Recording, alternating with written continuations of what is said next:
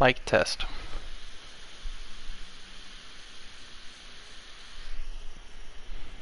Mic test. There we go. Hello everybody who's watching this in the future. It's been a little bit since the last stream. I didn't finish like I wanted to originally because just to do half of what I wanted to do, it took like 7 hours. So hopefully I have less than 7 hours of work left to do. I'm not sure how much I'm going to be talking this time around. Might just wait for people to show up to talk. Even after a month, my cough is still a little annoying later in the day, and it's 5 p.m. I wasn't sure if I wanted to stream today, but I was like, even though my brother's home, he's probably not gonna be. He hasn't really done much today. I can't really hear him, so it might be fine. So this is what I started working on yesterday, or not yesterday, 2-3 days ago. Less than a week ago. Basically, filled in the center and filled in the side. Now we will fill in this side and this bit here. Then complete the retaining fence that will protect the squids so they don't beach themselves.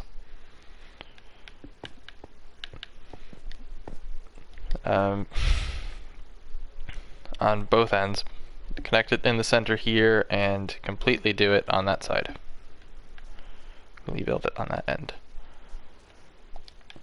So let's begin. I don't know if how long I'm going to be talking, as I said. I'm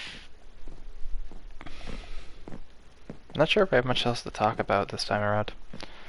Oh yeah,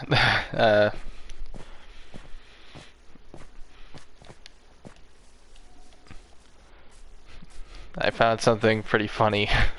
So YouTube sometimes has like ads for like different products or whatever. And one random thing it's been advertising to me, I don't know why, is like a shop for ugly Christmas sweaters. And one of them is just labeled autism, and it's like an orange, it's like shades of orange with the PNG of the skeleton with the two like MG34s, and has autism in English above it, and then it has autism in Japanese underneath it, and it has both autism in English and Japanese on each sleeve as well. And I'm just like, why does this exist? I guess that's a motorcycle. But I thought it was funny because it reminded me of like something my sister would send me. She would be like, made me think of you. If she saw that, she would probably send that picture to me. So I thought that was funny. I'm not sure if I should send it to her because I feel like she would do a joke and actually buy that when I would never ever wear it. But it is pretty funny. I might make that a post later. I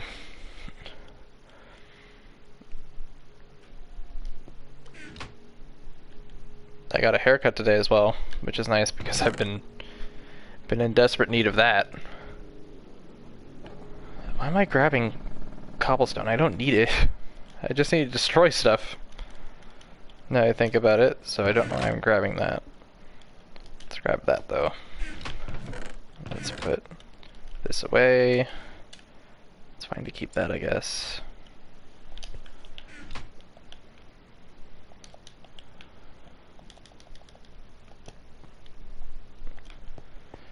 Yeah, so today is now December 1st. We are in the final month of the year. Alright, I need to grab my buckets. Are they in here, or did I put them in the chest over there? They're in here.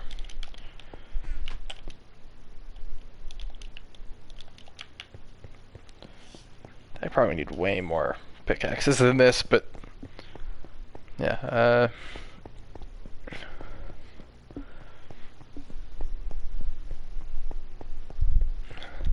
so yeah, as I said, I don't know if I will need, if I'll talk much this stream, it's really just, oh, I want to finish what I started. To paraphrase Kylo Ren talking to the Darth Vader helmet. I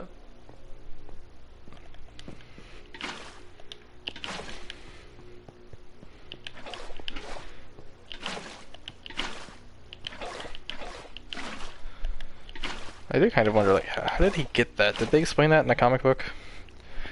I wouldn't be surprised if they did. It's like they had to go to Endor to grab that, right? I don't know.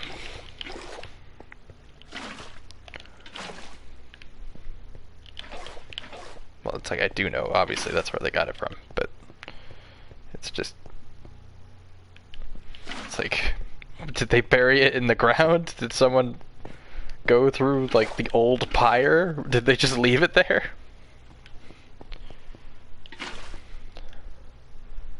I don't know.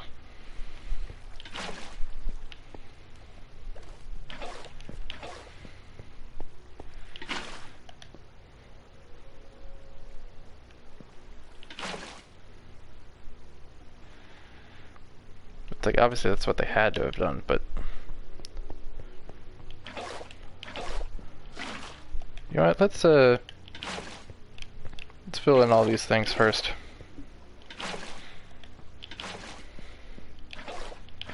Instead of doing them one at a time.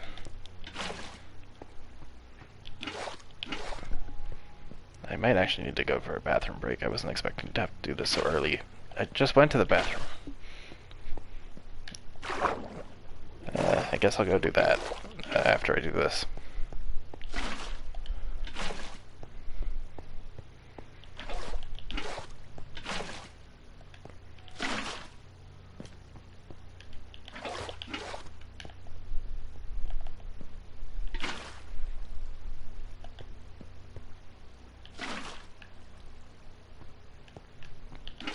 I don't know why I'm using that other water source.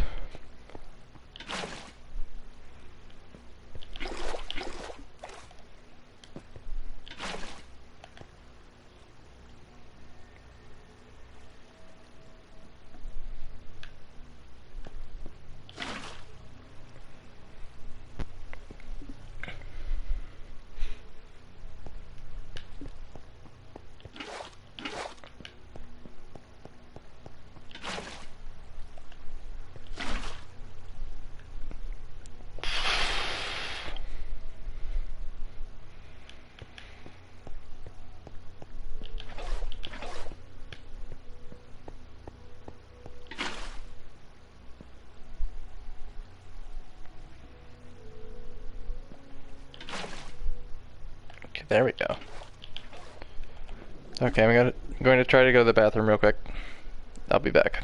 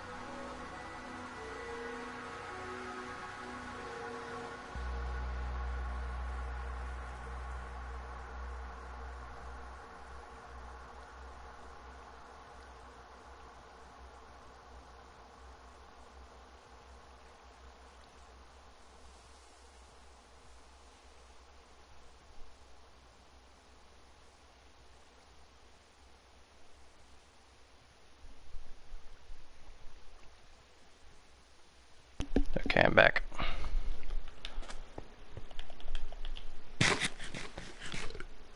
So yeah, I think most of the stream, unlike the last two, is probably just gonna be me working on this. And if someone comes by, I'll talk. If not, even though it'll be unfortunate because it won't be that interesting to watch later, I don't really have much to talk about right now.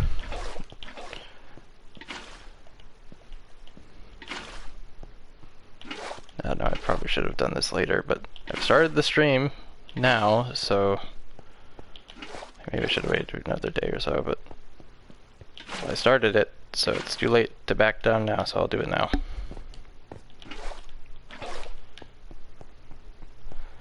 One random video I saw today, which I like, what did I sub to this channel again? I don't remember. It was like a group of friends watching, apparently the BBC put out like a Minecraft-esque show. Like it would be like one of those like 3D animated Minecraft series some YouTubers would do, but they put it on the BBC, so like British Broadcasting Channel, I think is what that stands for. So it's like you put this on television, and you put this. It's like they put it on television, and it's just like, and it's so poorly written, and it's just like, this is. The BBC desperately needed kids to watch the channel. They needed to attract a younger viewer base. So they commissioned a Minecraft-esque show, and like, and not like about Minecraft, it's about like Little Red Riding Hood, and I'm like, this is the dumbest thing I think I've ever seen them do.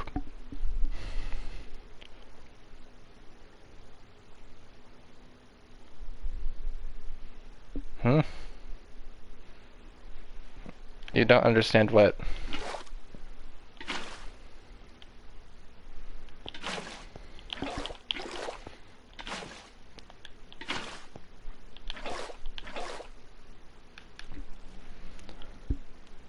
Oh, you don't understand English? You're typing English just fine. So you must understand it to some degree.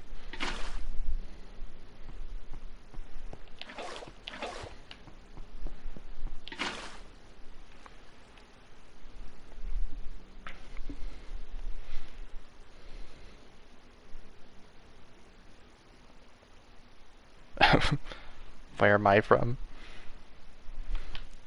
The United States. I'm not going to say specifically where because that's unnecessary.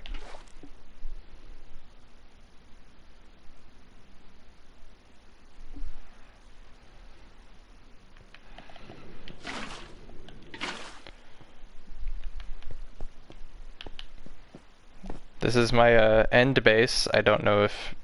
I assume you understand that what this dimension is.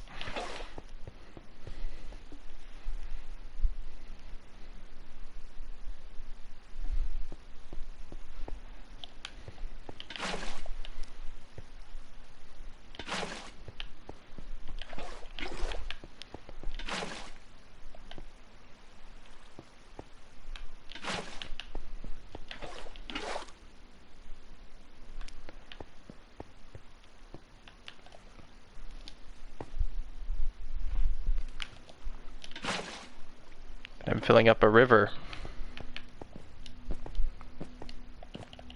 I don't know if the word for river in French is very different. Because I know they're not extremely similar languages, but they're not, like, there's definitely words that are similar enough.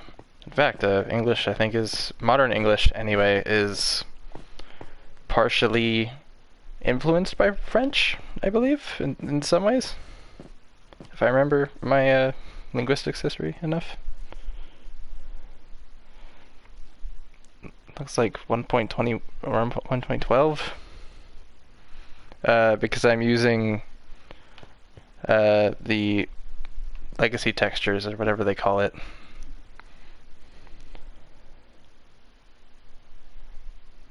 US English.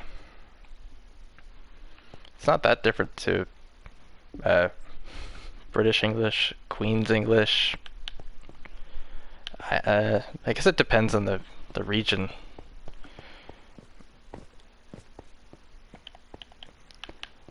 A funny thing, these guys spawn in the end for whatever reason. It's a weird bug. It's not a bug I think they would fix because it needs to be water, a certain depth, a height, like a roof above their head. And because there's never naturally water in the end, you'll never see this unless you look to do this. I did not bring those squids here. If I'm from Texas or Chicago. Those are cities, but... Or no, well, Chicago's a city. Texas is a state. I am not from Texas. I'm trying to think. Like, obviously, each U.S. state has a wide variety of accents, but I don't really know what my accent would be. Pretty just standard U.S. English. Like, I don't really have any, like, super obvious accent, I guess. What would a Texas accent be? It's very similar to a southern accent, but different. I don't know. Because Chicago is in Illinois. I don't think I have a New York accent either.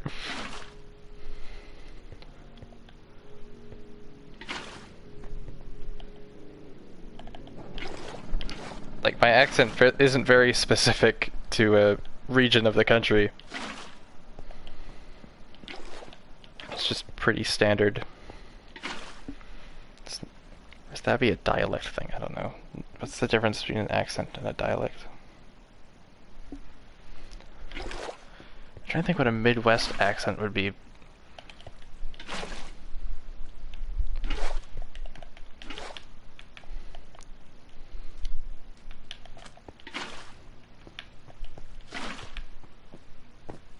Because there's like southern accents, but they vary depending on the state. Like some like people from certain states say certain words in a odd way, at least odd to me. I'm trying to think. Like instead of water, people from what state was it? Virginia? Maybe not Virginia. Would say like wooter instead, and I'm just like, that's so strange. Why would you say water like that? You know, this. I don't know if the French word for water is different to the English one. I took French in high school, but I do not remember it very well.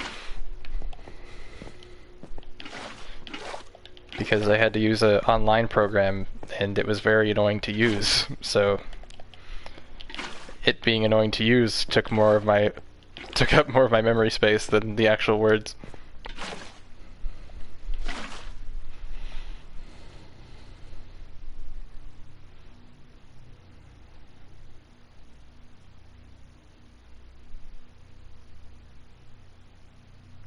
Like they overpronounce A's.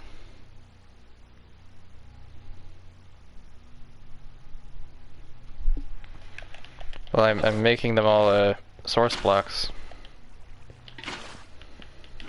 It just takes a little longer. Like if you fill up one side with source blocks and then you gradually do it like this, and it does the whole side. So it's actually not too bad. It's hard to explain.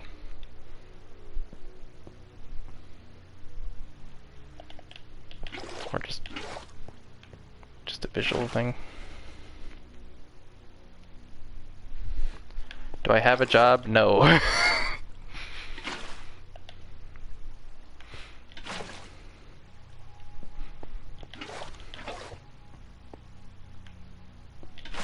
Your English seems pretty well, at least typing wise.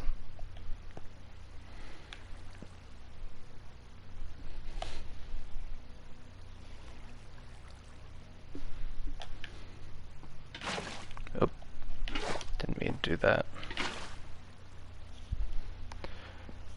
Like, trust me, I do not have a New York accent. At least not like New York City.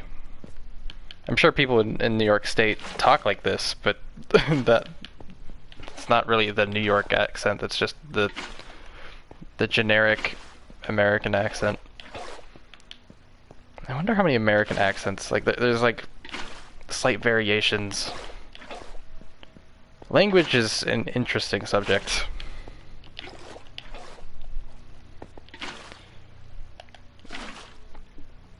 It's just like, how did people who all speak the same language, like obviously it's, a clear answer would be there's far less people in the past, but it's like, how did we all agree that these certain sounds mean this?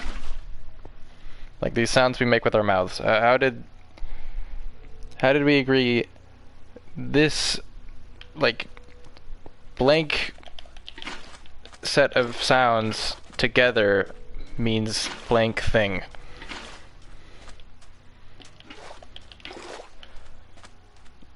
Like obviously, if there was always like 8 billion people on Earth, I feel like establishing a single language that like at least a good portion of that population would use would be extremely difficult if no languages were developed with that high of a population. But because even if you go back 100 years ago, we only had about a fourth of that number. And if you go even further back, thousands, even just a few centuries, I don't even think you would get to 1 billion people on Earth. Populations were smaller.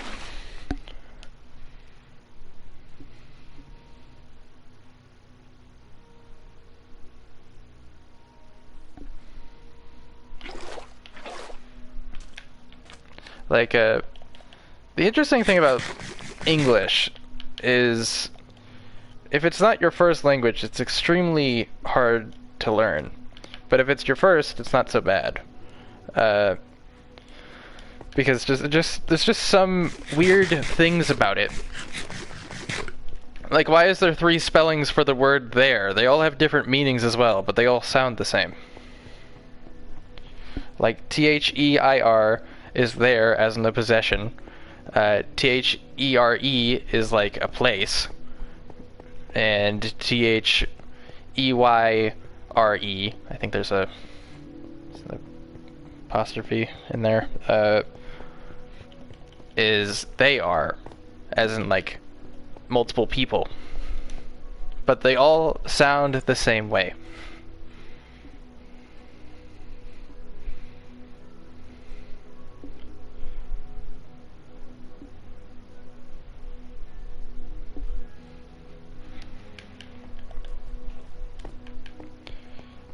Like, it doesn't even have to be, like, all people speaking English. It's like, if everybody spoke a single language, it doesn't really matter what it is. Obviously, because the only language I properly know is English, it's like, sure, I would prefer English, because... But it's like, if I didn't know a language, and everybody just spoke the same language, the world would be so much easier. But now it's like, it's not so bad, because Google Translate, or other translation tools, so it's a little easier. Like, sure, like, people speaking to each other in person's a little difficult still, but I'm sure there's people working on making technology that can improve that. Like auto-translators. It's like in Star Wars, I don't know if you've watched Star Wars before, like some aliens have like things that auto-translate their speech into Galactic Basic, which is pretty much just whatever language you're watching it in. Obviously, I think it's intended to be English because it's an English movie, but whatever, let's say you're watching Star Wars in French, I guess it would be French, whatever, or German, or whatever you're watching it in. Basic in Star Wars is whatever the language you're watching it in is.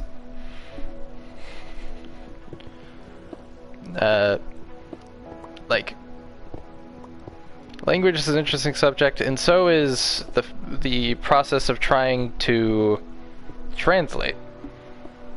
Like, sure, like every language pretty much has words that mean the same things because they're all based on the human experience. So every person in culture has something similar to each other. Like, I'm not a religious person or anything, but it is interesting that every culture, pretty much in the entire world, has a form of deity, whether it be a god or multiple, and they have words for those types of things. Like, sure, it doesn't actually mean God or whatever, but it's translated to that because that's the closest meaning it has to, like, a European language, for instance. So it's pretty similar. It's pretty interesting. I'm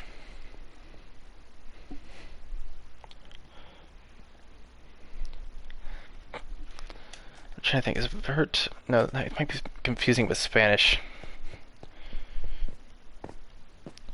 I'm like, because I think green in Spanish is very. That's not. Is it verde? Is verde in Spanish green? I forget. Like most Americans in high school, I took the language classes because I had to, and most of the time, unless you're super interested in it, you kind of forget it. And as useful as a skill as being bilingual is, at least in this country, there's enough people that just speak English that it's really unnecessary.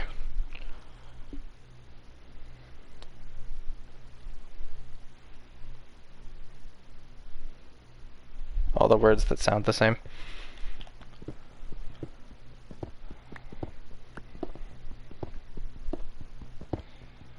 Like, English has a lot of things like that too, but I feel like a lot of languages have very similar words. Like, don't even get me started on Japanese. Like, I think they have 2 separate alphabets, and they all have slightly different meanings, like a formal and informal alphabet. Kind of. It's not entirely correct. And a whole word can be changed entirely by a single letter, but it'll look the same besides for the extra character, and it'd have a completely different meaning. Like, that's very interesting to me. And also just how complicated that would be to write. Like, I feel like a Japanese character would take like 5 times as long to write than is it the Roman alphabet? Technically, whatever most like Western countries use.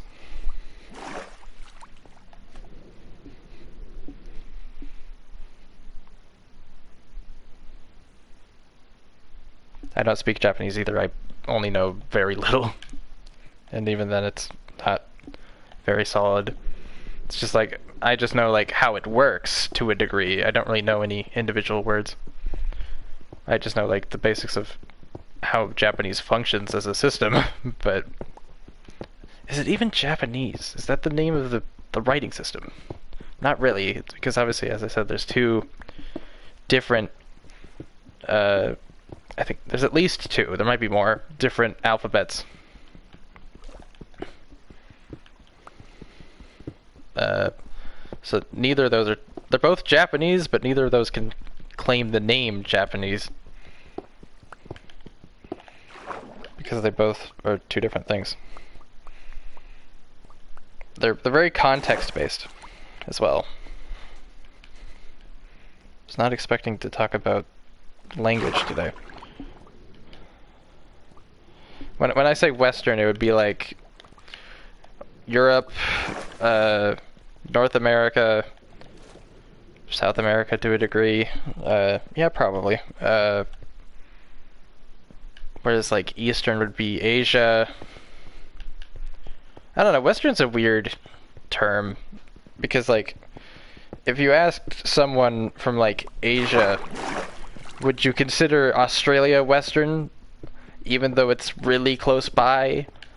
like, in terms of the planet, it's not a Western area, but they aren't very different to Americans or British or Scots or Irish.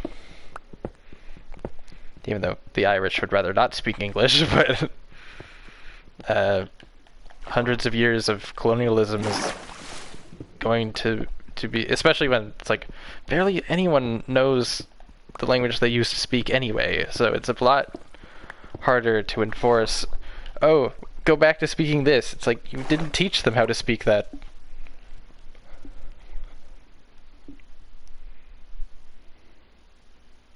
Yeah, do you want to see, before you go, if you haven't left already, I'll show you, this is just part of it. This is the most important, or I put a lot of work into this, but I also terraformed the base island as well. Let's go up.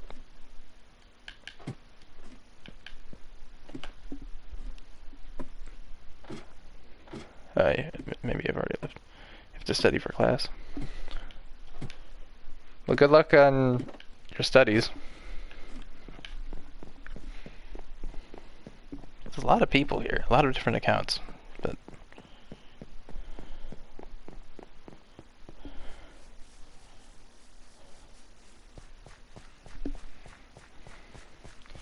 I need to fill all this in.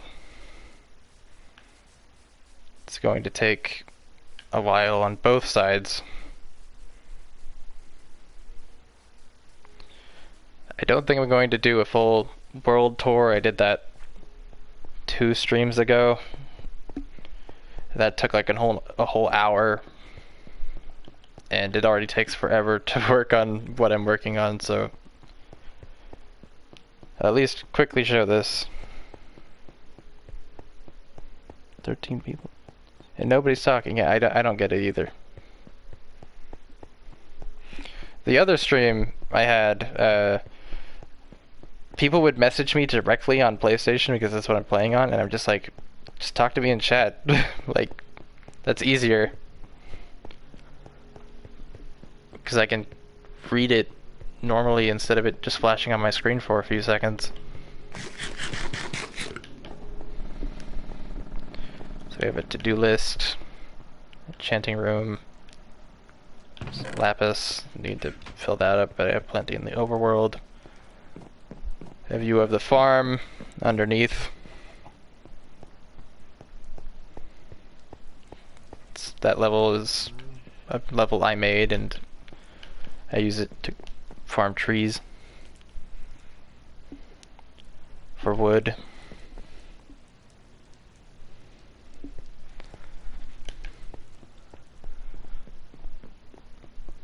We have a, I don't know what to call this.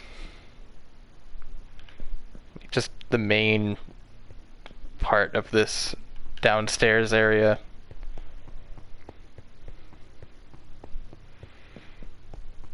A fake, like, beach area because I thought it would be funny, and also it's an area to fish. And yes, you can fish at the end. I don't understand it either, because why would there be fish in a different dimension?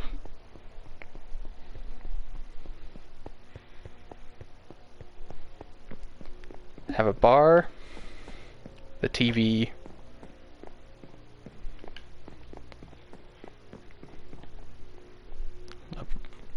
like a club, a pool table, a jukebox, pumpkins for light. It would help if I was looking at the TV and not my phone to look at the chat, so I could actually walk around properly.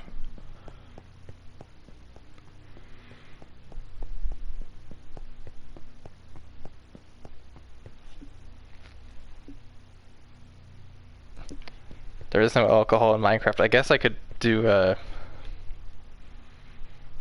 what's the, awkward potions, I guess, would be funny as alcohol. That would work for that. Or I could sell poison. Either one. Oh, wait, why am I going back in there?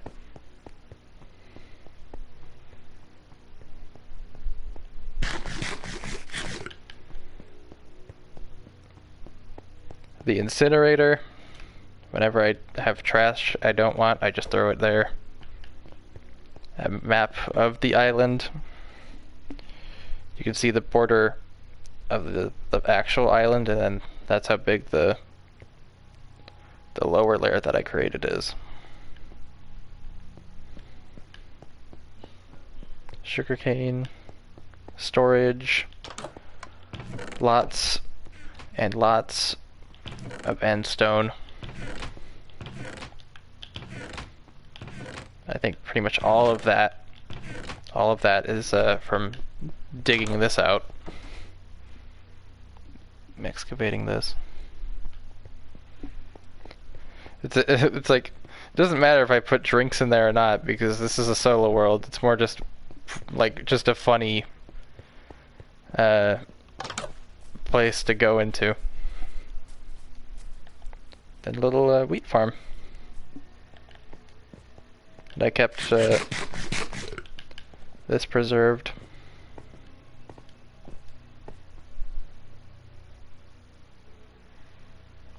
You'll still see like cobblestone pillars and stuff left over from my fight with the dragon. Like I needed to build up, and it destroyed it. I had to put torches and stuff on everything so that a Enderman would leave.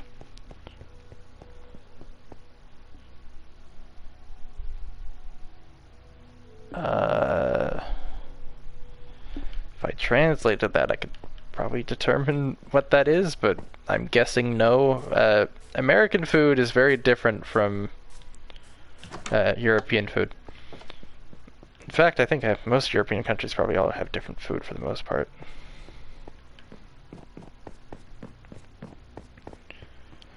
Whereas, like, surprisingly, because despite the size of the U.S., even though like food can vary from like a selection of states, but like for the most part, you'll still find, if you go to like a store or something, you'll find mostly the same products, which is kind of impressive if you consider how large the country is. I think, is the U.S. the country with the most livable space? Like, it's not the largest country in the world, but it's like in the top 3. But most of the larger ones, or ones of equal size, have very few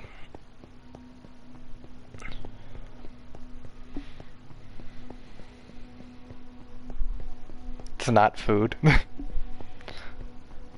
Like, yeah, most of the food you could, like, food that you get at like a restaurant's pretty decent, but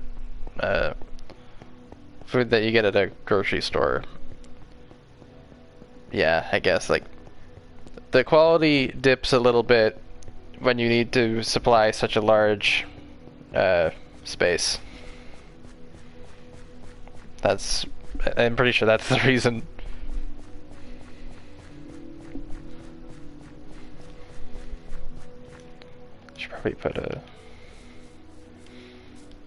Should go back to working on the river.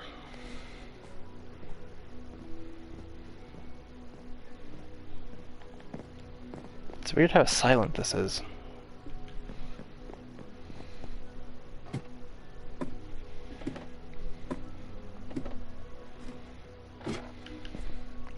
Get tons of comments from you, but nobody else. Lag. I have blocks.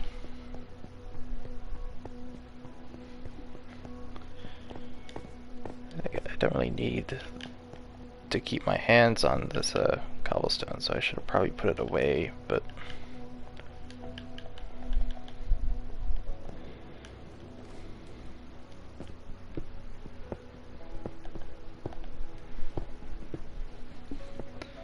initially I wasn't planning on talking much this stream, but unless someone showed up.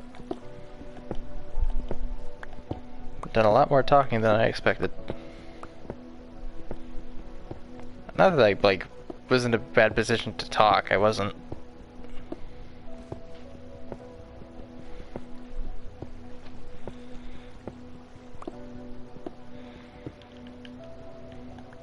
Like, I could have done all this off camera. It's not like I haven't done a good amount of this work. Like, I've done a good amount of it on camera already, but I just think it's more interesting to do it on camera.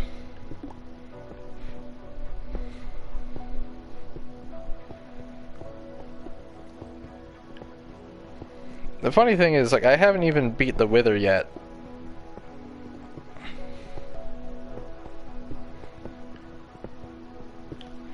So I'm just doing this with iron pickaxes. Okay. I was going to say, I did the tour, the quick little tour. You should probably go and do what you need to do. Nice talking to you, though. If you can consider talking to someone through text and responding to it as talking. I guess it is.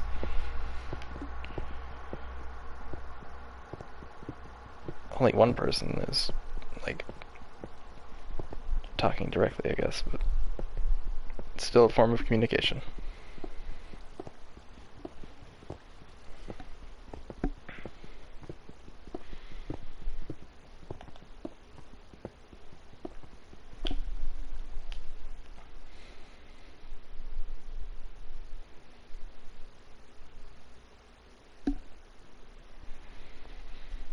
Trying to figure out what that means.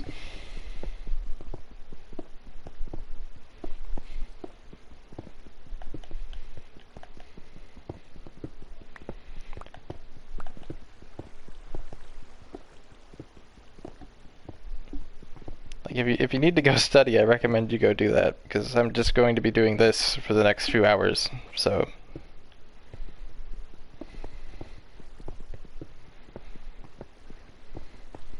Or next, hopefully 2 hours. Like, I can't imagine this would take that long, but looks can be deceiving. This takes a lot longer than you think it would, especially without. Well, to be fair, I don't think I've ever gotten a beacon in any of my survival worlds, but without enchantments or buffs like haste and stuff like this. Even though the speed increase isn't that major, it has a big effect on the time you spend.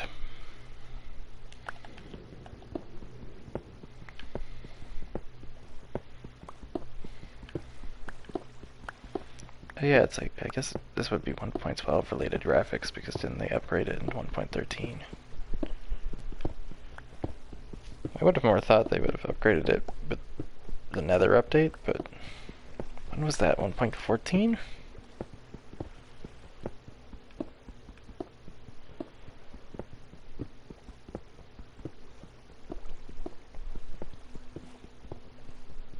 Or was it 1.15?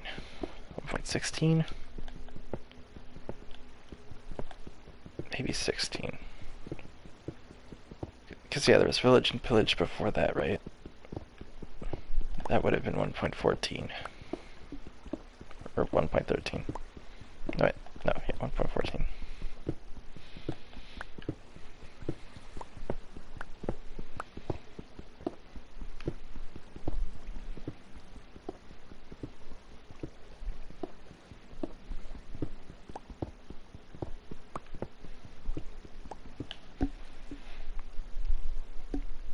There's a lot of accounts here, and yet it's really quiet.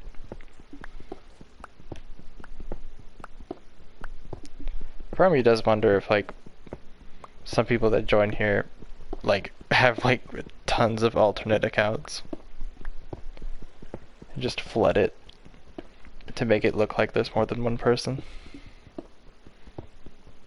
Definitely possible. Unlikely, though, but definitely possible.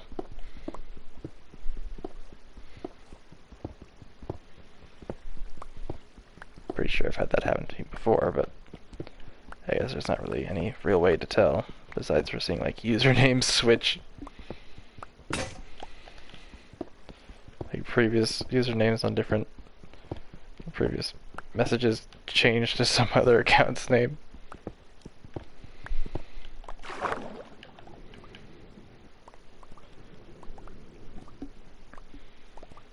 It's kind of funny that like he thought I had a New York accent. I'm like I'm not from New York. I don't even think New York people sound like this. At least, well, my picture, like, the picture in my head of what people from New York sound like is New York City, and I don't think people from New York, like, not every person from New York sounds like that, so I'm sure there's plenty of people that sound like this, but, like, to people, I've rarely visited New York outside of Manhattan, so wouldn't mind checking the nearby areas, though. Like, I've driven through New York, but never stop anywhere. I haven't even stopped in New York City in forever.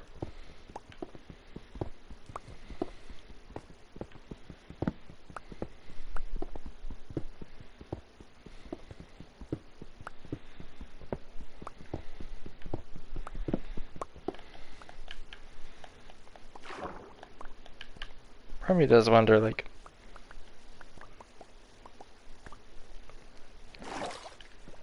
where his, assuming that's a he,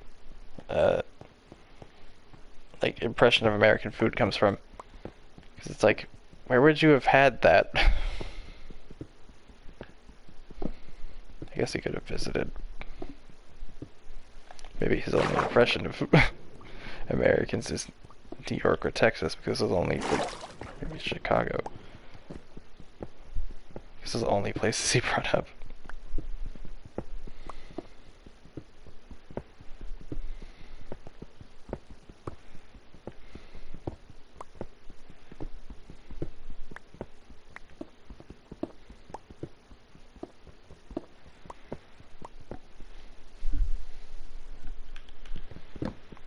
Any other topic I want to talk about?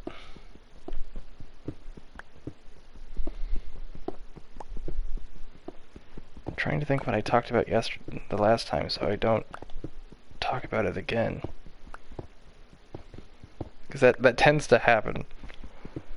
From stream to stream, when it's like months separated, that's excusable, I think, but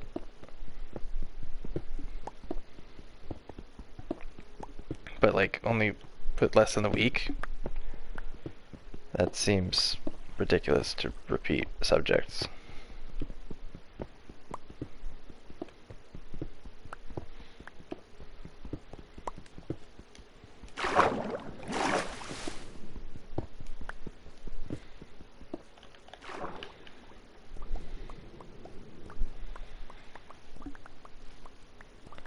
It is interesting, like, pretty much whenever you're filming on PlayStation, and then if you're not using a external recording software, it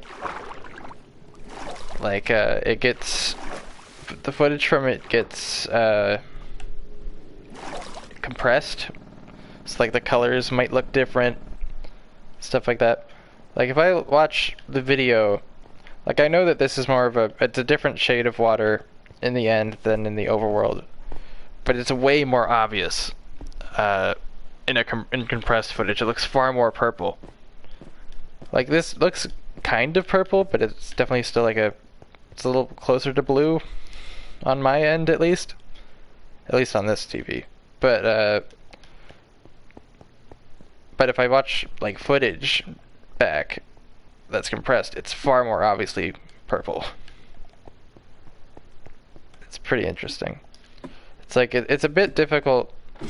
Like, one of my favorite games is Mobile Suit Gundam Battle Operation 2. It's one of my favorite things to do with the videos for that game is to make custom color schemes, like, based around a theme.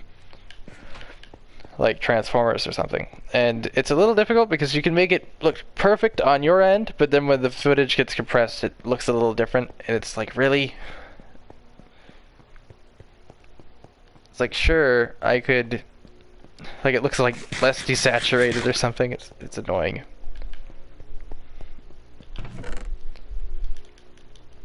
Like, sure, I could somehow, some way try to make it look correct on like the compressed footage by like taking a picture of it, then uploading that picture to see what it would look like compressed. But then if it's just doesn't, it'll probably not look right.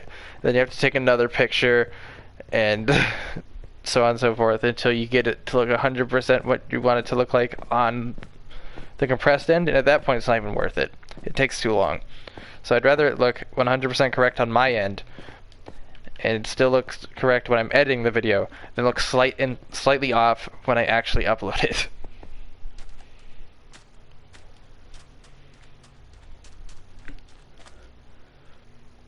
Let's see here. Speaking of which, last night I made. Let's see, this is the 513. I made my first Transformers themed video in a while, and it's one that I started working on earlier this year, in fact, but the footage got, like, I took too long to make it, so eventually, even though I tried to not delete it when I had to clear space, I did eventually delete it by accident. So I was like, well, I guess I'll get around to working on that again some other day. And last night decided, you know what? I'm going to work on it. And I played a few rounds and got good footage. So that will go up sometime this month, because there's another video that goes with it that I want to make. But I need to wait for the proper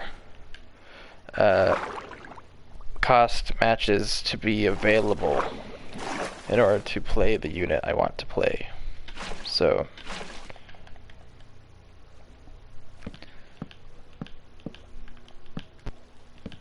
that might take a while. Like, I would have thought 400 cost matches would have been a little easy to find, but no, I've been finding like 300, 350, and I'm like, I feel like I used to not see these as much. And I'd rather avoid 400 or 300 and 350, even though I can use that unit at a lower level in those matches, because of the Thunderbolt AT guys. Those things are so annoying to deal with because they're just everywhere. Everybody uses them. Ever since they were added to the game, they've just been overused to like a ridiculous degree. You'd be lucky to not get at least one in one of those matches. And usually you get like, there's 3 different Thunderbolt AT guy types, and usually you're gonna see like at least 2 of one and at least one of the other 2. It's just annoying. If you've never seen that game before or played it, it's a fun free-to-play game on PlayStation, and it's also on PC. Basically works like rock, paper, scissors. There's 3 different like types of mobile suit. There's general type, which is good against, so there's general, support, and raid. General types are general purpose. They're good against raid types. Raid types are like fast moving melee specialists, and they're good against supports. And supports are slow units with, generally, not always, with a high firepower, and they're good against generals. So it's like rock, paper, scissors. Well, at least type advantage. They deal more damage, I should say. Why am I getting more people and yet no messages? And where are these people even coming from?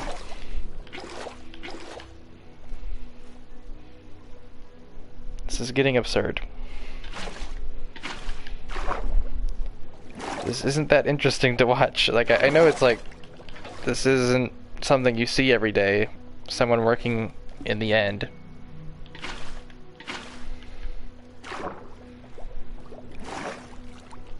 But I'm not talking to anybody.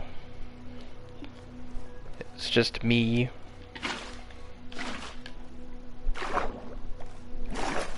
Talking about life, talking about subjects I'm interested in.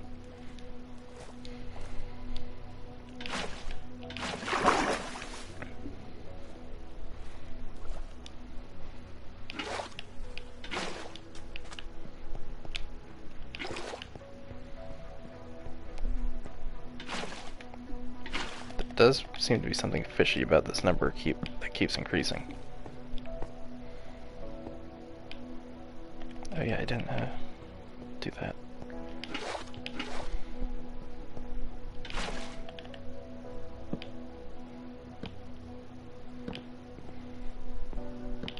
It seems manufactured.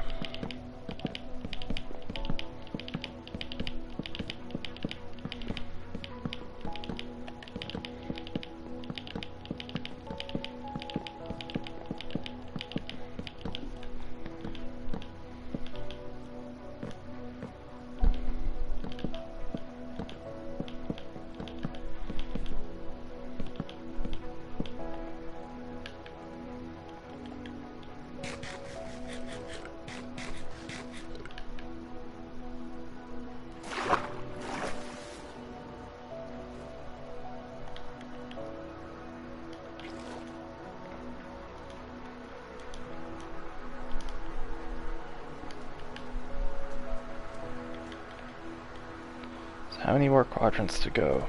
4? Yeah, okay. I think there were 6 of them in total.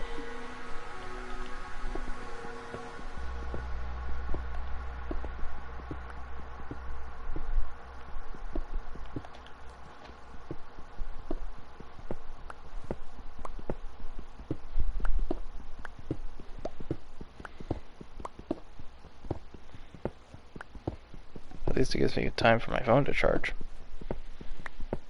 There's no reason to check it if there are no comments.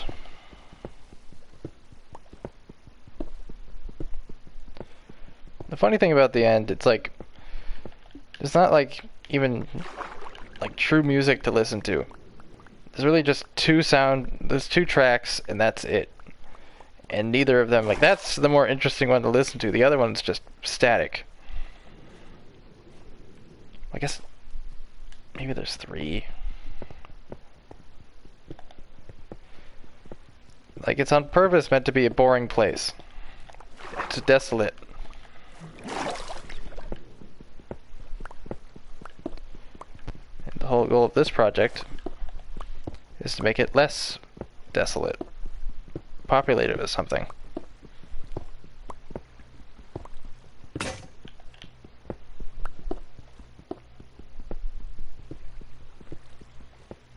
It will be interesting if they ever update the end. I think I'll probably have to travel out further to see the new stuff. Or at least travel out, I'm definitely going to travel this way. And I already traveled out that way. So I'll just travel out that way, or that way. See new biomes, assuming that new biomes are added closer to the end island, not further out on purpose. If they add new biomes, it'd be weird if they didn't. Or at least alter the biome.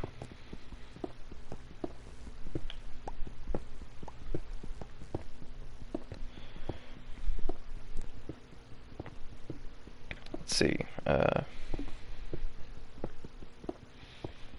It was funny last stream when I was talking about the Transformers Siege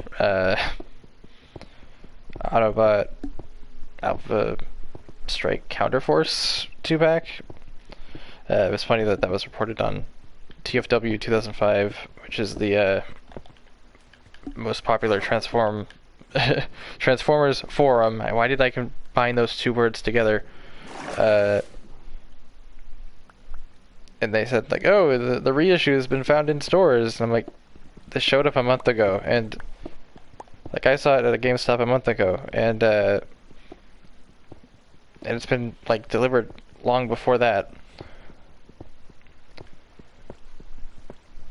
Like I saw stock of that at a collectible store I frequent, and like at least over 2 months ago. Maybe 4 months ago even. That's when they like started shipping the reissue.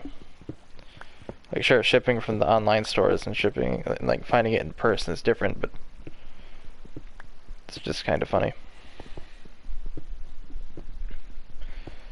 Like even like some people in the like forum section, so people like the chat room underneath that post, it was like, I saw this at a GameStop a month ago. How is this news? Like I guess that the people who like make the major news posts hadn't seen that before and decided to report it. And I'm like, this isn't new information.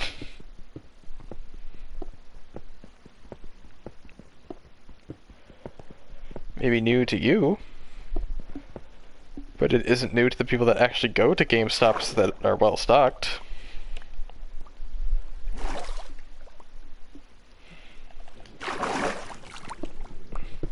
Anyway.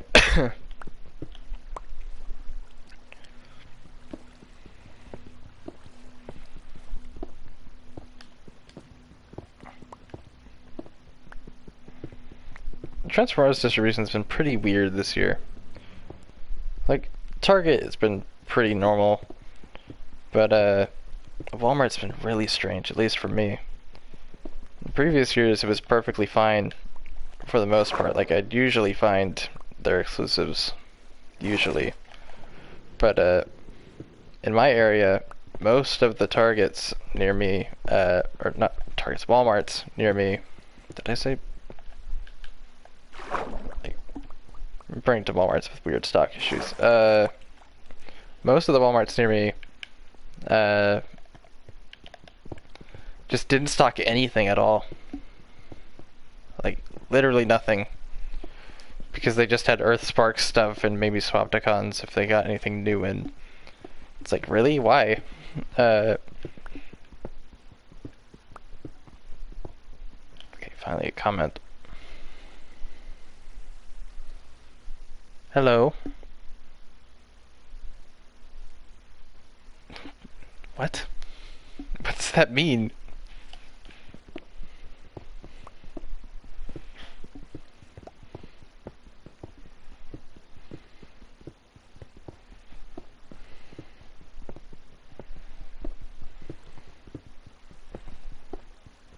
I feel like I should try to remember these usernames more because for all I know, some of these people could be the same. Unlikely, but you never know.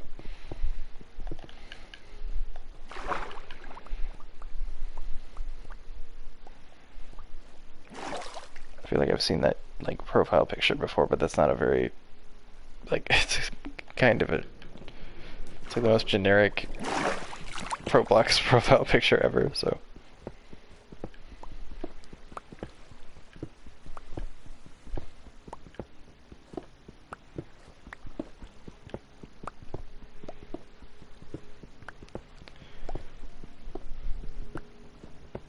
Yeah, I was talking about Walmart, that's right.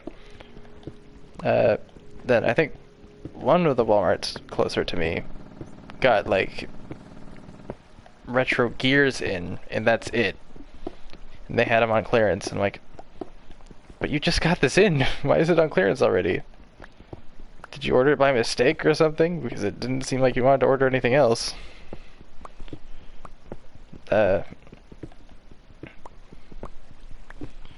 It's only the Walmarts that are a little further away from me, so ones that are like 30 minutes away instead of like 15, that decided to get things in.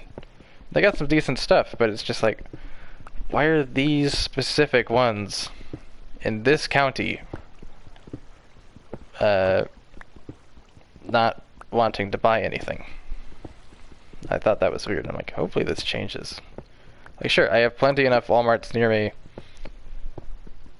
Like, over... How many do I have near me? Within, like, the city limits.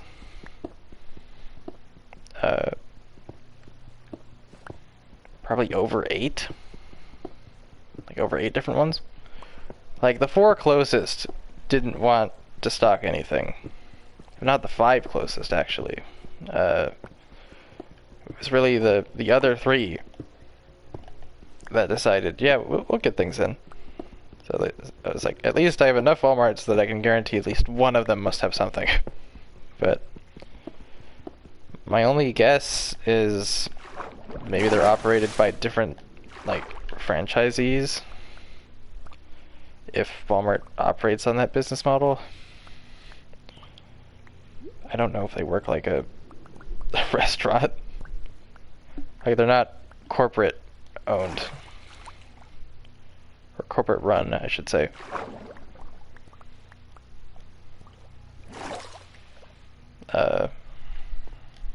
Like, they were started by local people. I don't know, I feel like Walmart's such a large business, though, that it's like... I can see how a local person could start up, like, a McDonald's or a Chick-fil-A, but... Or Wendy's. But a Walmart? That's a large amount of space you need to acquire for that.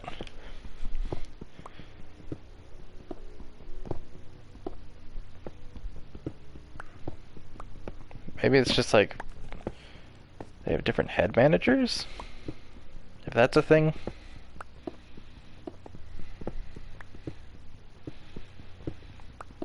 Like, they're all managed, like a certain select amount of stores are managed by the same person.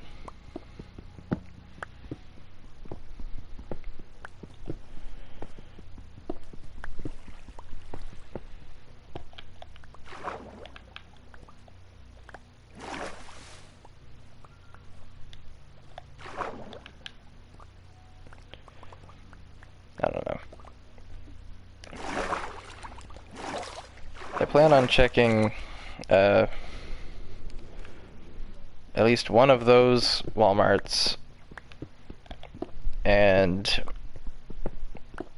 the local Ross stores to see if I can find anything before the end of the year.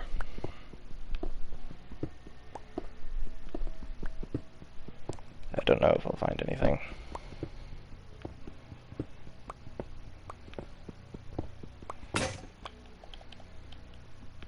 Yeah, I'd say there's 3 music tracks. This is a different one than the one I heard before.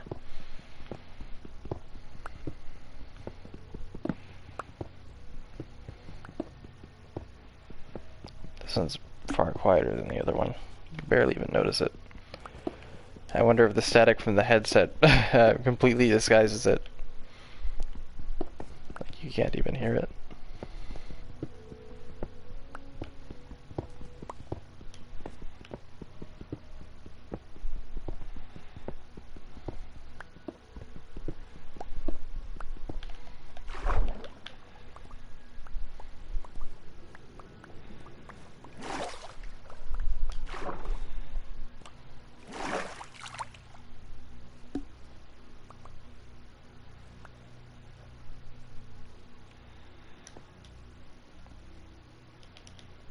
Let's go back to placing fences.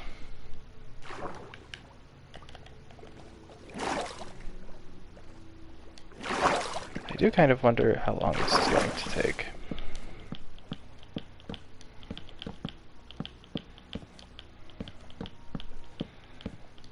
Because I feel like I should be at least halfway done with this process already. Yeah, because I think I just read at least 3. Interestingly, I'm not seeing any, I'm not seeing any, air pockets. Was not expecting that.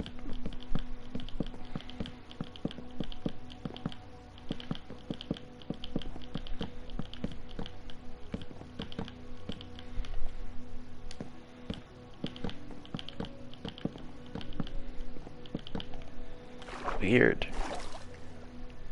I would have thought I would have needed to waterlog the bottom ones.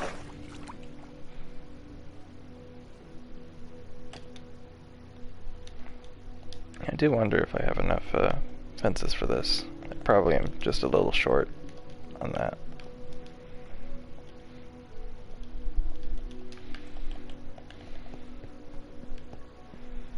Okay, this is one, like, some of the later ones I did were a lot longer. Some of the first ones, this will take a little longer to do.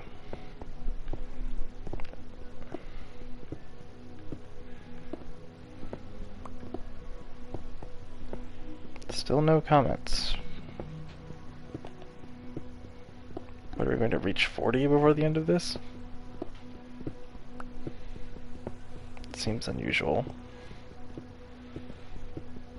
Especially for concurrent, like, all at once.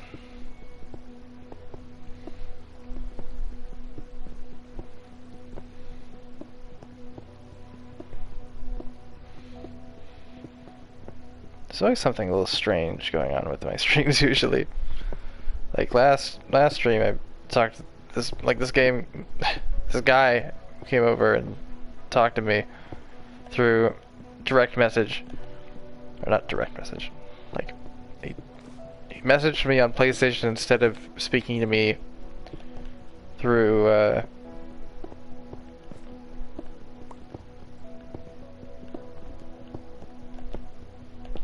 like through the text chat, and it's just like, why are you texting me like this? It doesn't make any difference. It was weird too, like most of the things he said, if not all of it, didn't make any sense.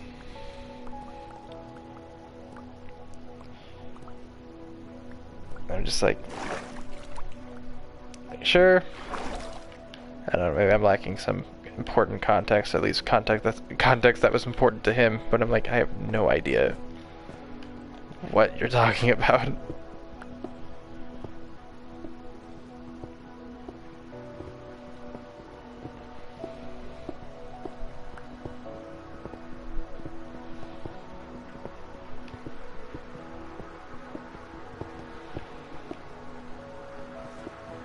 It was definitely related to some degree with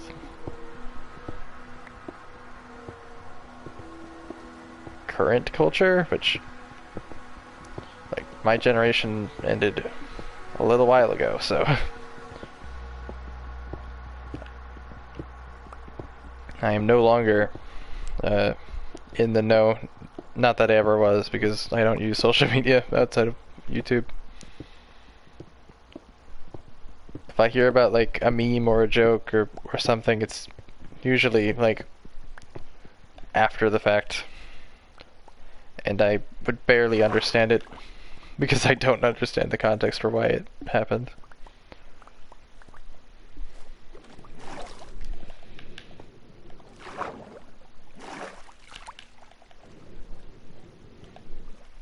I was never really into that, really. Like, sure, I find memes funny, but it's like I never bothered to just stay in the know on what's the current thing, because memes have such a short lifespan as is.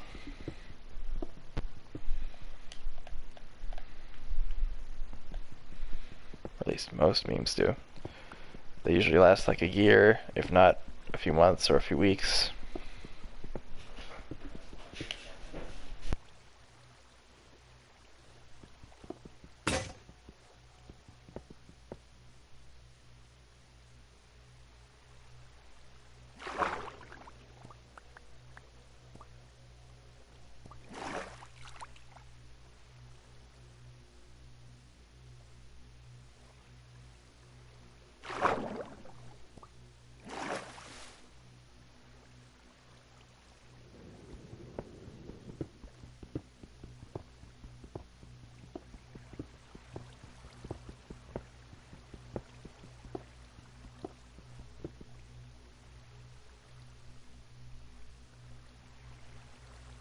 That was weird.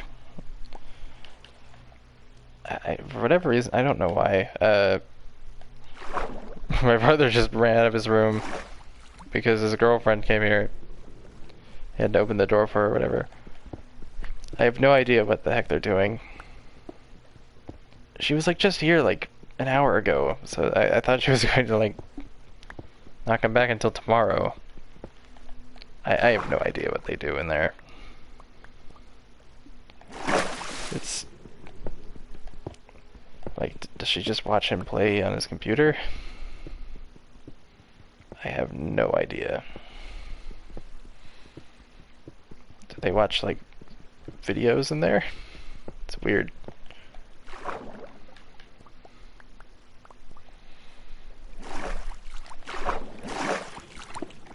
Hopefully they don't make too much noise.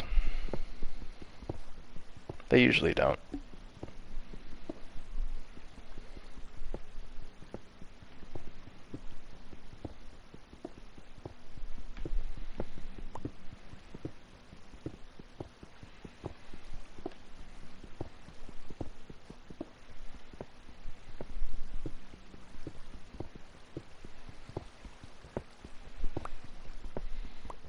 If these are all separate accounts of separate people, it does make me wonder why they decided to watch this, of all things.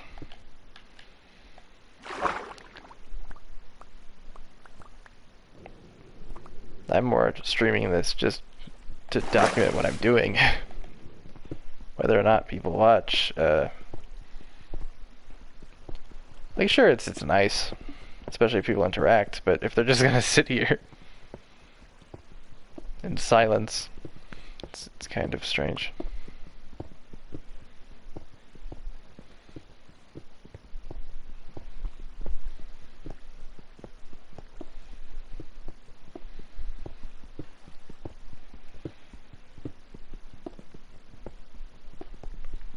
A lot of times, when I'm streaming, people will either ask, what version of Minecraft is this? Or, can I join?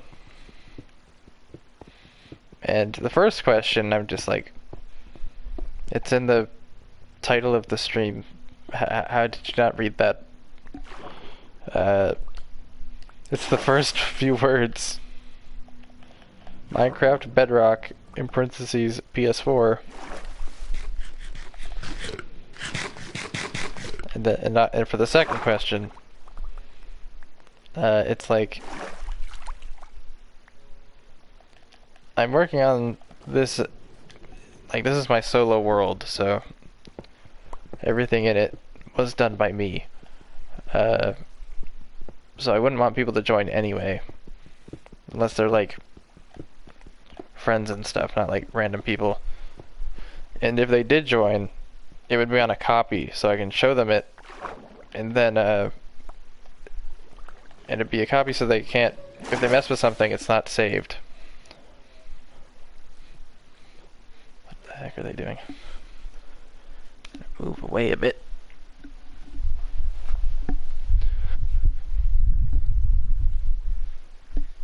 Move a little further away from the hallway. Now I'm seeing the TV from a weird perspective.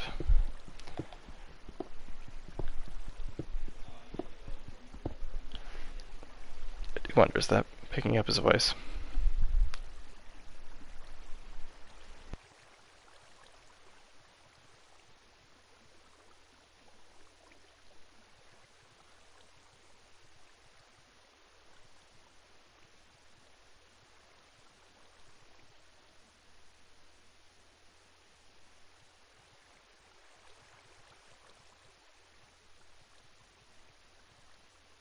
I have no idea. I was just muted for a second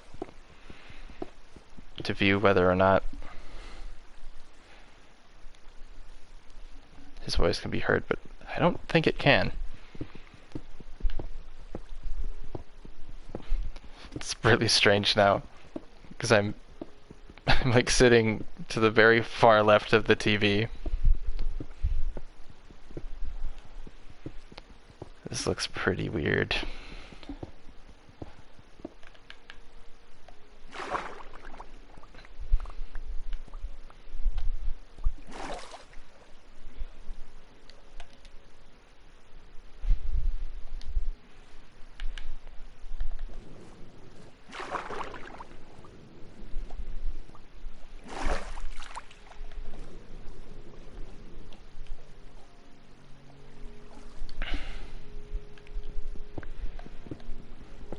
get static in a few seconds. There we go.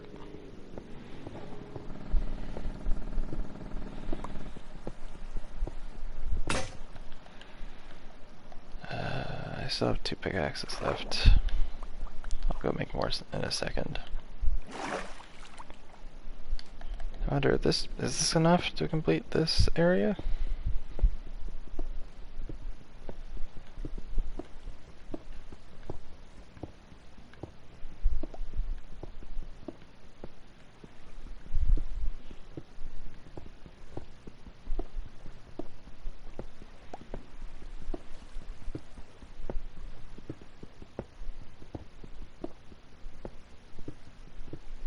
Where are all these people coming from?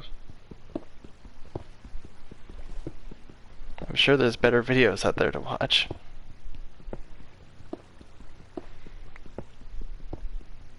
Watching a live stream is pretty weird when the streamer isn't interacting with people.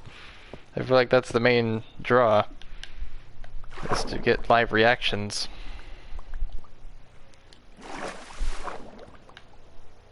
It's like, this isn't pre-recorded, so it's kind of, but it might as well be, because I have no one to react to or interact with.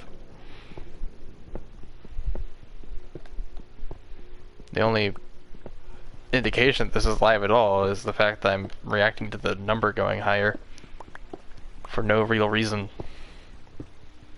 I've streamed me doing this like 2 times already, so you would have thought it would have gotten this high the first time if people were that interested in this subject.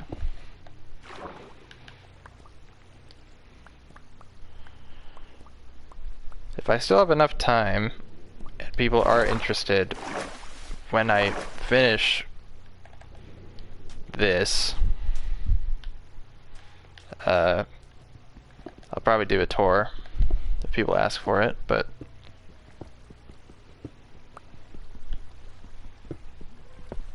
if not, then I'll probably just end the stream. Hopefully I have time to finish this. How long has it been? Only an hour since I started, roughly, so that's not too bad, I think. Oops, did not mean to do that. Scratching my head for a second.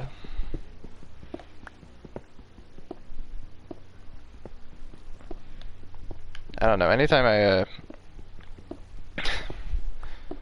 get a haircut, there's always like dozens upon dozens of like tiny little like fragments left over in there, and they don't go away no matter how hard I try to get rid of them when taking a shower, until like maybe like 5 showers later. So you can make the first few days of like trying to go to bed a little difficult.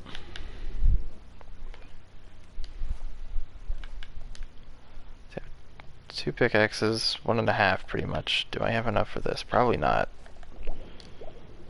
We'll see. I'll do it like this.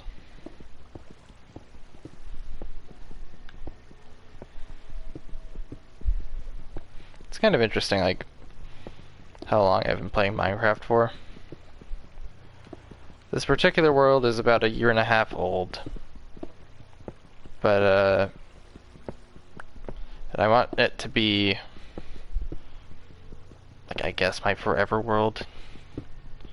Unless an update comes out that changes the world so drastically that it would be more beneficial to make a new world than to,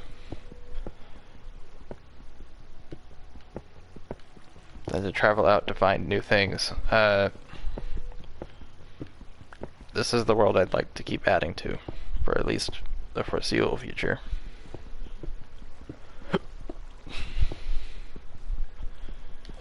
At least the next year or so.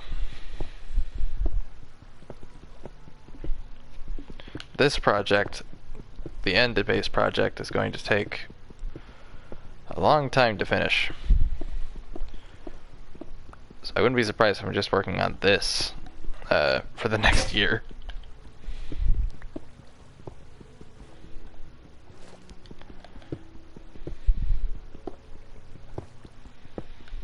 every time the on-air thing pops up, I'm wondering, I'm like, which number is going to go up higher, the people or the chat? 9 times out of 10, it's the people. At least now. It was the chat earlier. It's very strange. It's usually the opposite with me. It's usually like, oh, there's 1 or 2 people, and then they might chat with me for a little bit and then leave, which is perfectly fine.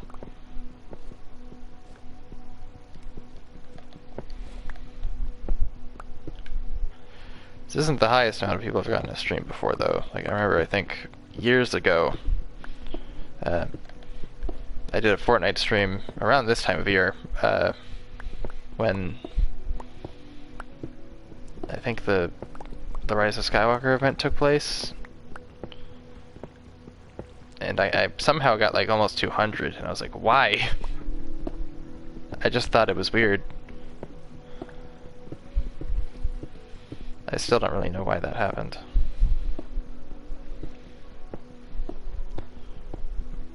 Like, I made most of my streams that I did in the past private, just because it's like, I'd rather people watch my actual videos, not these, but because more people are watching my live streams, which isn't saying much because, like, I think my most viewed live stream only had a few hundred views.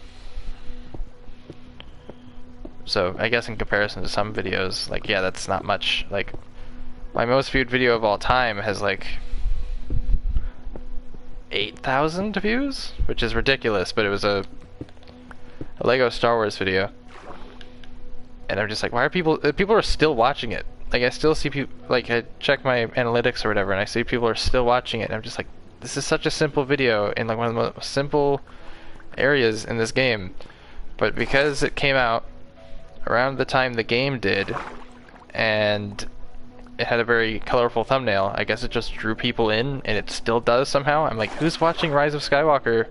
Not Rise of Skywalker. The Skywalker Saga. Who's watching Skywalker Saga videos still? This game came out 3 years ago. Was it just 3 years ago? Like, I thought that was a little strange. Like, sure, like, I sometimes watch, like, who knows, I guess people could still be getting the game and want to watch tutorials, but I'm like, you don't need a tutorial for this area. It's such a simple spot, with only, like, 3, gold bricks or something in it. Was it gold bricks? Kyber bricks. That's what it was in that game. 3 Kyber bricks. I cleaned out that area of Kyber bricks within like 12 minutes.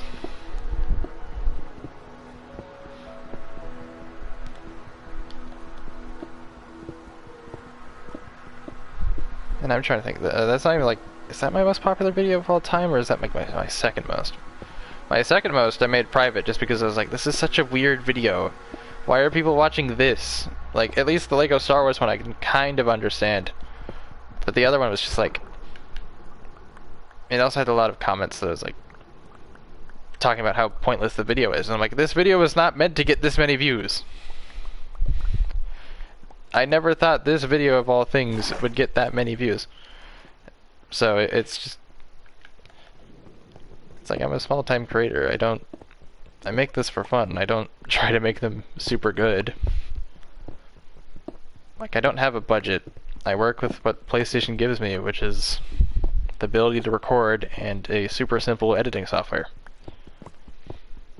Which unfortunately decompresses it, so it looks a little strange when I actually upload it. Which is less than ideal, but it's what I have, so. And there we go. I need to make more pickaxes. That'll be simple.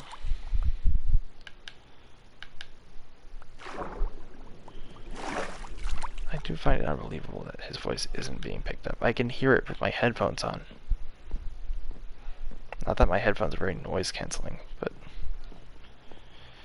either way, it's like, I have no idea what the heck he's talking about. Probably Roblox something. Like, he's really into like Roblox games, and they're just like, I don't know. I played Roblox when I was younger, but I only played it for a year or so and never played it again. I thought it was a neat game, but like, I don't know, it was not anywhere near as complex as it is now. Like, I see like people making entirely like Roblox games in there that like they don't even look like they're in Roblox. Like, someone made like a Transformers game, and it was so good that Hasbro messaged them and said, take this down, or at least make it less IP infringing. And I'm like, that's a sign of how good your Roblox game is if the IP holder says stop making this. They did eventually put it back up, but they changed the name of it and changed the models and stuff. But it was like a Transformers like movie related, like Michael Bay movie related game. And I'm like, oh, that's cool. I'm not the biggest fan of the Michael Bay movie Transformers, but they were the Transformers for me growing up, so it's not like I don't have any association with them. So Transformers Prime was more my thing. I like that a lot more. I don't remember, like, I remember watching like toy reviews of Transformers Prime as a kid, and I most definitely like had that channel on my TV, but I don't remember if I actually caught it on on air. Like, maybe I caught reruns occasionally, I don't know. Basically, Transformers Prime ran... Why am I picking up stone? I don't need it. Why am I doing this? I'm thinking, like, I need to build... Why did that hurt so much? I'm thinking, like, I need to build the things I'm trying to destroy, but no, I don't. I need to make pickaxes. That's what I need to do.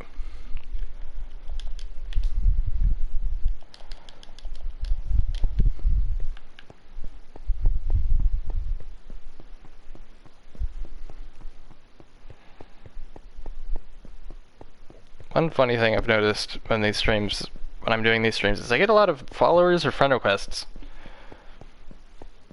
It's like, it's nice and all, but no real reason to friend people if I can't play with people right now. I don't have PS Plus, so multiplayer outside of, well, GBO2 is a free-to-play game, so any free-to-play game you can pretty much play online for free. But if it's like a paid game, then nope, can't play that. It's like, as much as I wish I could play, like, Star Wars Battlefront from 2015 became 10 years old like a week ago, maybe a week and a half, something like that.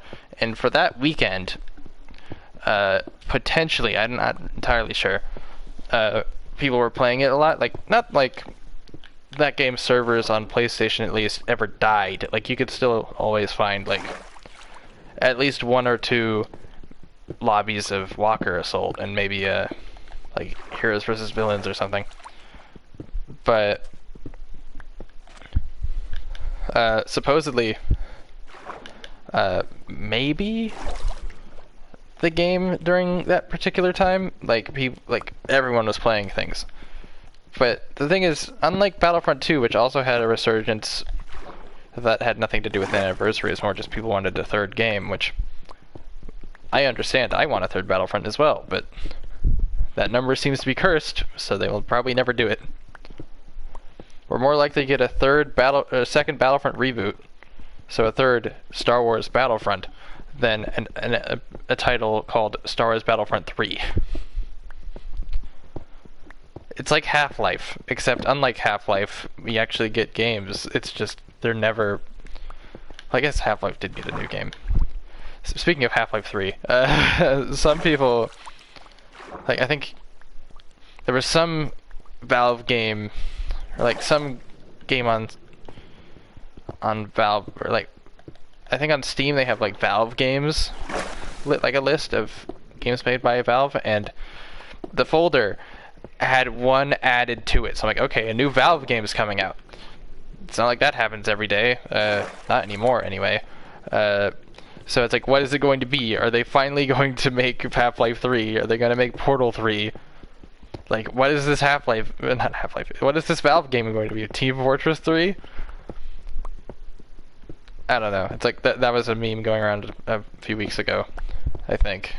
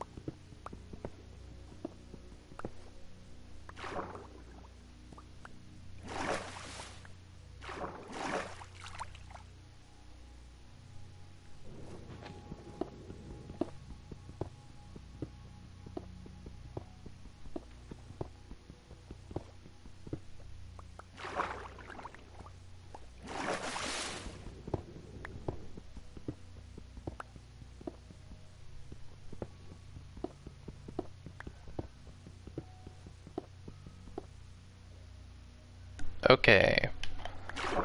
So my brother came out to grab and heat up some apple pie left over from Thanksgiving. So I guess they are gaming in there. That's what I figured, but I was going to say like Left 4 Dead 3 as well, but are they going to count to 3? Because for whatever reason, it seems they're allergic to that number. Just like how Star Wars Battlefront seems to be allergic to the number 3. Even though at least, like, it's not like people haven't tried to make Battlefront 3 before. Free Radical Design made Battlefront 3. Like, they got like 90% done with it for like current consoles around 2008 or or so. So like the PlayStation 3, Xbox 360, Wii, and then even like PSP. But maybe they went over budget. They were taking too long, so the game was canceled, even though so much work was put into it. Except for the PSP version that did come out. It was like the furthest along version of the game, so that was allowed to be finished and released as, I think, Star Wars Battlefront Elite Squadron, I believe, was technically the only version of Battlefront 3 to release. Funny enough, a prototype build of that, like a beta build, was found from the Wii version, I think, last year. Pretty interesting videos were made on that. If you're a fan of the idea, I recommend watching those. You'll hear a lot of this is a blank placeholder sound because I guess they hadn't made a lot of the sound effects. The game looked alright though, even though, yeah, it's not the best version. Like it was found on a Wii dev kit. I think somewhere, I don't know where they found it. I forget where.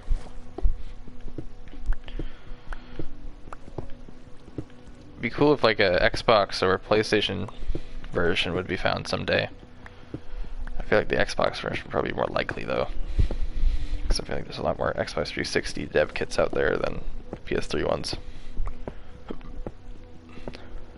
And plus, most games from that period of time ran better on 360 than they did on PS3 anyway. So that would be the preferred version to find. I don't know if that had a PC port. If there was a PC version in development, I doubt that could be found. But the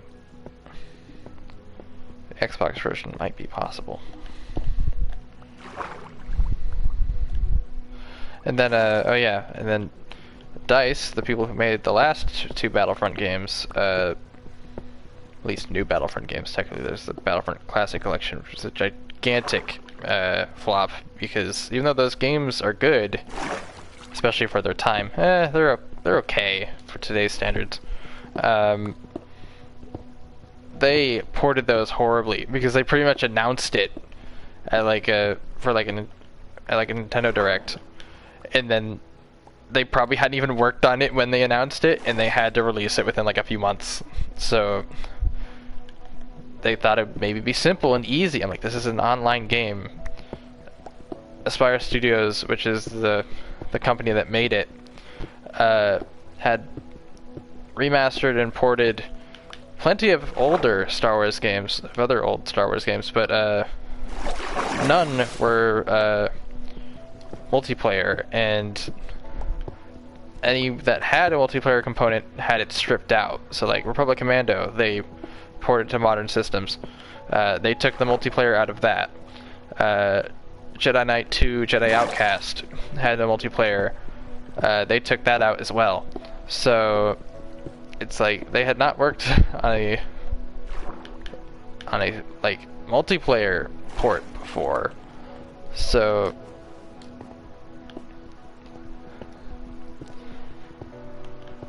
that was a big mess. I know for like a tiny bit, like it launched super broken. I know for a tiny bit they tried to update it to fix some of the issues. There's a lot of things like, oh, like a cool thing about it was they had like Asajj Ventress and Kit Fisto, which were originally DLC characters for, I think, the 360 version, or the original Xbox version. I don't think that game came out on 360, it came out on original Xbox. Yeah, it definitely did, because the game came out. Actually, the game came out pretty late in 2005, so who knows? Probably not, though. I think it was just developed for the original Xbox, and then backwards compatible with 360. Yeah, those were originally DLC characters. But if you look through the code of the Classic Collection version, instead of using the original code for those characters, they used like code from a mod that put those characters in the PC version of the game. And I'm like, this is mod code, not original game code. what is wrong with you? That's like plagiarism. Sure, that's a little interesting. Like, I find plagiarism for like fan art or fan works to be interesting because it's like the artist in this case wouldn't own the IP, but you should have at least given them credit in this case. It's kind of funny how that happens. Like, I think one other instance I can think of like fan art or whatever making it, like, I guess Minecraft's another instance of that. I think pistons were originally a mod thing, and then they and Notch liked them so much that he added them to the game. If I remember correctly, that was the thing. So that's kind of interesting. But like very early on in Minecraft's life, which makes sense. Minecraft was an indie game, and it still was an indie game until it was bought by Microsoft in 2014. But when I first played it, it was still an indie game. Because I played it in 2012. I watched videos on it in like early 2011 at least. At the earliest, early 2011. Maybe late 2011. Mid 2011 is probably the best estimate of when I first saw a Minecraft video. Which is before the game had its final release.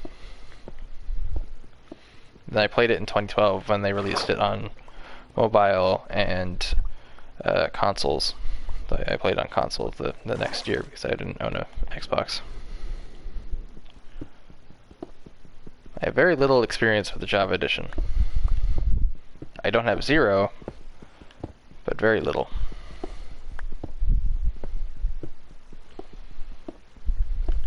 The funny thing is, like, I played it on PS3. I had a PS3 copy, but I don't remember what I did with it.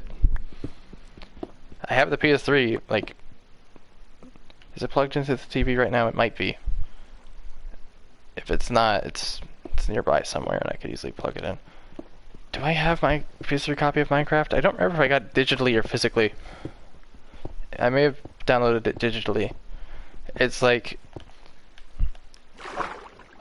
I don't remember when I got it.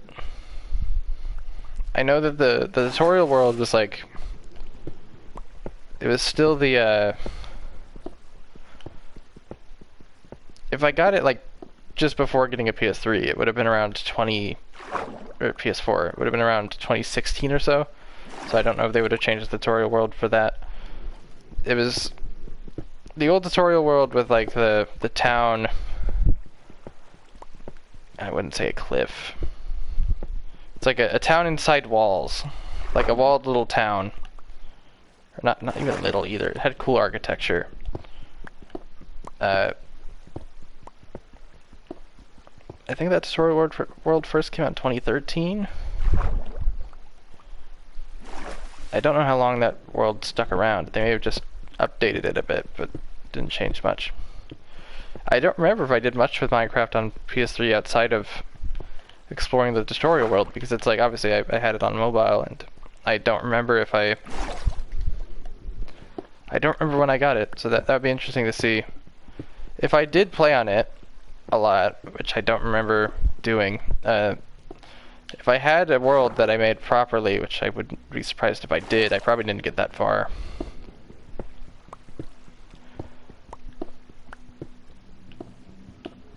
I played a lot more Minecraft on console on PlayStation 4. Which weirdly I didn't get Minecraft on the PlayStation 4 until like 2 years after I got my PlayStation 4. It's kind of strange. It's like Minecraft's one of my favorite games, always has been, so I find it weird that I took so long to get it. It's such a cheap game too. That's an admirable thing about the game. It's still like $20-30.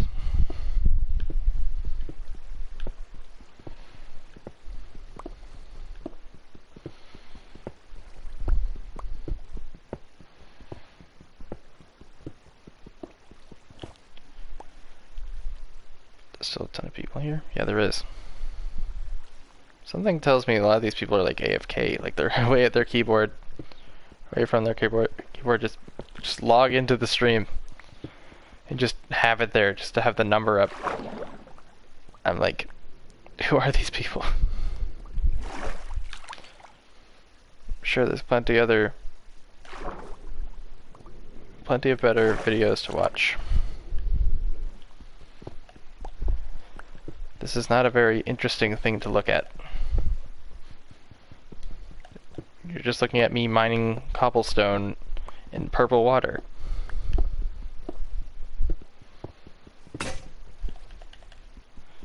And me talking about the most random things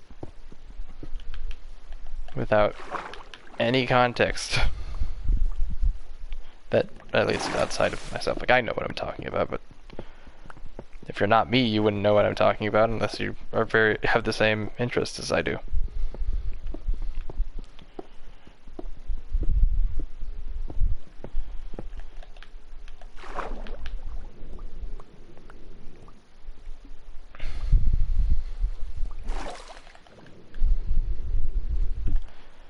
Okay. So I've only been streaming for about an hour and a half, maybe close to 2 hours. And we're already almost done with this. I don't know why that side took so long.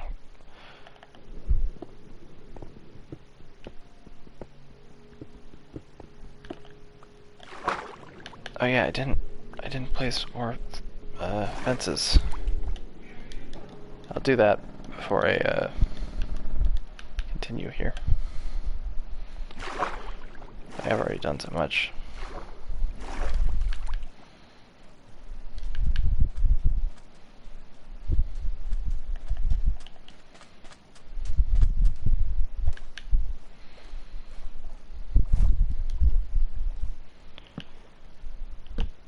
Like seriously, nobody said anything within the last hour. I feel like maybe the last 40 minutes. It's really odd.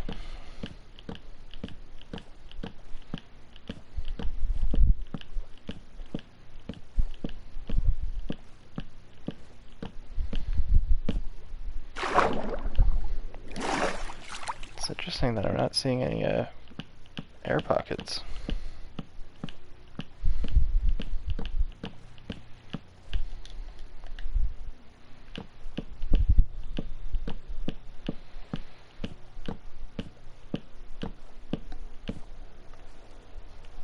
I really hope you closed the fridge properly.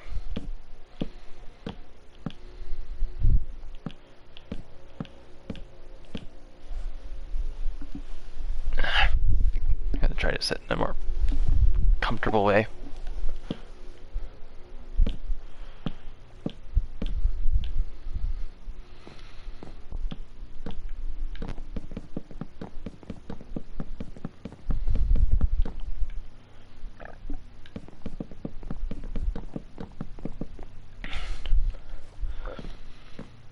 Yeah, I was going to talk about Transformers news.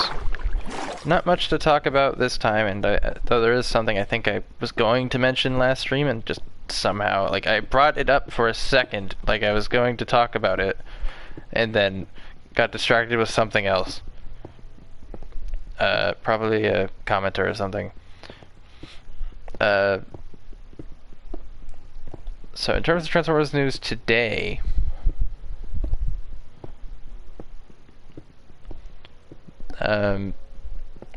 apparently listings for the next 2 Hot Wheels Transformers figures have been found. I don't know if I'm gonna butcher these names. Let's see. Oh yeah, the Game Awards is coming up soon. The Hot Wheels GT Scorcher and the El Segundo. I've looked up, like, these are obviously names of, like, Hot Wheels cars. I've looked up these cars, and they're definitely not as interesting as the first 2 they did. They're definitely more realistic cars. In fact, they're probably based off real cars. Whereas the last ones were very stylized, very toyetic, very wacky. So like I saw in like the forum section, oh, like it was like Hasbro fails to understand this assignment within the second wave because the people were hoping for more wacky stuff. At least some people were, but I'm like, these could actually turn out pretty cool. They do have, these are cool alt modes.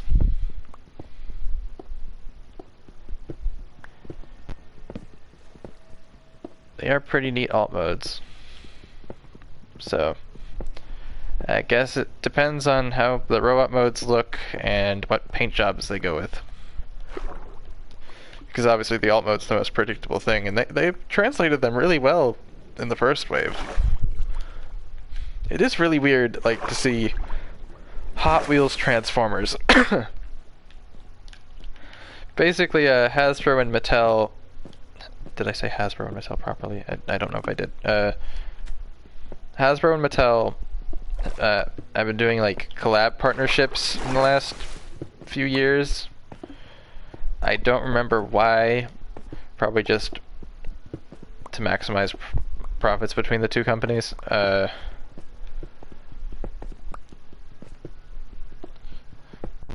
if they help each other, they both benefit type of scenario. Before it's like there was Hot Wheels that were based on Transformers vehicles, and now they're doing Transformers based on Hot Wheels vehicles, which is kind of cool. I think one of the first ones I can think of that they did, oh yeah, there was also earlier this year, Transformers crossover with, more accurately, it was Masters of the Universe crossed over with Transformers. So Masters of the Universe characters dressed as Transformers characters. So like Skeletor as Megatron. He-Man as Optimus Prime. Type of thing.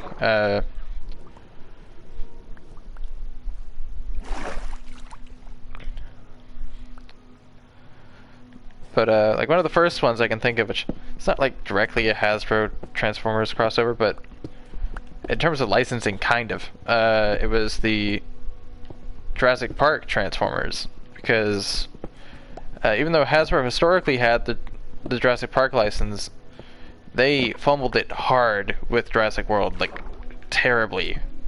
Those toys were so bad, like they were terrible. So because of how bad they were, Universal stripped them of the license and gave it to Mattel. And Mattel's been doing a pretty good job with them.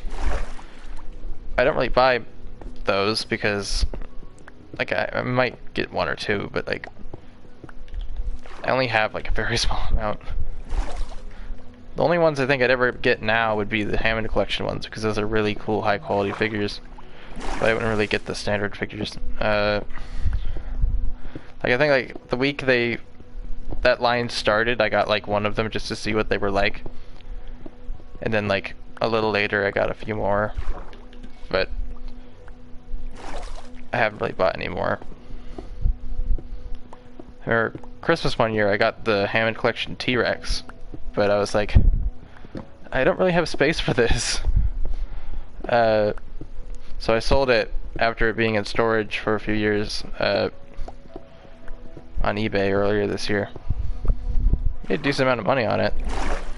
Like, that figure was notoriously, like, super hard to get initially. But after its first, like, it was scalped ridiculously, but it got restocked later that year, and I was able to find it at my local Targets quite easily for a little bit. One weird one, like the Hammond Collection figure I actually wanted from that first wave was the Ceratosaurus, and I saw it not as much as the Triceratops, but I saw it at my local Target occasionally, and I was like, oh, I might get that when my birthday comes around, which isn't that long after Christmas. And then when that came around, because of like Christmas shopping or whatever, it was gone. I was like, oh, I'll just get on like Big Bad Toy Store. It was completely gone. Like, it had evaporated, just like overnight. I don't know what happened to it.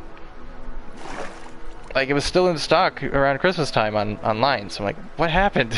And now that figure's like, I've actually seen that figure quite a bit this year at the collectible shop that I frequent.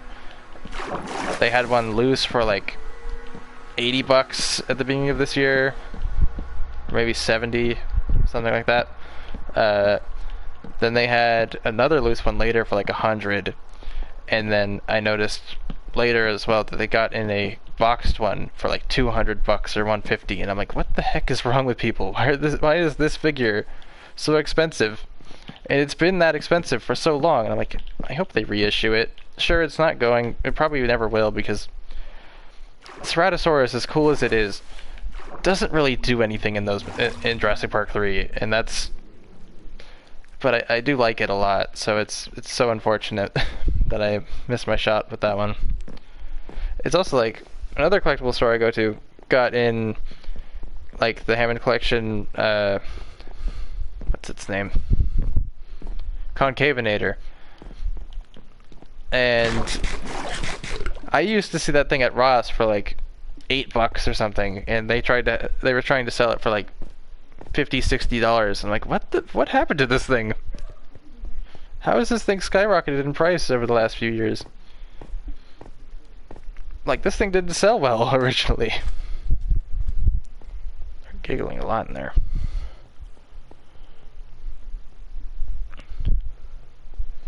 They've done a lot of reissues. Like, a lot of the Transformers news the other day was, oh, blank reissue found at US retail. So many reissues are happening right now for whatever reason. And this one's a little weird because, like, wasn't this a Wave 1 figure? So why am I grabbing more of this? I need to put it away. It's just instinct for me to grab it. I need to get more. I guess I'll make more pickaxes.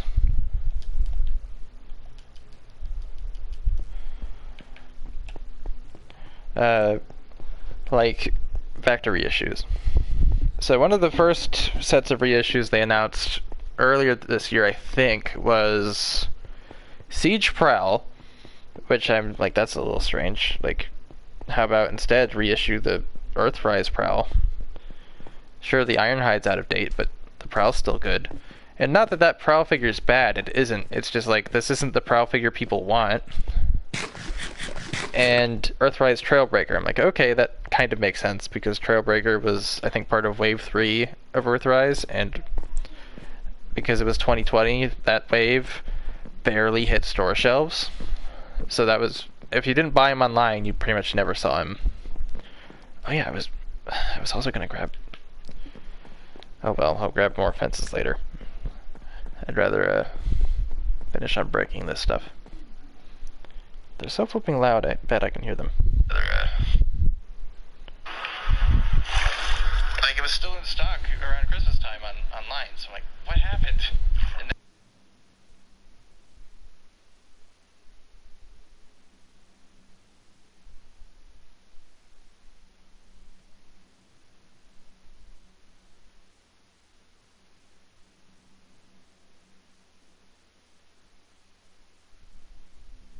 I don't know. I don't know if I can hear them. I don't want to, like, it's weird. It is kind of funny to listen to yourself because, like, my voice doesn't sound that different on camera than it does to me. Like, years ago it was completely different.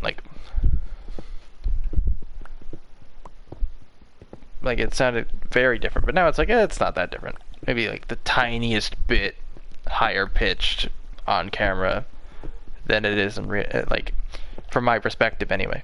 That's a weird thing about voices. What other people hear and what is picked up on camera is what you sound like to other people, but you do sound a tiny bit different to yourself. That's it's very strange. I wonder why that's the case. Probably has something to do with how sound travels through air. That would be my guess, but it is very weird. Like, obviously, if you're hearing your own voice from your perspective, that sound isn't traveling far at all, so it sounds pretty much perfect.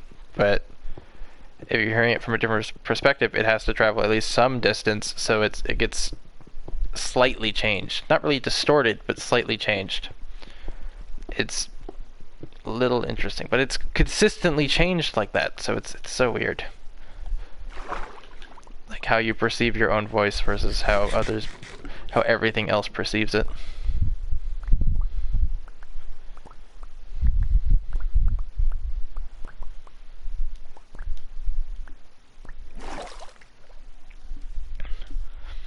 Like when I first started streaming, that wasn't something I understood. Like I didn't realize that was a thing.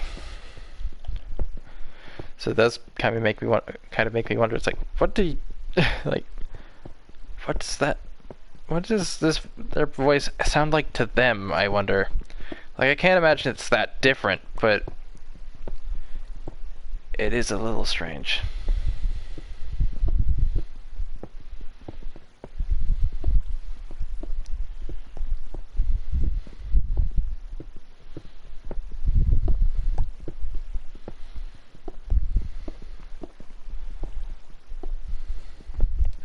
Still don't believe how is this, like, I guess it is not, doesn't have the longest range in the world, but like their voice is coming through a wall, so I don't know if it would pick that up, but it would definitely pick up sound in the room, but they're in a different room. It's just coming through the wall. Let's see, if I just don't talk for a second. Did I just hear a train? What did I just hear? That was weird. So let's see, if I don't talk for a second when they're talking and I play it, will it pick them up?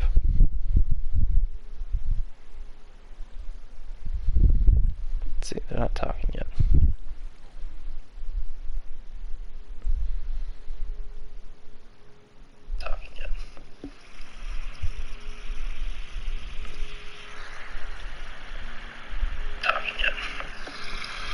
Nope, it's not picking them up. Interesting.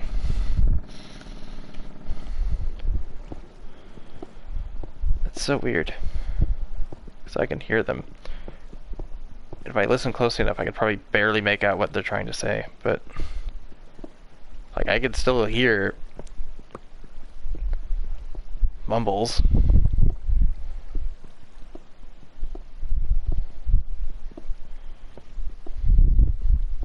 Like, I see there's the number 50 there. But I'm like, is there really 50 people here? Like, sometimes it would be a little glitchy in the past. Like, it used to duplicate or like clone like text chat. Like, I remember one time I had like maybe 7 messages from somebody on there. And then at some point it said 14, but when I looked at it, it's like, oh, it's somehow duplicated those messages.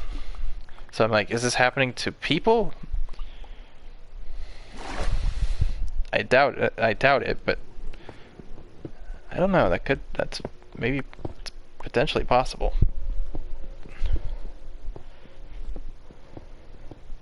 The only way I can tell that anyone's here at all is if someone said something. But everyone wants to be quiet for whatever reason, so I have no idea. Why is everyone taking the vow of silence? I don't know. I didn't get the memo. No one sent me a notice.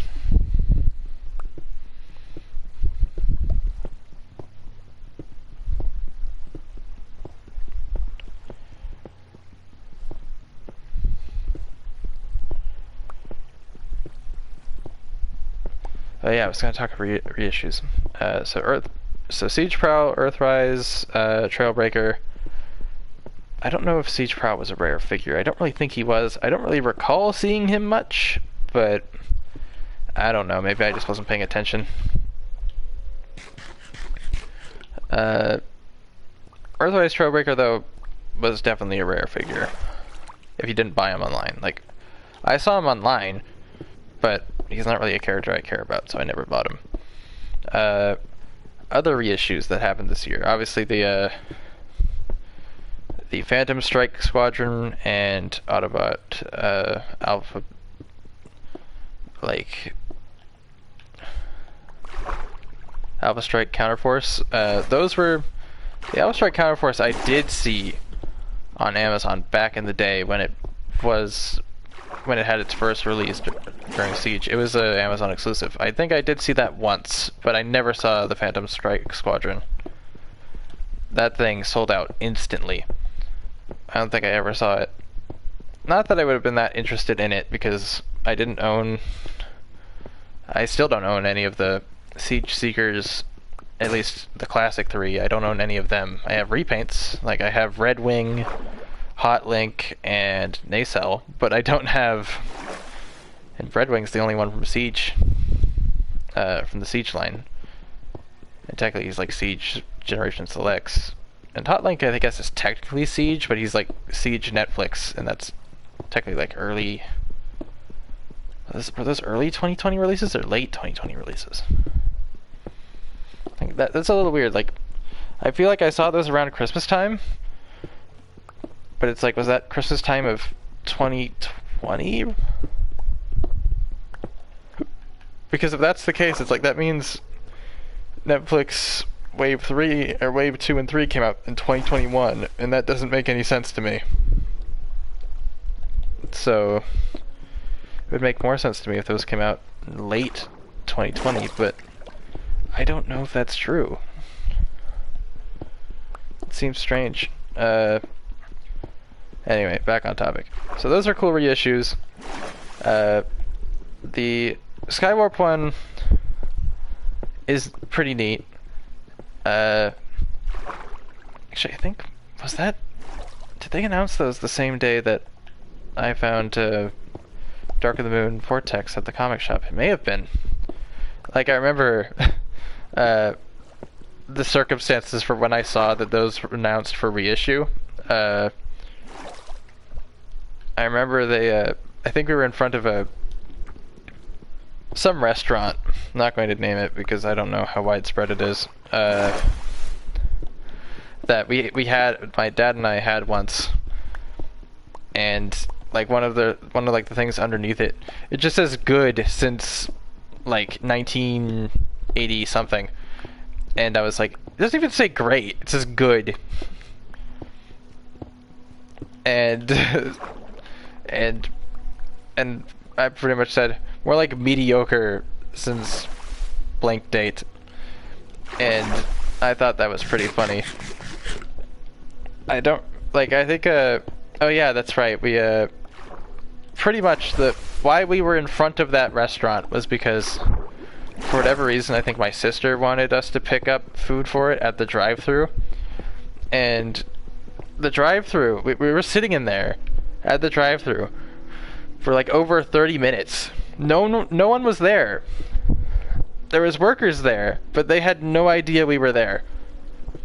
Like, we were just waiting for them to notice so we could take our order or whatever. And I'm like, you're not even busy in there. What are you doing? It's not like it was like they just opened. They've been open for a few hours, so it was so weird. And we waited for like 30 plus minutes, and then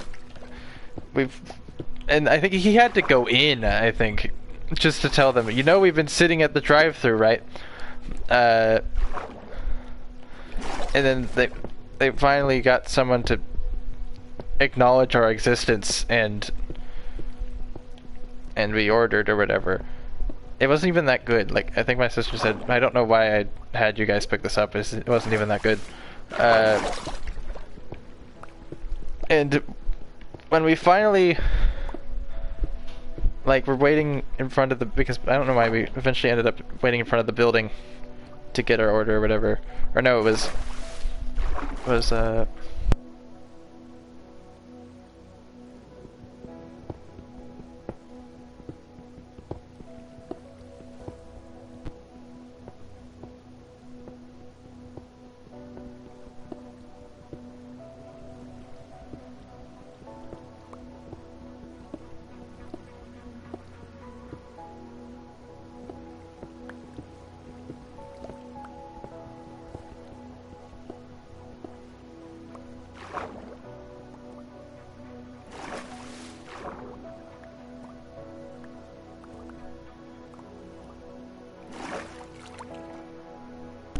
Okay, continuing. My brother and his girlfriend came out. She was leaving, so. I think, we had to go to the front, and when either we were at the front because my dad had to go in just to make them aware we existed. I think, well, I was sitting in the car while he was in there. I looked at TFW because I had nothing else to do. I don't know what I was doing while sitting there before, probably watching videos. And I checked TFW and I was like, oh, those are getting reissued. Really? I didn't expect that. So that was a pretty funny story. Like, the story behind, like, me just sitting there and then, oh, that's a cool thing that happened today. I can actually check that. Let's go back, because I did make a post about it at the time. Not the restaurant story, but me finding out those got reissued. Let's go back. I found a lot more things to talk about today than I thought I would. This should only take a few more seconds. Okay, we're halfway through the year in posts now. Considering I post like at least one thing every week, usually at least 2 every week, this is going to take a while. Now we're into April. Because it was pretty early on in the year. When was this?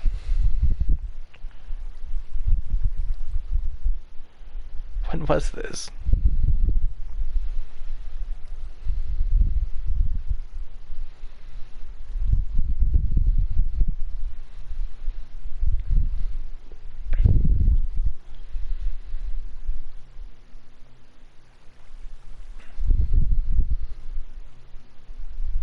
Okay, new friend request again. What day was this? Was this in January? Or is this in February? Like, I've either passed it already.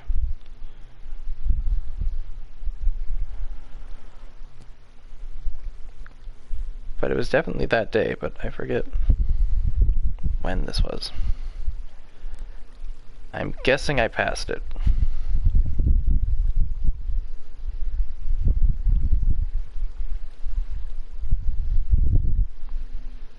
Yeah, because now I'm at like the very, very beginning of the year. There's no way it was this early. Yeah, I must have passed it. Let's slowly try to go through this. Must have been in February. Oh yeah, it was the next day. No, it was the same day.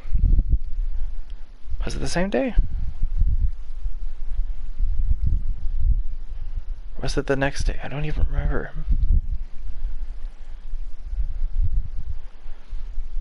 I made the post about that vortex, at least one of them, the funny mistransformed picture,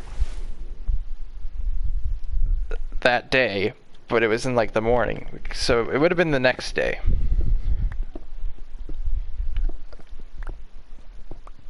Which was February 11th. So I think on February 10th, I went to the comic shop with my dad.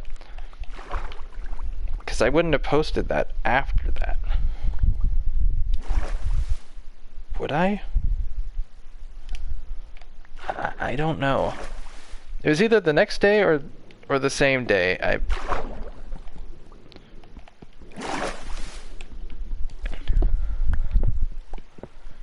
Probably the next day. Yeah, it had to have been. So the day after, so that was a very weird set of days. I already talked about why February 10th this year was interesting. Besides for, oh, I went to the comic shop with my dad and found Dark of the Moon Vortex loose without his mech tech gun. Pretty cool find for not a bad price at all. But then there was other things going on that day as well, but I'm not going to go into that again. But Yeah, the next day that happened, and that was very funny to me. I'm like, really? Really? Like, those were cool reissues, though. And then, now for more reissues. So, the latest reissue news, apparently, is Earthrise Hoist was found at Walmart, which I'm just like, really? They're reissuing him? I guess to go with Trailbreaker, but besides being retools, they're not really a pair at all. They're not really associated with each other. And he was a Wave 1 figure that year, so it's like, he was pretty common from what I remember, so I don't know why he would need a reissue. Let's see.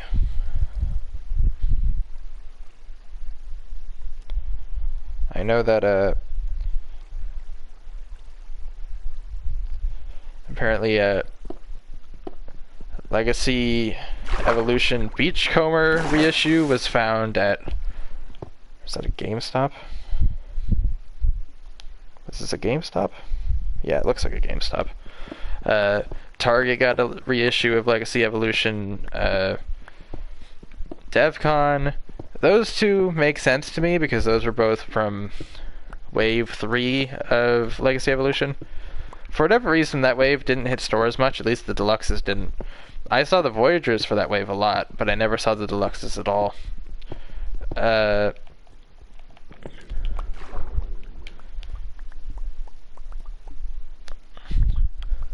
was that Wave 2? No, I think that was Legacy Evolution Wave 2, not Wave 3. Yeah, I think that was Wave 2.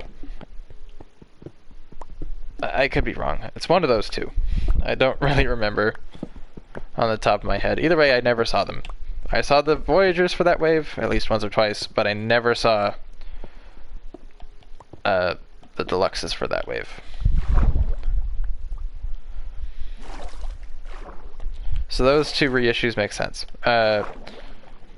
Walmart recently got a reissue of Earthrise Runamuck, yet another Earthrise Wave 3 figure, so that makes sense for a reissue. Target's getting a reissue of, if they haven't already, of Earthrise Sunstreaker and Earthrise Thrust. Thrust was an exclusive, so that makes sense. He was a Target exclusive as well, originally. So he's a Target exclusive again, which is kind of funny. But hopefully he's better stocked this time. Considering it's not a pandemic year, he should be shipped overseas now. I don't think he was at the time. I think he was just sold in the US. Like, I don't think they found exclusive retailers for him across the pond. So he was very difficult to get. One weird one that's absent is Earthrise Runabout, which is the pairing for Runamuck, which I'm pretty sure I mentioned a few seconds ago. He was a Target exclusive who also came out around the time that that Thrust did. But even though he's a Runamuck and Runabout are a pair, they haven't announced a reissue for that one yet, even though he's the rarer of the two. And they're both uncommon figures. But, like, Runabout's really rare, but Runamuck was uncommon because his wave had such poor distribution. So it's a bit weird to see that one absent. Walmart, I think, is also getting reissues for one of the Studio Series, like, Michael Bay movie Bumblebees, probably either the first one or from Revenge of the Fallen or from one of the first three films. I forget which one it was. And then they're also getting a Bayverse Optimus for a Studio Series as a reissue as well. Like, from the first three movies as well. So it's like, that's pretty interesting. Any more that I can think of on the top of my head? Like, it seems this year's the year of reissues, and more than normal. It's like, usually, one of the few reissues I remember seeing was like for a few years it's just like, oh, we did our annual reissue of Siege Jetfire. I don't know why, but Siege Jetfire got reissued a ton. Like every year there was one. Like it's like, oh, Big Bad Toy Store got more Siege Jetfires in. It's like, he's a great figure, don't get me wrong, even though I don't have him, but like I've heard he's great and he does look good. But it's just like, this figure has been reissued so many times now. And now it's been repainted twice as well. Like there's the Shattered Glass version, and now this year another release. So they didn't have to reissue it this year because another release of it came out, based on the Energon Universe comics in like more of a cartoon-esque color scheme. So like brighter whites. I don't know if it has clear plastic or not. Stuff like that. Like, okay, so now I need to. So all that cobblestone is gone, and it only took 2.5-ish hours. That's a lot quicker than I thought it would be. That's pretty good.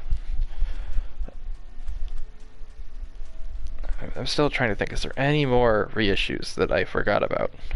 I would not be surprised if there's one that I forgot about. Oh yeah, I think Omega Supreme.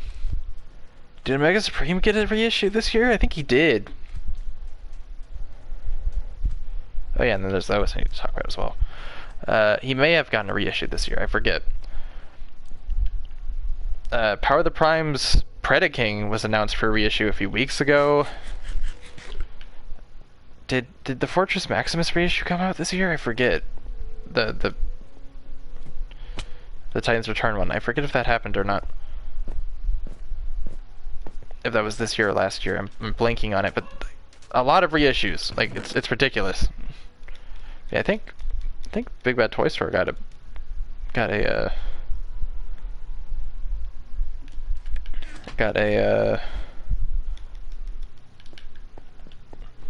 Mega Supreme reissue. I could be wrong, but I feel like that happened.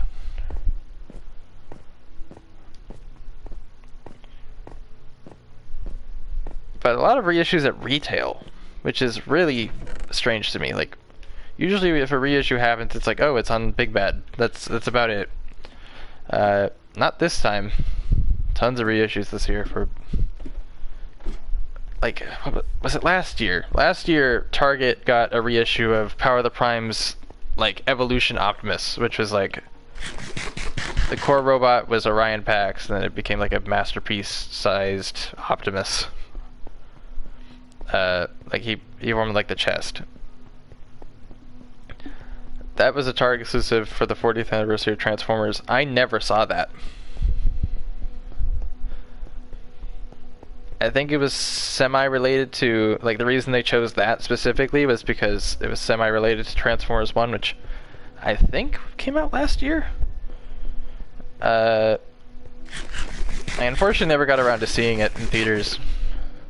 Mostly just because I don't really go to theaters anymore.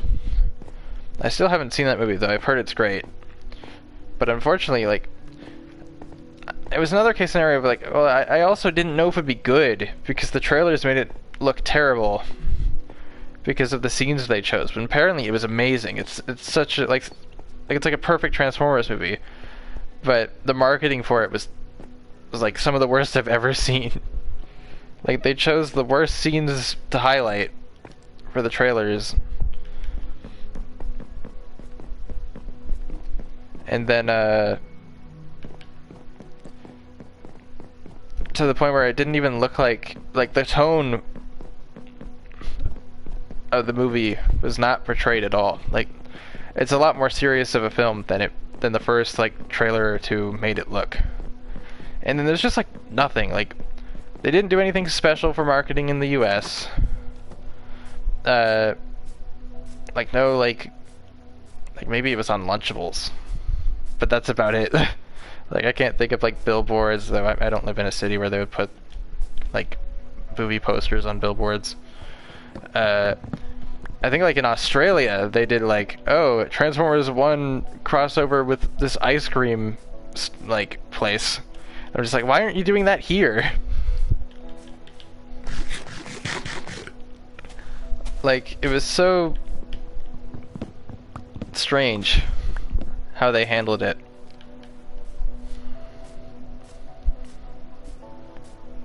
So unfortunately, I don't think that movie's going to get a sequel, no matter how popular it is, because it just didn't perform well. It didn't help that outside of Studio Series, which took them forever to release the toys for it, they're still not all out yet. The main line was mostly like, what molds do we have lying around from random sublines from over the years? Like, they literally dug out 2 bot shot molds. They released bot shots in 2024. Like, these are the first bot shots they've released in like a decade. What? Basically, bot shots were like Transformers' attempt at like Bakugan. So like an early 2010s gimmick-esque toy. So it's really strange to just release 2 of those out of nowhere. Like, they slightly altered the molds, but they were pretty much the same. Just really repaints. And like, you had to dig into the archives for these.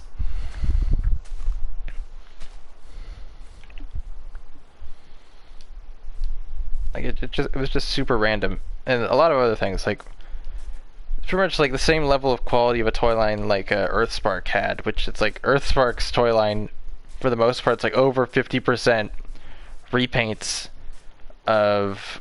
What the heck is going on upstairs? Like over 50% repaints of Cyberverse toys, and most of them don't make any sense. Like, why is Earthspark Skywarp 1 a repaint of Cyberverse Starscream, and 2 not even purple? They made it blue. Like, what? It's like Shattered Glass Skywarp colors. I'm like, this is so weird. Why would you do this? And I don't even know if that was intentional. It's like, I don't know how the heck this happened.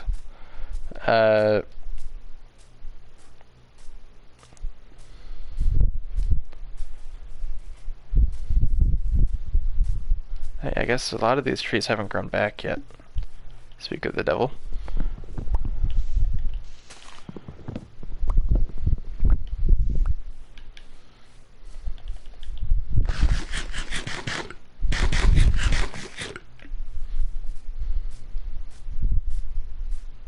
You can see all the trees I cut down last time. They're all these saplings. So yeah, most of them haven't grown back yet. I'll try to get at least a stack of logs.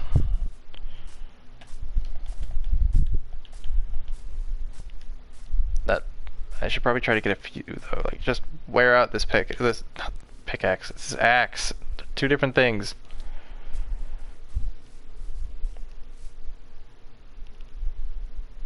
Another weird Earthspark toy is like, it's a repaint of I think Wheeljack from Cyberverse, but as like Earthspark Breakdown, and I'm just like, this is a cool character from this show, and you made him a cheap, lazy repaint of something, and it doesn't even make sense. It's like the word, like, sure, alt mode maybe is why they chose that mold, but robot design doesn't make any sense why you would choose that. I think even like Cyberverse Hot Rod would have been a better pick.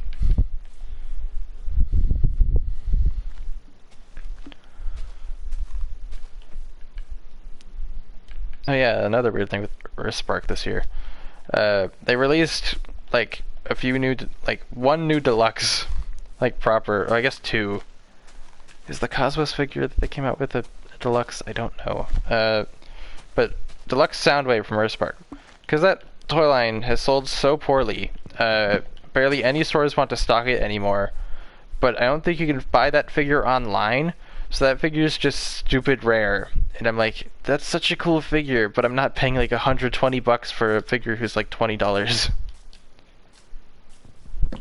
No thanks. But it's such a shame because I'm like, I doubt they're getting stock of that in anymore, so I'll just never see it. Like, that's one thing I actually did look for this year. I was like, I've never bought an Earthspark toy. I do like Soundwave's design in this.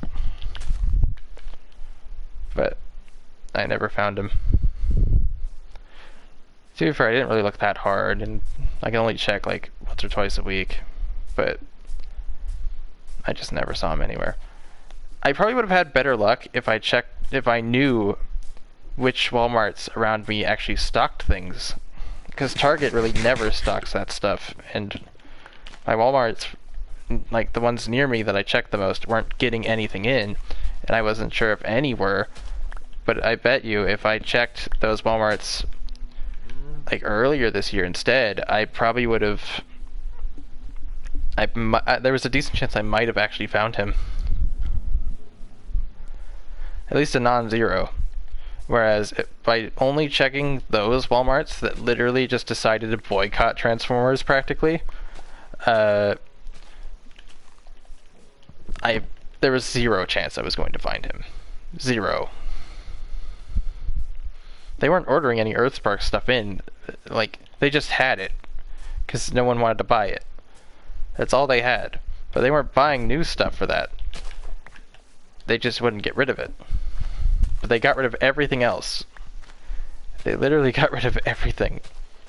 Out of the 4 Walmarts that are nearby, that are closest to me, or even the closest 5 Walmarts, the only time I saw Generations figures there at all, besides for that Retro Gears I talked about earlier, was like at the very beginning of the year. One of them had a Ferrac figure, and it also had like a Studio Series 86 Bumblebee in the clearance aisle for like $5. I got the Bumblebee, but I didn't get Ferrac because like we tried to bring him to the cash register or whatever and tried to price match it with the website because he was like $10 on the website, but it would have been like $30 at the store. And for whatever reason, unlike every other flipping store in the United States practically, Walmart just doesn't do that. So, and they did not make that clear. So it's like, so I didn't get him because I was just like, I don't want to pay this much for this. If I knew that the online price and the store prices were incompatible for whatever flipping reason, they're both Walmart, it doesn't make any sense. Then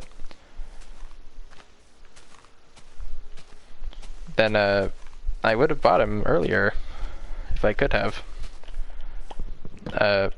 Now he's at Ross, so I might be able to find him for cheaper now. And obviously, for that thing to have disappeared, it probably would have ended up on clearance a few weeks later, because that must have happened to all of them. They either shipped them out, put them to a warehouse, or they put them on clearance.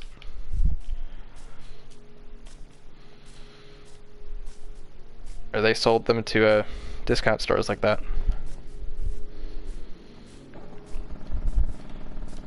It didn't help that the person working the register it was brought over to try to help us or whatever was very rude. She was a very rude lady. Like very grumpy, like definitely like a manager type. It's like just very rude in tone. It's like you couldn't at least like nicely explain that you just don't do that. No, she was very blunt and rude. But I guess what should I expect from Walmart, especially that particular one? Not the nicest people live around that one, so not surprised by that. So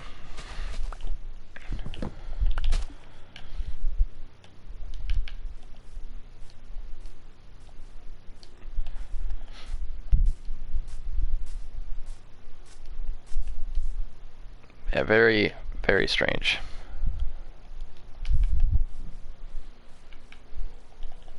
I still haven't Like, what have I found at Ross this year?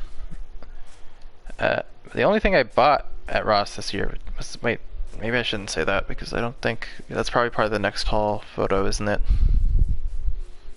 Is it? I need to check. Okay, the number is reduced a little bit now. It's 44 instead of 48, which, understandable.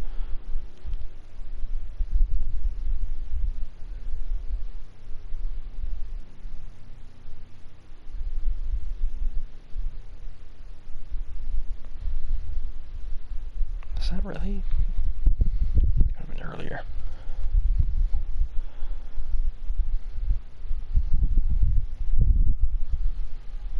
Maybe it's with the. No, it's not with that photo. So strange.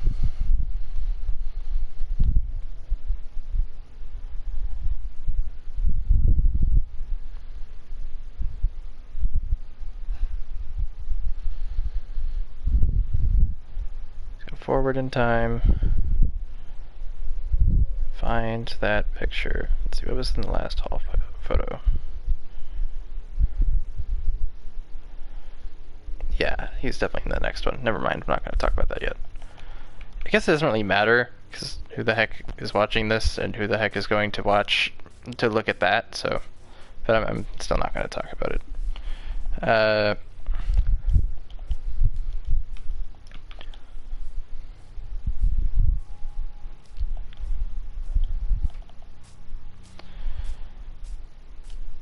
Anyway, like, I've seen some things at Ross that I haven't bought, but, like...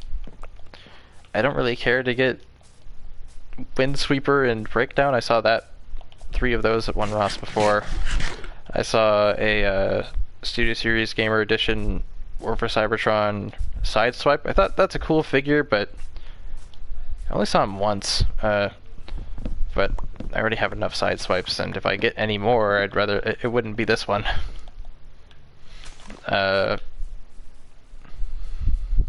I'd rather get the G2 one instead. Either one of the G2 ones. Not both. Like, sure, those are repaints of figures I have, where that's completely new.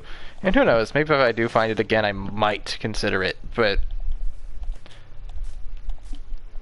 I don't really have any War for Cybertron figures, so... It would be my first War for Cybertron figure.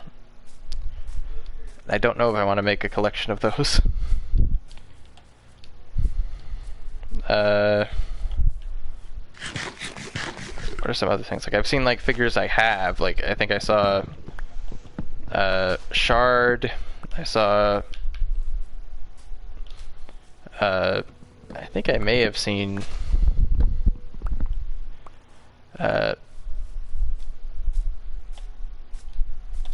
what's his name? Road Pig. I think I may have seen him. Still a really good figure. He didn't make it in my top 10 figures last year, but that's because I was not including stuff that came out that year. But if I made a separate list for top 10 things that came out that year that I got, which, to be fair, I don't even know if I bought 10 brand new things last year, he would have definitely been on there, because that's a figure I've been waiting for years to get made. So I like G2 quite a bit. And that's such a cool design to me. So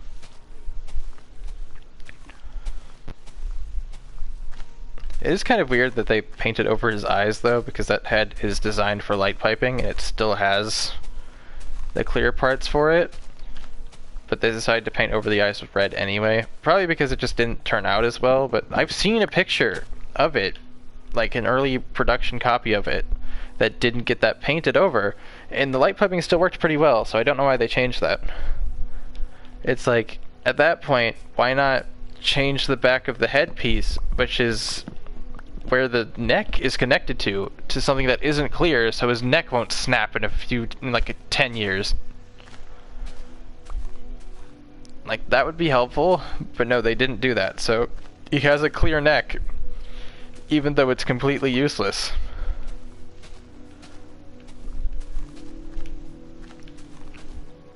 Like, I get it, they couldn't change it because I imagine, like, that part was also connected to, like, the pipes and other clear parts, but it's just like, and the clear red pipes are very important for him, so I get it, but it's just like, or like tailpipes, but it's just, well, now he has a potential breakage point at his neck. I guess it doesn't really matter if you don't touch his neck much, or like move his head, but it's just a little unfortunate. But that's how the figure was designed.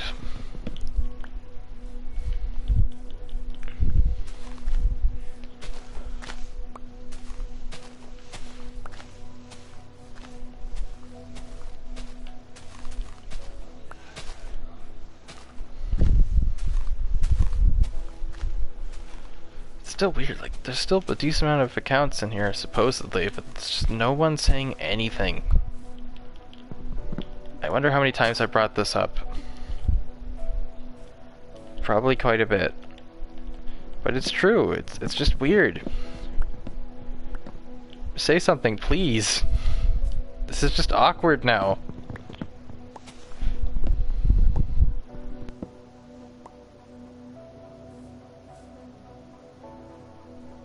Maybe that wasn't the sound of a door? I don't know what he's doing.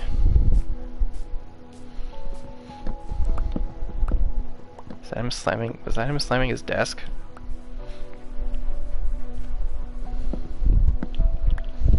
I don't know.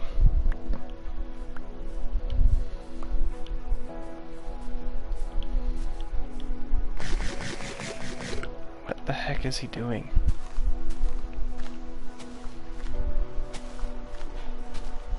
What? It's like the fourth time I've heard that noise now.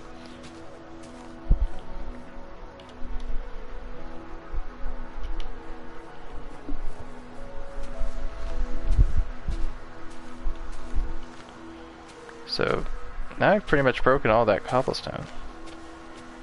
Not done with breaking cobblestone, I still need to set up and break that middle section, but I'm close to the end of this section of the project anyway. I kind of find it funny, every time I say at the beginning of a stream, or if I say it in the description, I'm probably not going to talk that much. I usually tend to talk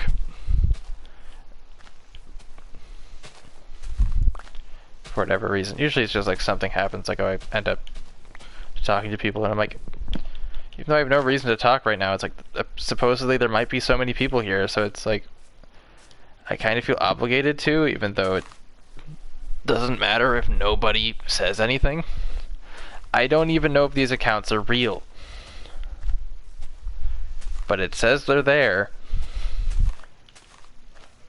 Like, as I said, this might be just one person with a ton of alt accounts. Why someone would do this, I don't know. But it would explain why I'm not hearing anything from anyone.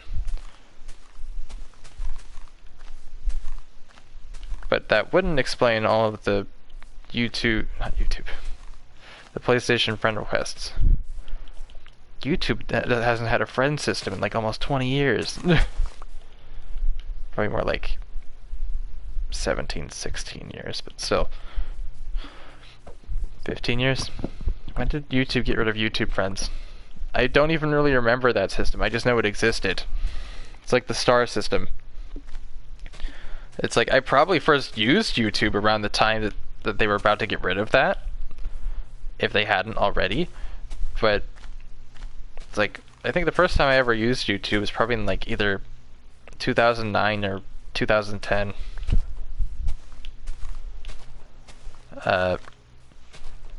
Watching stupid videos.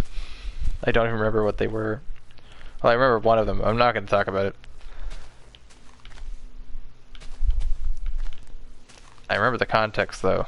We're at my grandfather's house, which unfortunately he passed away this year. In like the guest bedroom, and there was a computer in there, and my sister and I were sitting at the desk watching a video, I don't remember why. We just were, and it was definitely on YouTube. So I'm like, that's one of the earliest memories I have of YouTube specifically. Otherwise, it's like, I don't know. I wouldn't be surprised if I used YouTube before that, but it's just like, for all I know, that could have been the first time I used YouTube or saw anything on YouTube. I do kind of wonder how she discovered YouTube, though. Kind of curious. I doubt she remembers, though. Like, sure, she's older than me, so she might, but not by much. And for all she might not, for all I know, maybe she just did it before she was able to remember. What the heck is he doing in there?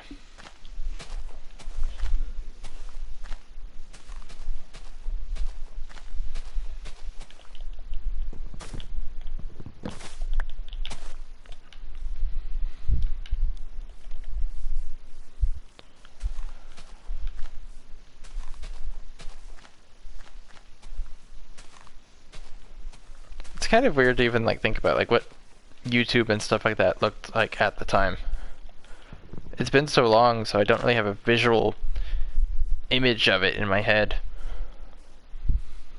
I just remember what the room kind of looked like, and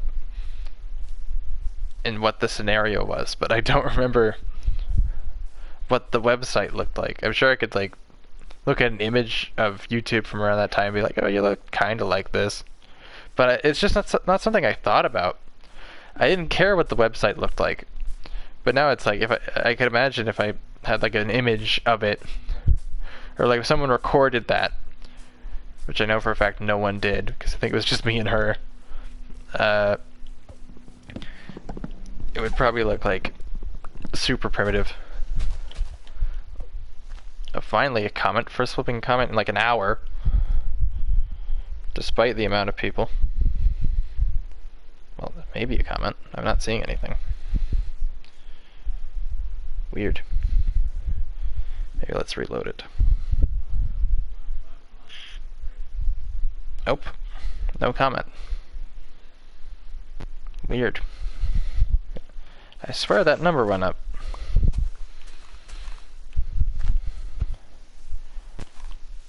Yet again, it leads to the theory of, is this the stupid thing glitching out and cloning the numbers? At the same time, though, it rarely cloned just one, so that doesn't seem correct. So I don't know what happened there.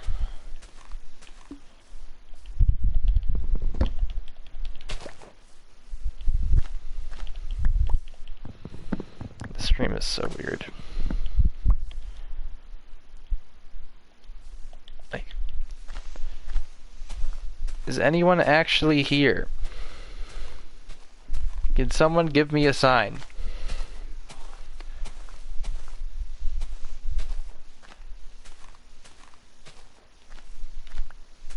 I've done like a full hoop.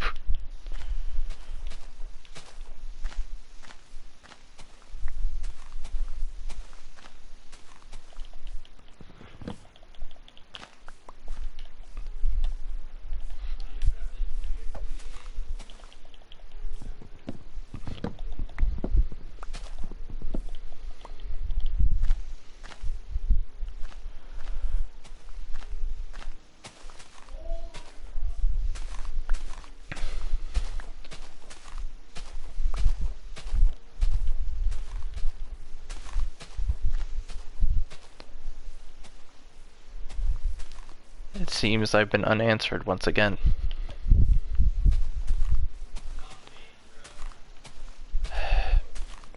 I swear, can they not hear him?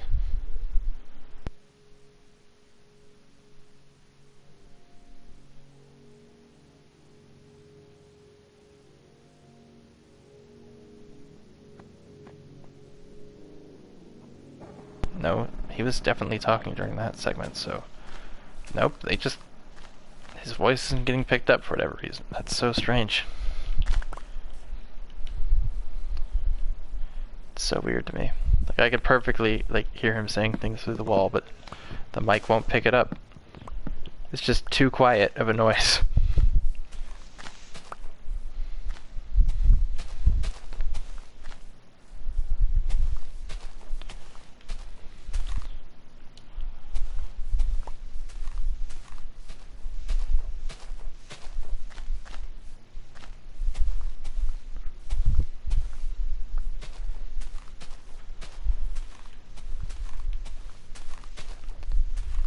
Like, this is, like, the stream is very strange. Like, you never know what's gonna happen during a stream.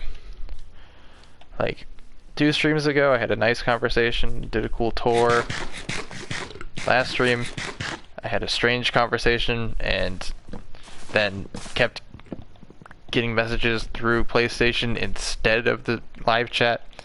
And then at the start of the stream, wasn't expecting anybody to show up. Somebody did, had a very long conversation, and then, and during it, tons of people showed up, and yet no one will say anything. And a lot of these people have been here for a very long time, and they still haven't said anything. It's so strange.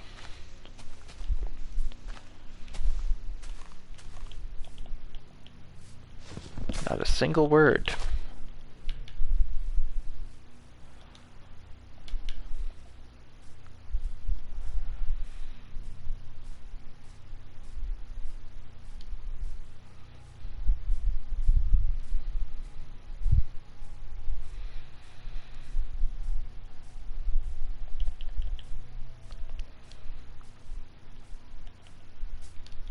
Do I want? No, I don't really need to break anymore. I need to go back in a loop to find the trees that I didn't break all the way and break those.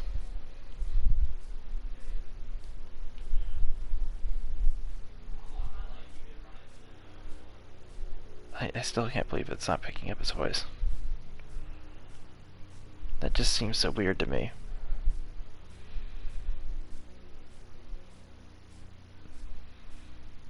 Like, I feel like if this was my old headset, it probably would, but because this is a different one, because that other one that I used for a long time broke down,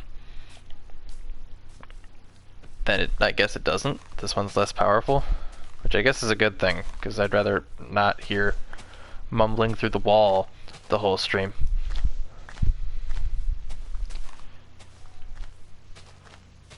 And it's funny, it's like, I can pretty much tell what he's saying. It's like he's talking to one of his friends complaining and stuff. Like, that's what he's saying. That's what he's doing. Like a competitive chatter, like complaining about a missed move or something. Like, he's probably playing like Roblox football. He's obsessed with that, has been for years. Like, he has like a Discord and his friends get together. I don't even know how he met these people.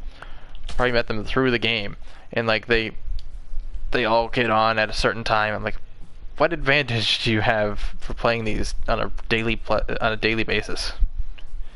That is my question.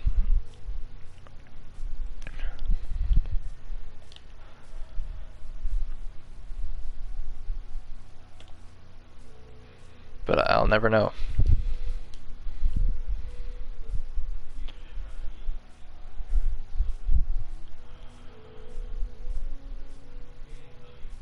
Okay, I guess I got them all.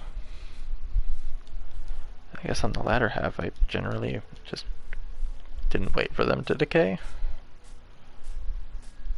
Oh well, if I left any behind, I'll get them later. Did that close? Yes, it did. I just didn't hear it.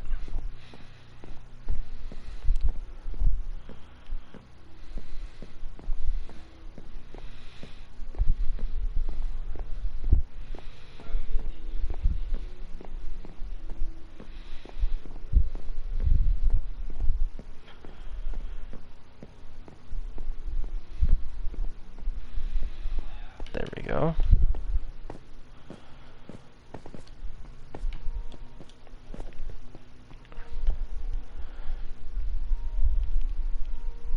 Still nothing. Okay, now let's finally talk about the Transformers news that I was going to bring up last stream, but I think I forgot to do, which was, or did I? I think I did bring this up, actually.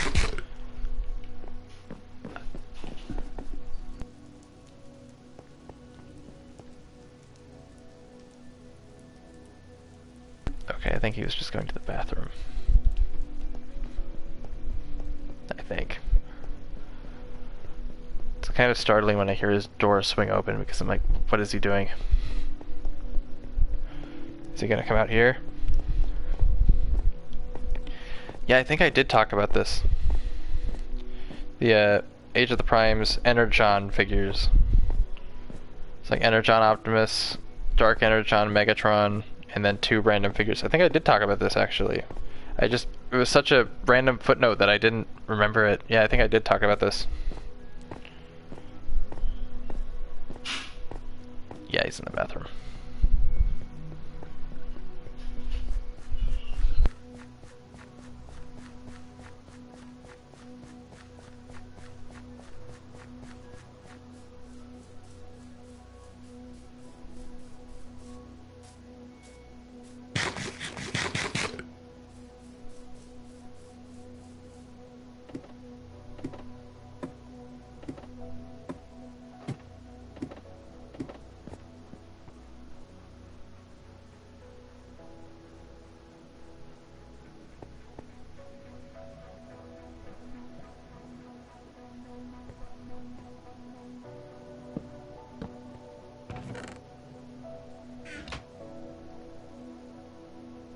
Okay, is that an autocrafter? That's a smithing table. I still don't know how to, like, I don't know how autocrafters work. I don't even know how to make them. Like, what do I need to make that?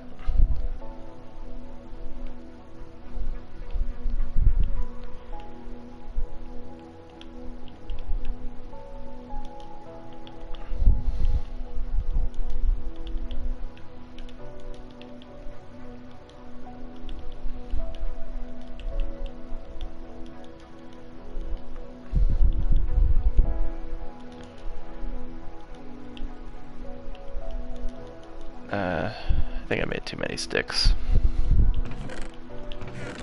Oh well. Wait, do I have space for that somewhere else? Yeah, kind of.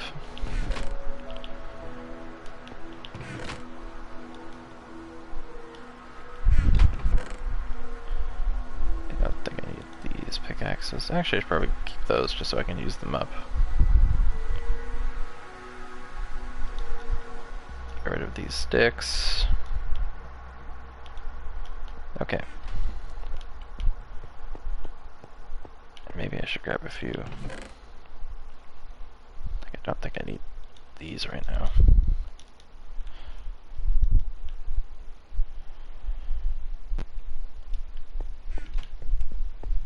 So time to finish up this project. Well, actually I do need sand and stone. Sand. Stone should be in here. Let's grab that. I won't need that just yet, but I will need it later.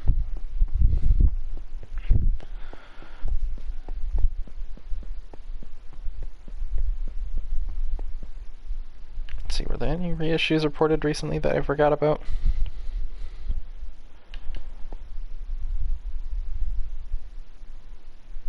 Not to my knowledge, no.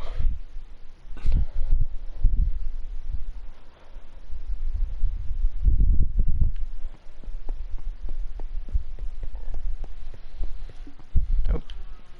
Would help if I looked at the TV and not my phone. Yeah, a lot of reissues this year.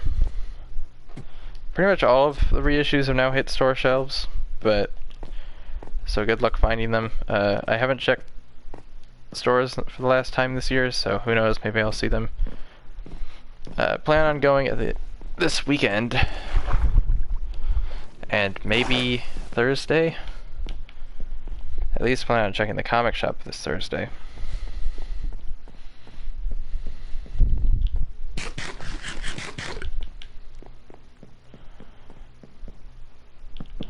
I'm surprised it didn't have me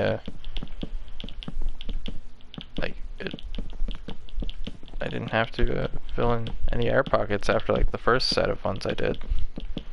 Wasn't the case for those, I don't think, so that's strange. Maybe it's because I filled up all the air pockets from a certain distance beforehand.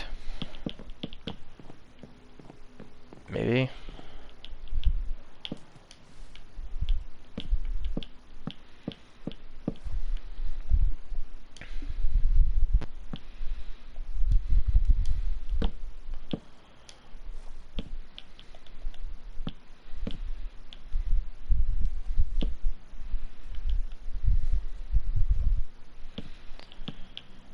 I'm actually surprised I'm probably going to complete this project today. This didn't take as long as I was expecting. That's a surprise. That's usually the opposite.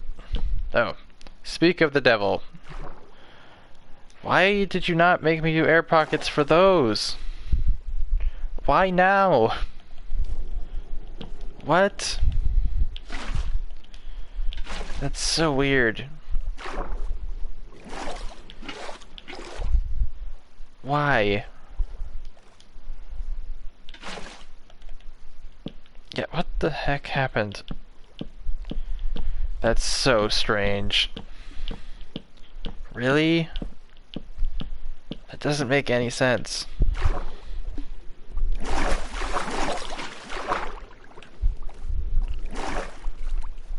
Okay, that delays me by a few more minutes.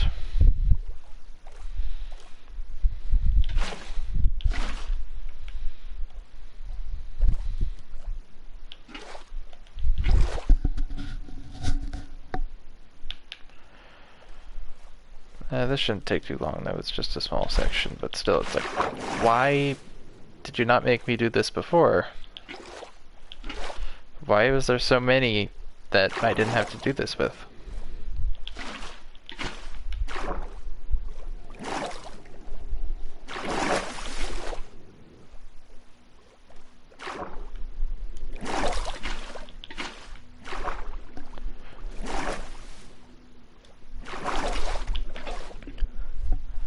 I'll be curious to see if I find anything else super cool at my local comic shop or not. At the end of the year I usually do like, oh, here's the top whatever things I got this year, here's the top 10 rarest things I saw that I didn't buy.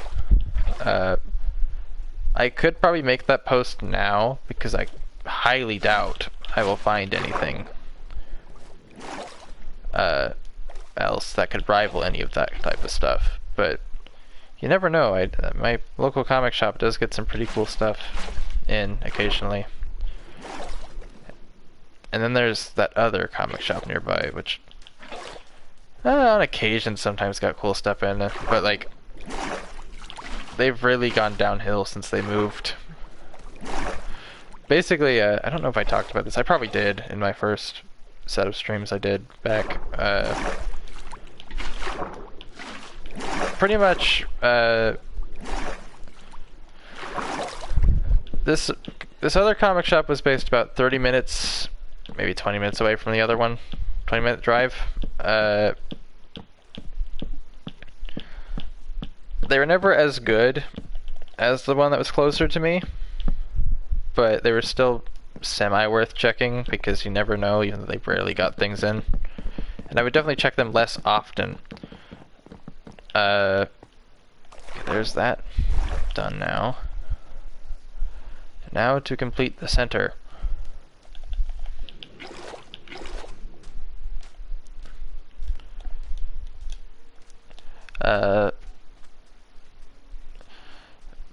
But like late last year, they told me, or told us, when we were there, that, oh yeah, we're moving to this place, to this spot. And I later realized, oh wait, That's literally like only a minute or two away from the other comic shop. So I could literally check them both at the same time if it's during a day where both of them are open. The one I normally check is open every single day, but for some reason this one isn't. Like, and they're closed on the weirdest days as well, like Sunday and Monday. I'm like, Sunday, if you're religious, I guess makes sense, but Monday? Why? So that never made sense to me.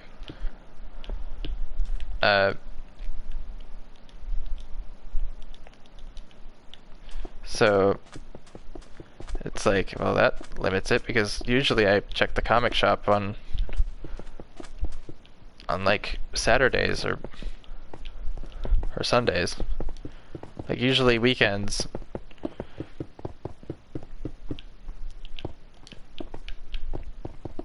Sometimes during weekdays, it all depends. But yeah, I always found that limitation to be very strange to me. I'm like, wouldn't Sundays be like pretty, especially even a Monday, wouldn't those be active days? Why would you not allow yourself to be operating on like what might be an active day? I don't know why I'm putting torches here. It doesn't really matter for that.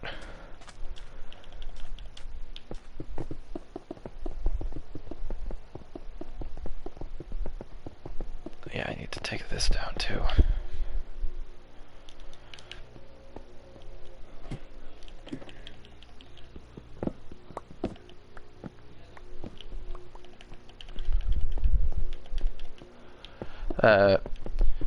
But yeah, it's like, it was always kind of weird in there as well. Like, the other comic shop I go to on a regular basis was always like a nice, clean, welcoming place. But this one was more like kind of awkward. Like, there'd usually only be one person in there. I think it was a brother and a sister who operated that place. But yeah, so back to the fact that they were moving. So they moved practically next door, almost. You could probably walk between the two comic shops if you really wanted to. It'd probably take like 30 minutes or something to walk between the two places. Like very close by.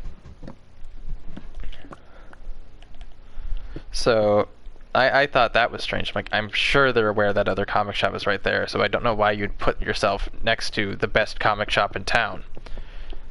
And sure, they weren't even the only comic shop in that original area either before they moved. They were the best in that other area, but to be fair, that wasn't saying much, because the other ones, I've only been to one of the other ones, wasn't very good either. So it's really strange to me that they would decide, let's move next to literally the best comic shop within like a 30-minute drive radius from where I live. So like within the entire city, they decided, yes, let's move directly next to our biggest competitor. Like we can compete with that. They can't. So they announced that. They pushed it back from like October to December. So December was their final like operating month in that original location. And then for the next 8 months,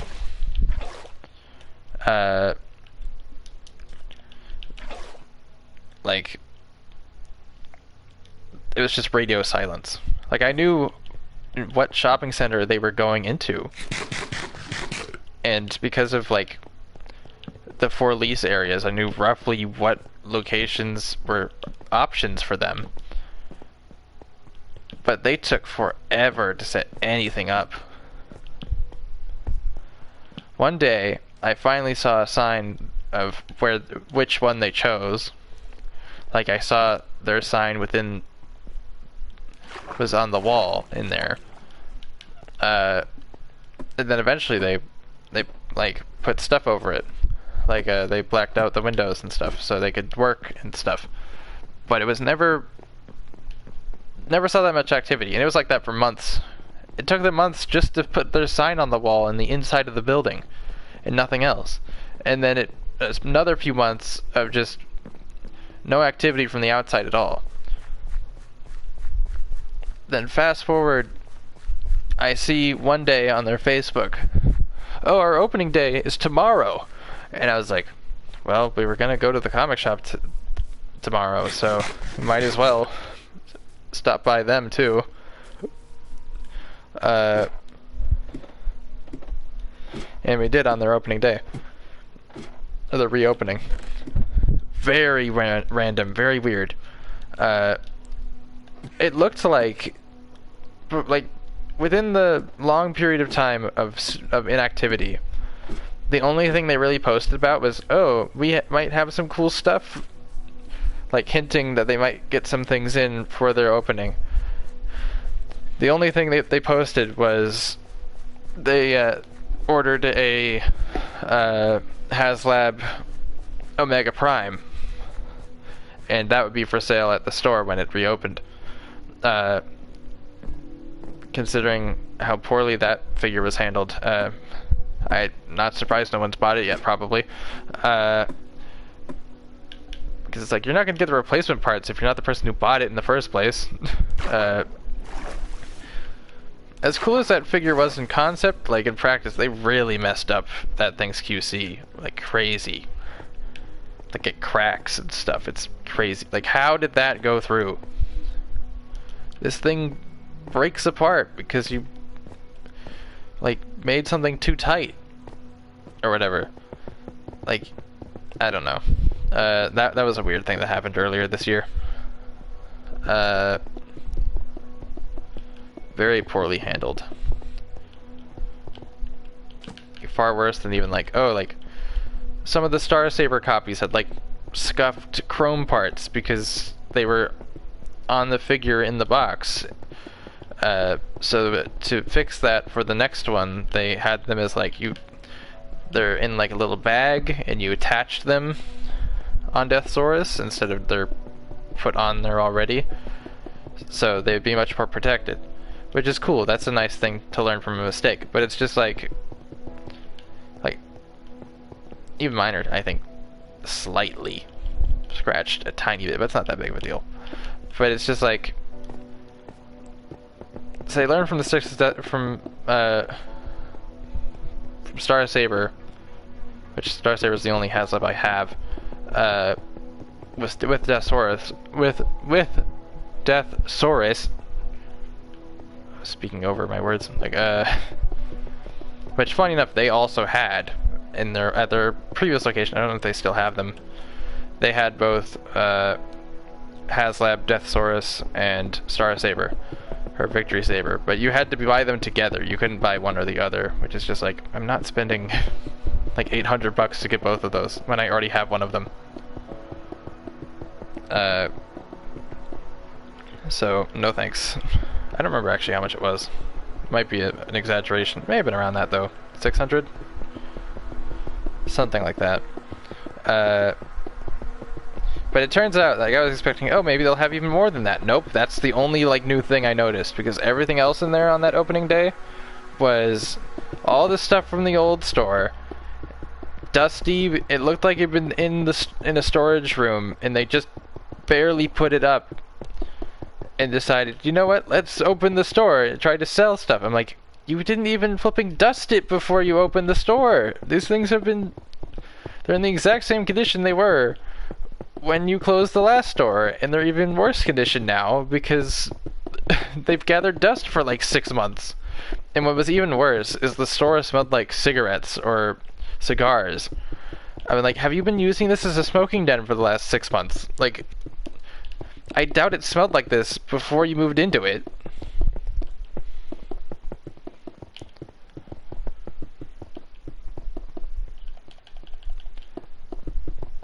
It's like nobody likes to buy things from eBay sellers that smoke.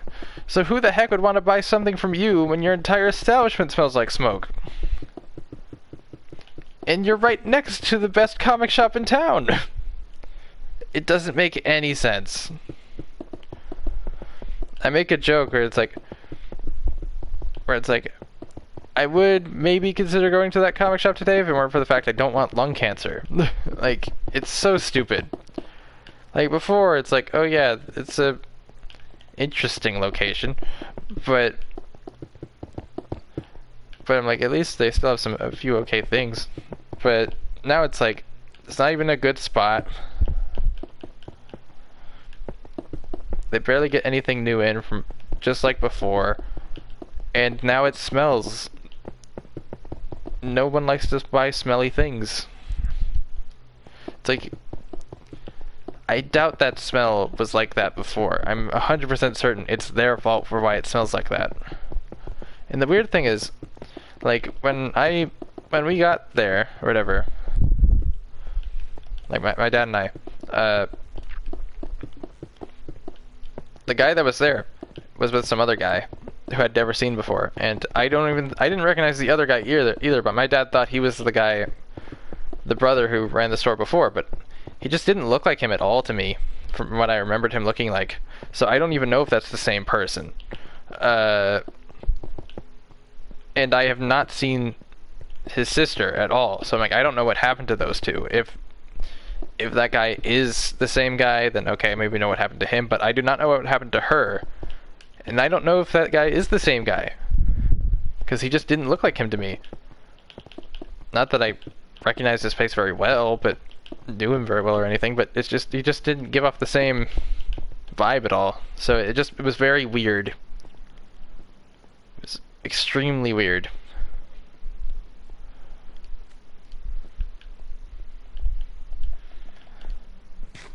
It's like, what the heck has happened in the last 8 months?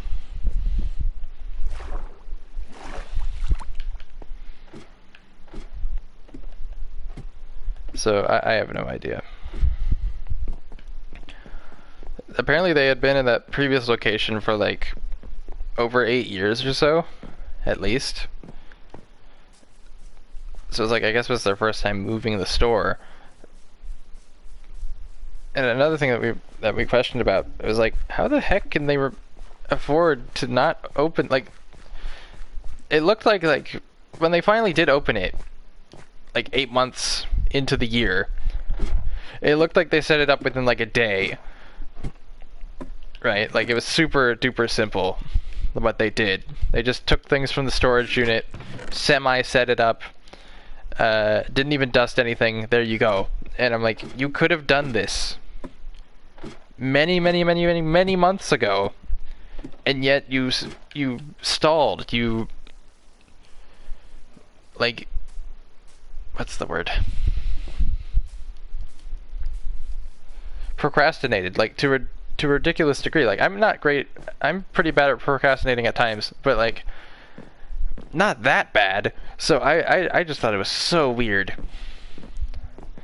It's like, they must have, like, I remember my dad theorized, like, they must have had, like, their parents die or something, or had some other form of income, because it's like, if this is, one, they barely sold anything there anyway, from what I remember. I remember, like, I think I only, in their previous location, it was like the final time we went there, or maybe the second to last, it was the only time I think I ever saw someone buy something from there when I was there. Like, a kid came in and bought, like, Earthrise G2 Megatron or something, and something else. I forget what else, but he bought a few Transformers. Some really young kid. And I was like, okay.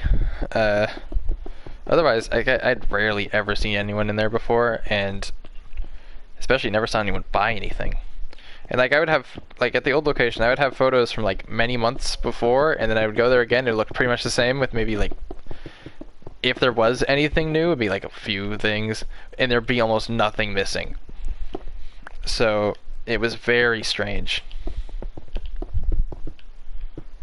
And sure, that's the thing with like comic or collector stores. Like things can linger there for a very long time. Like my local collectible store has had like the one that they moved next to for whatever reason has had a BotCon 2015 box set for $300, and they had it 350. Now it's at 300. They've had it there for a long time, like years, and still no one's bought it. Mostly because even I don't really care about all 5 of those figures. Like, sure, like Oil Master's kind of cool. Battle Trap's pretty cool, but kind of redundant when I have the Power of the Primes one. Even though I wish I didn't pay like $50 for it. Like I remember when I first started like using Hasbro Pulse, they had the Power of the Primes tailgate and road trap and what was battle something. Basically, the twist with Power of the Primes Battle Trap is he was 2 robots who combined together to make 1 robot instead of just 2 vehicles. So he was like a duo con. Like duo con. Like originally he was 2 vehicle modes, so a helicopter and a little like van or car. The helicopter would form the torso and the head, and the van would form the legs, but the car would form the legs. Power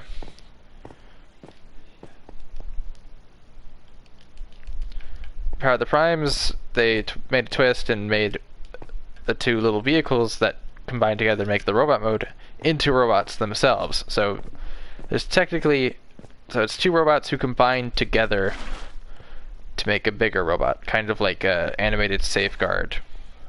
Kind of.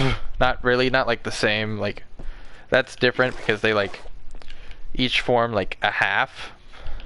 Those guys where they're like, sure they form a half, but not like a symmetrical half. Like one forms the top half, one forms the bottom half. Whereas like animated Safeguard, it literally forms the half. Like it's symmetrical combining. Like kind of like Gal Gaigar, which, speaking of which, I saw that Bandai had listed on P Bandai this morning an HG kit for one of the robots from that show, and I'm like, that's a little weird to me, because obviously I'm not fully aware of the legal rights to that show, but it was the final series, I think, in the Brave series, and Brave was pretty much Transformers replacement. When Transformers finally started to die down in Japan in like 1992-ish, it lasted a little longer in Japan. So from 1993 to 1990, like early 1995, from 1993, Takara started a new series called Brave, which is very similar to Transformers in terms it was robots who turned into vehicles. But it was a different series, and even some of them were originally planned to be Transformers toys, and they repainted a bunch of Transformers toys as well, and put that into that series and that toy line. So it's kind of strange to me that I'm like I guess I don't know who owns the anime rights, but Brave was 100% something Takara thought of. That is something they created. So I'm like, how does this work? Obviously Takara isn't doing anything with Brave right now. So I'm like, does Bandai somehow have the toy rights at the moment for that, even though it's a Takara created series? I kind of wonder. Because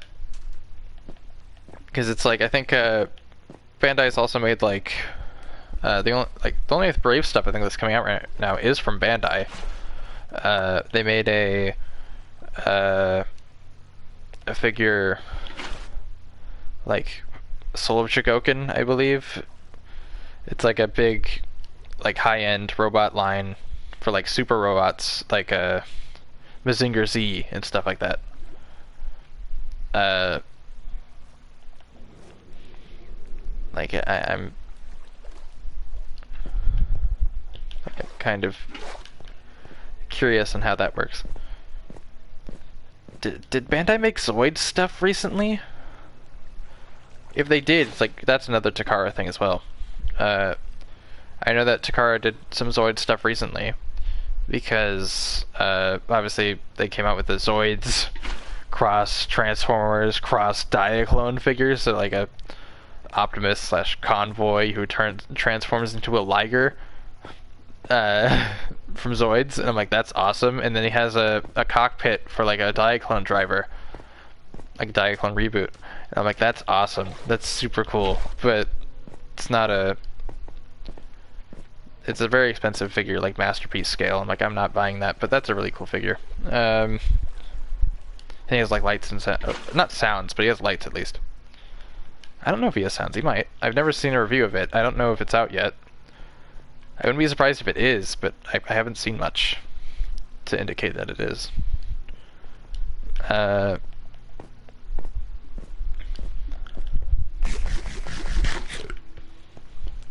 I haven't seen a review on the on like the T-Spark Lio Convoy. That figure got delayed a bunch, but I know it's out. I've seen it for sale on Mandarake, but it's basically just the Legacy Evolution Lio Convoy, but like made the way it was meant to be. Like they made it so much better. I don't know what the heck they did with Legacy Evolution Lio Convoy. That figure was so, like, it's a good figure at its core, but some of the aesthetic choices, like especially in the lion half, like what the heck were they thinking with that head? And the fact that they gave Nemesis Leo Prime the gun, but they didn't give regular Leo Prime the gun is so weird to me. Like, he doesn't have a weapon outside of like his built-in stuff, like his claws. And like, you didn't give him a gun even though this gun was obviously in the mold? That's very strange to me. And also the Leo Prime, the standard release, didn't have eye paint. Not that that would have looked good anyway, because that lion head looked weird to begin with. But they did give eye paint to Nemesis Leo Prime, and I'm like, why? I think you should have swapped these. Sure, they both had like anime-esque eyes in the anime, of course, but not giving one of them that and giving the other one that just looks very weird, especially when it would make more sense to me, at least, for Nemesis Leo Prime to have blank eyes. So it's so strange to me. Like, it's so weird. The problem is, like, do I want to get Nemesis Leo Prime? He was pretty easy to find, like, and he's still really cheap.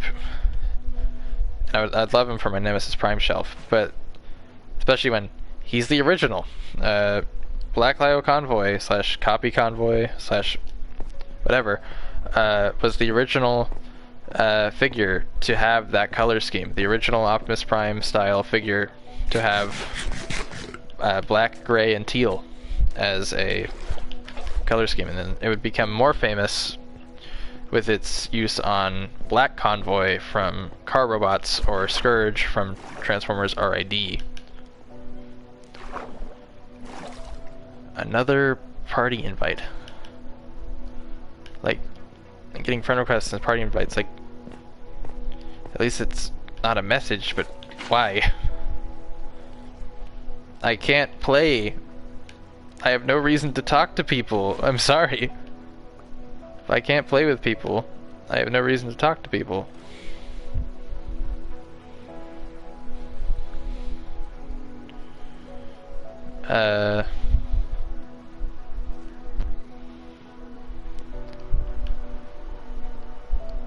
The thing is, it's like,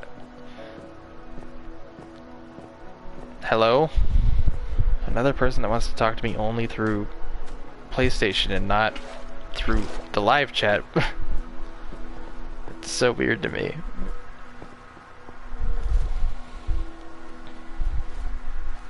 Like, I can read the live chat.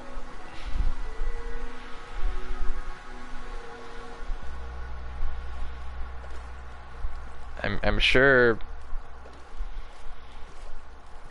like, you heard that I don't have, or maybe you've noticed, I don't have PS Plus, so I can't join a Minecraft world. And you can't join mine. So it's very strange for people to reach out to me like this.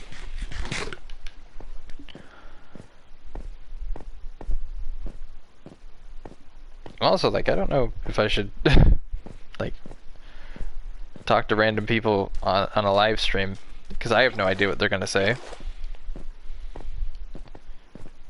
Sure, I don't make money on this stuff. I do this for fun, but it's like, if I ever did decide to get monetization on a stream or something, I'm like, I would rather not have bad things be said to risk that. And by the way, if you've noticed, I haven't said anything bad. It's not because I want to get monetized or anything, or whatever. It's like, because I don't get monetized because I haven't turned that on. I'm just like this. I don't say those types of things just because I choose not to.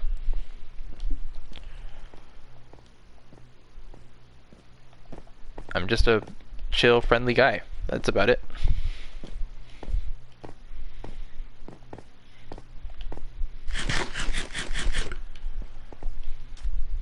I don't rage at games that often. Like, sure, like, in GBO 2, like, if I get stun locked or something, I get mad for a second. Not to a ridiculous degree. I just like, seriously?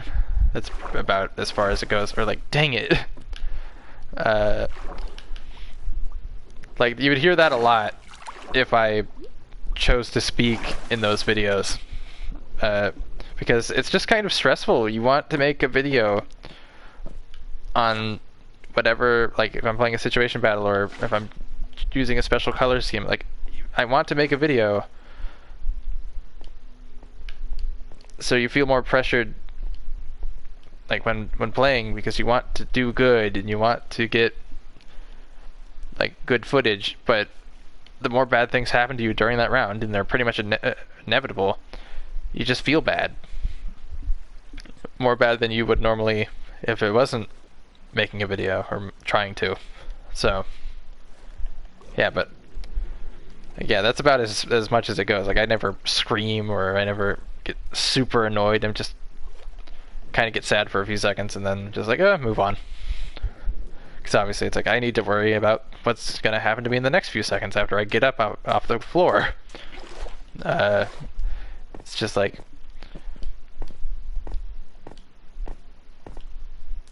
and sometimes I reflect that, like, if I ever add, like, text to a video, it's usually something along the lines of what I said.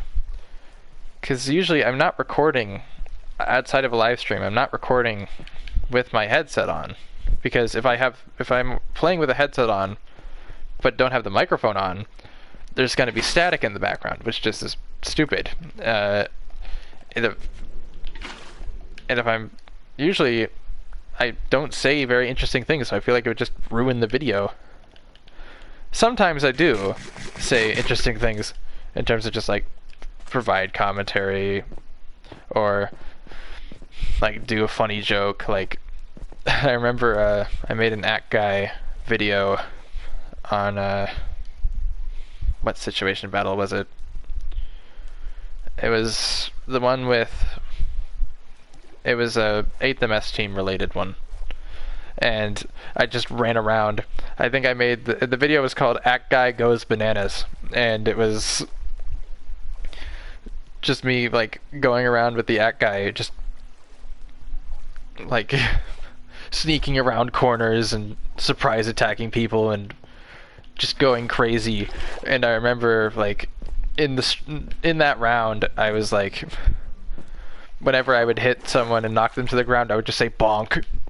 It was pretty funny to me. Like, I was laughing and having such a good time, and I'm like, I would have loved to have recorded that, But the thing is, those rounds with that funny, like, interaction with, well, not interaction, that funny dialogue from myself is so rare of a thing that it's just like, there's no point in recording it because it's like, I don't want stupid, like, if I can't remove the audio afterward if I don't like it, I don't want there to be just static or random things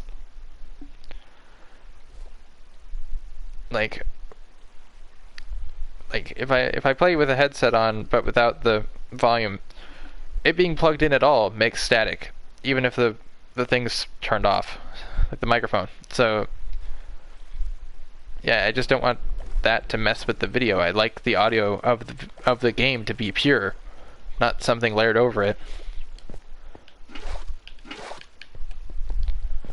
As a live stream, that's fine, but a proper video, no thank you. I'd like that to remain mostly the same. The only videos that aren't live streams that you would hear my voice in, really, it would either be a stream highlight, because that's technically a live stream, but also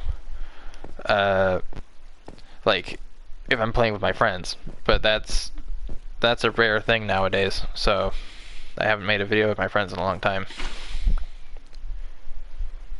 I rarely talk to them anyway, but they rarely talk to me. I'm more of a type of guy like, oh, if you reach out to me, I might consider playing, but I'm not going to reach out to others. I'm not that type of person.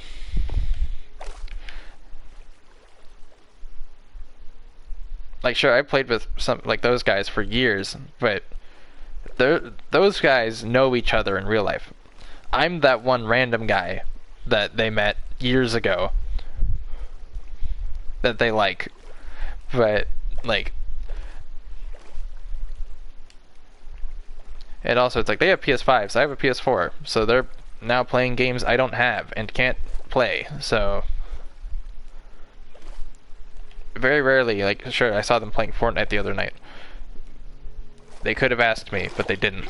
And I could have maybe said, sure, let me update the game, because I haven't updated it on purpose, really, in like months. I still have it installed, just haven't updated it. Like, I didn't play it all last season, or maybe even the season before that. And maybe even the season before that, so it's like... Alright, did I fill in all the water? No, I have one spot. Yeah, that's why I came back over here. One spot of water is all I need to fill in. Okay. Now to make it all even.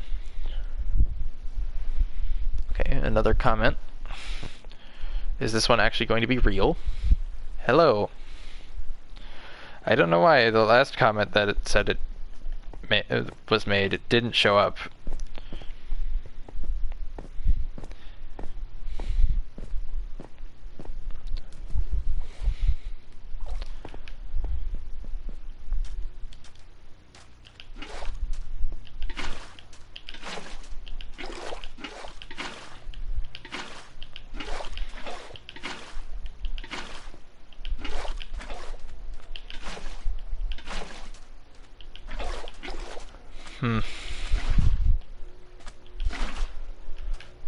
Like, I remember a few nights ago when my sister came into town for Thanksgiving,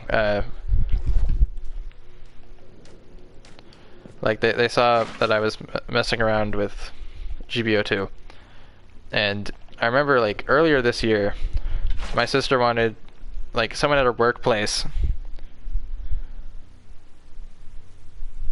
Okay.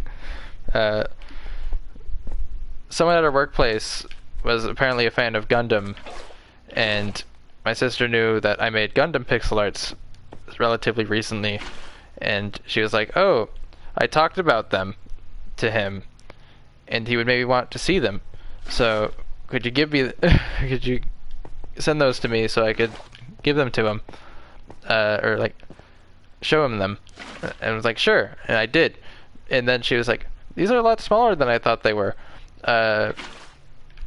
because she was confusing them with my Transformers ones, because she isn't very familiar with the differences.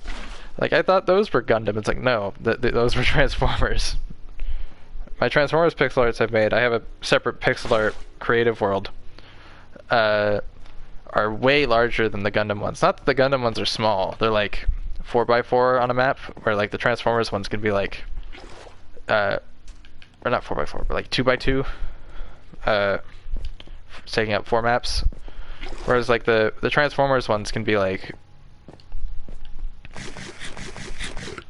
2x6, 3x6 plus, depending on like how big they are. So they're a little bigger. So I sent her, I was like, no, these are Transformers ones, these are the Gundam ones. If you're saying Gundam, then he probably asked for Gundam, so I sent her the Gundam ones. And I later asked, how did he feel about him? And he really liked him, apparently. And he shared him with like his friends and stuff, and apparently maybe they thought they were cool too. And I said like, oh, that's cool.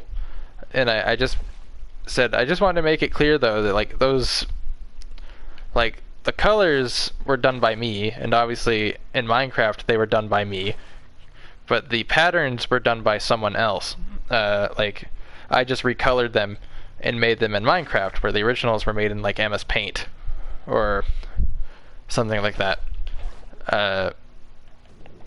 Some coloring program on a computer.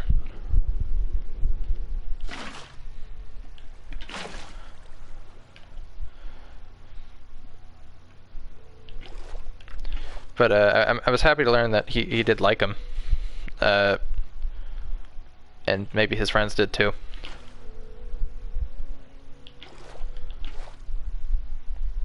How was my day? Pretty alright. Nothing super interesting, I guess. Like I got a haircut today, I guess. That's about it. I wanted to do other things, but like walk on the beach or something, but that didn't happen. That might be moved to another week. Weather wasn't very good for it. The high was like 58 Fahrenheit, not Celsius.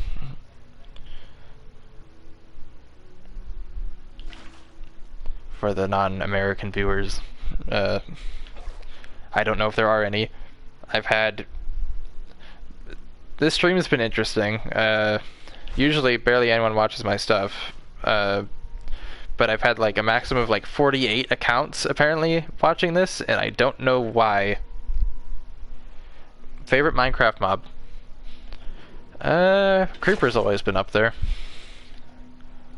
I don't know. Probably the Creeper, just aesthetically, and it's just very unique and interesting. It's the game's icon, so I guess it's like, it's kind of a generic answer, but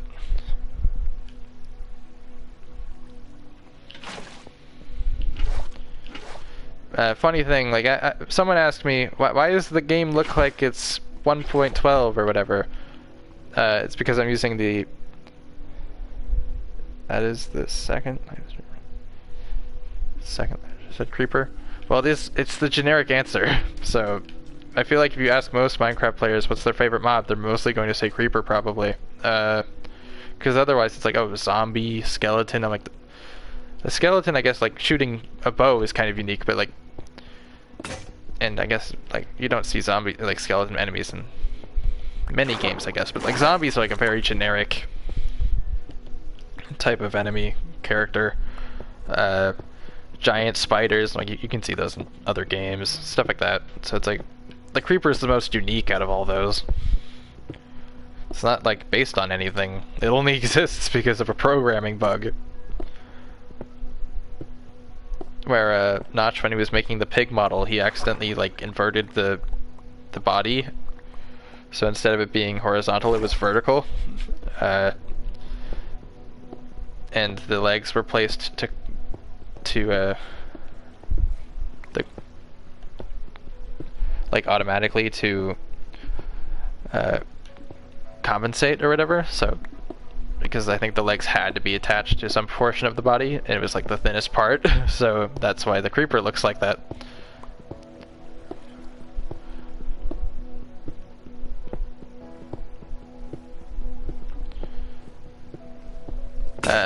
But oh yeah, that's right. reason I'm talking about that, one of the funny side effects of using older textures in the current version of Bedrock Edition, at least, is at least on PlayStation 4. I don't know if it's like this on other versions.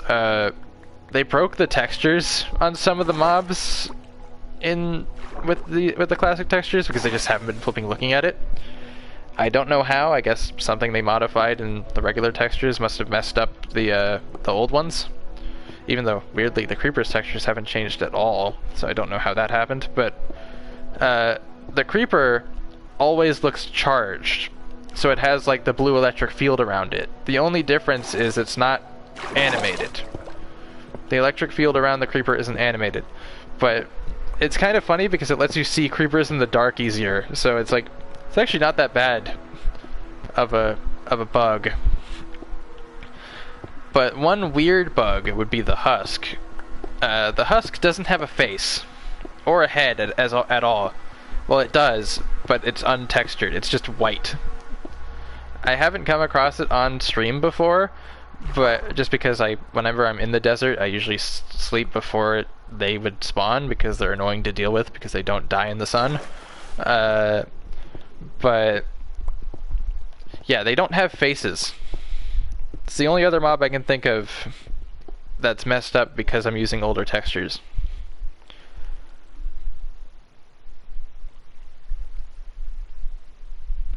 What? I'm getting a lot of messages, like invites to parties and friend requests and stuff, and it's just like, I kind of want to work on my project before I talk to random people. And it's understandable that it's not really the best idea to talk to random people on stream, because who knows what they'll say. Even though it doesn't matter because I don't get paid, because I don't have a monetization turned on or whatever, because it's like I don't get enough viewers for it to even matter. This stream's a weird rarity. Usually I get like 1 or 2 a maximum at a time. Still, this stream's a little weird to me because it's like, oh, barely anyone wants to, like, nobody outside of like the first guy wanted to talk. Like, over 70 of the comments on this stream are from one guy.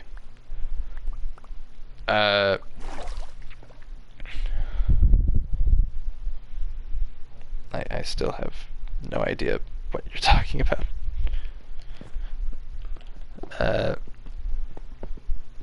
It's like I'm happy that people want to talk to me, like on PlayStation, like they want to talk to me one-on-one or whatever. But it's like I don't know what purpose, like why they want to ask me, because if they pay attention to my profile, there's no plus next to it. I can't play online. So I have no reason to talk to anyone.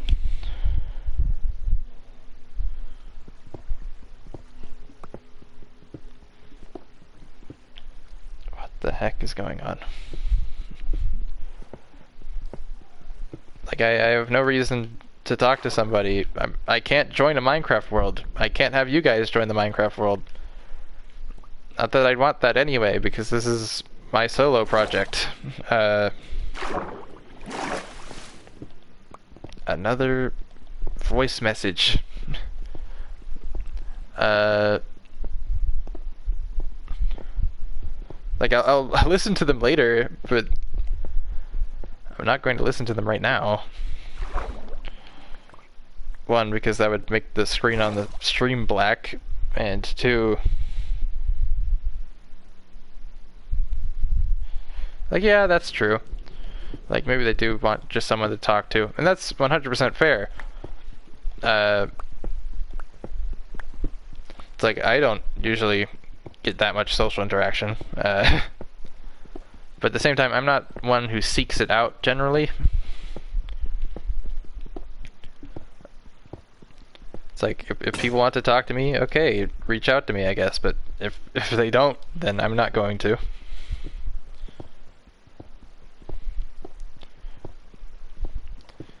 I don't want to intrude on people's lives.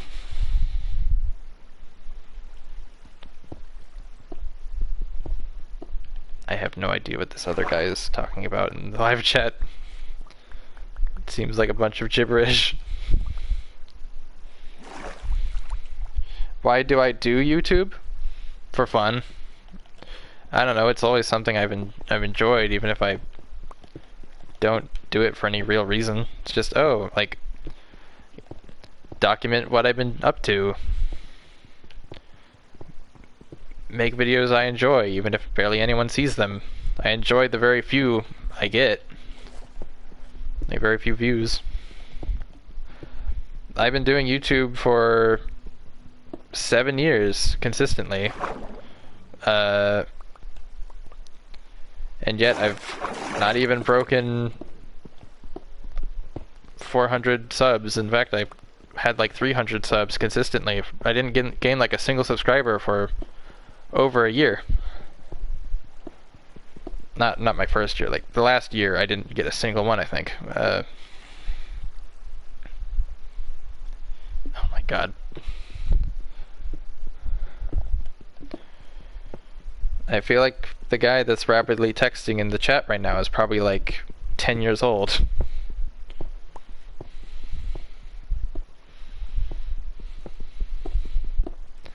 He certainly has the maturity of a 10-year-old because it's just random nonsense. Even at 10 years old, I don't think I was this random. To be fair, I was never the talkative type. At home, yeah, sure. But in a public place, if I wasn't surrounded by people I know and have learned to trust or like, I'm definitely an introvert. That's for sure.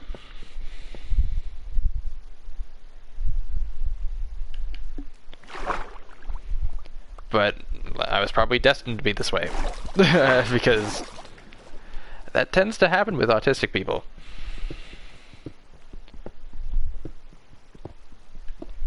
Not the bad kind, though. For anyone aware.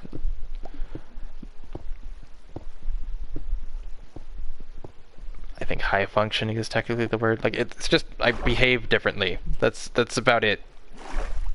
I'm not hindered in any way, shape, or form. What is my favorite movie? That is an interesting question. I'm not much of a movie guy. I haven't watched that many movies. Like, I keep getting it. Like, I know pop culture references, but I usually don't see the things they're from. Like, one of my favorite movies of all time would be, like, Star Wars Episode 3, Revenge of the Sith. Another one, which became 20 years old this year. Another one would be, well, Star Wars Episode 5. Jurassic Park, The Lost World Jurassic Park. Like, I don't know. I haven't watched all too many films, to be honest. Like, I don't, and I never really think of them consciously as a ranking if it's outside of like a series. Like, I can rank like what my favorite Jurassic Park movie is. I can rank what my favorite Star Wars movies are, but I can't say what they are above each other. Like, if I put them both, if I put both series into a ranking list or a tier list, I wouldn't be able to say that because I don't think of it that way. As a kid, I watched a lot of TV shows, but I wasn't much of a movie guy. Like, I loved Adventure Time. I loved Star Wars The Clone Wars. Star Wars Rebels was pretty good. What else? Regular Show was pretty funny. As a little kid, I liked SpongeBob, but I never watched it beyond like the first 2 seasons because that's all they would do. They would pretty much just rerun those episodes over and over again. To the point where if there were any episodes I saw from later seasons, I wouldn't be able to pick them out because like when I later learned like which episodes from SpongeBob I saw, they were always from like the first like 2-3 years. Like my childhood was a lot of rerun hours on like Cartoon Network or Nickelodeon. Like, I watched a lot of like 90s Cartoon Network shows, like Dexter's Laboratory or I guess Ed, Edd and Eddie counts as a 90s show. Like, yeah, it's late 90s, and it ended in, like, the late 2000s. It had a long run. I never got around to watching Dragon Ball when it was on TV. I saw it once, but I wasn't really sure what it was, so I didn't watch it. I never really got into it until I was older. I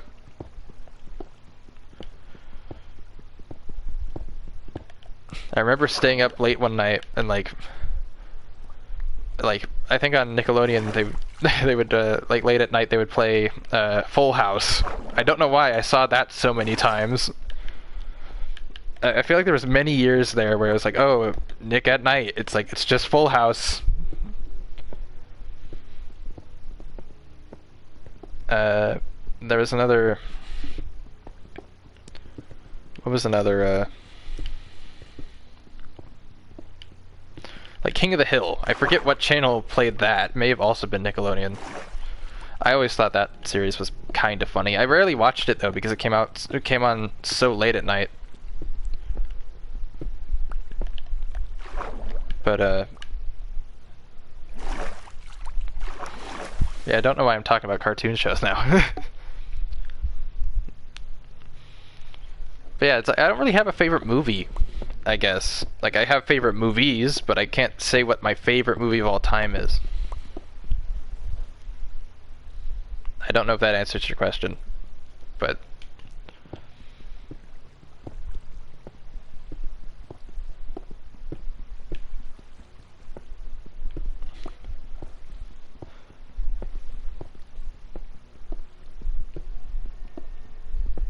I already talked about how I like Transformers Prime.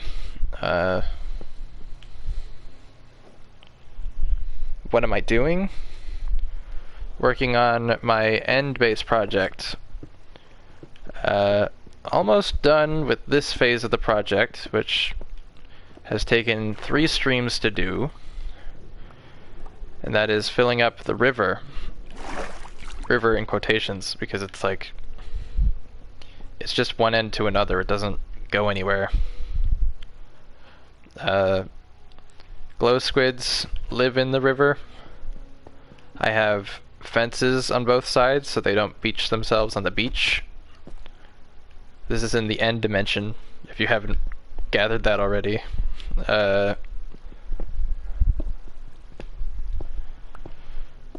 I did not bring the glow squids here. They spawn here. Basically, for glow squids to spawn in the overworld, they need to be at a certain depth, in water, of course, and with a roof over their head. So, like, underwater caves or standard caves. In the end, you can place water. Or you can place water. However, you can't do that in the nether, so I'm kind of curious. It's like, if you could, would they technically be allowed to spawn in the nether as well? It seems when programming the update that added them, at least in Bedrock Edition, it seems they didn't realize that those spawning condition rules didn't just apply to the overworld. So if you recreate those conditions in the end, they will spawn. At least in Bedrock Edition. This is not a bug that I see them fixing for a long time, because it doesn't hurt anything, and also they literally don't spawn naturally. You have to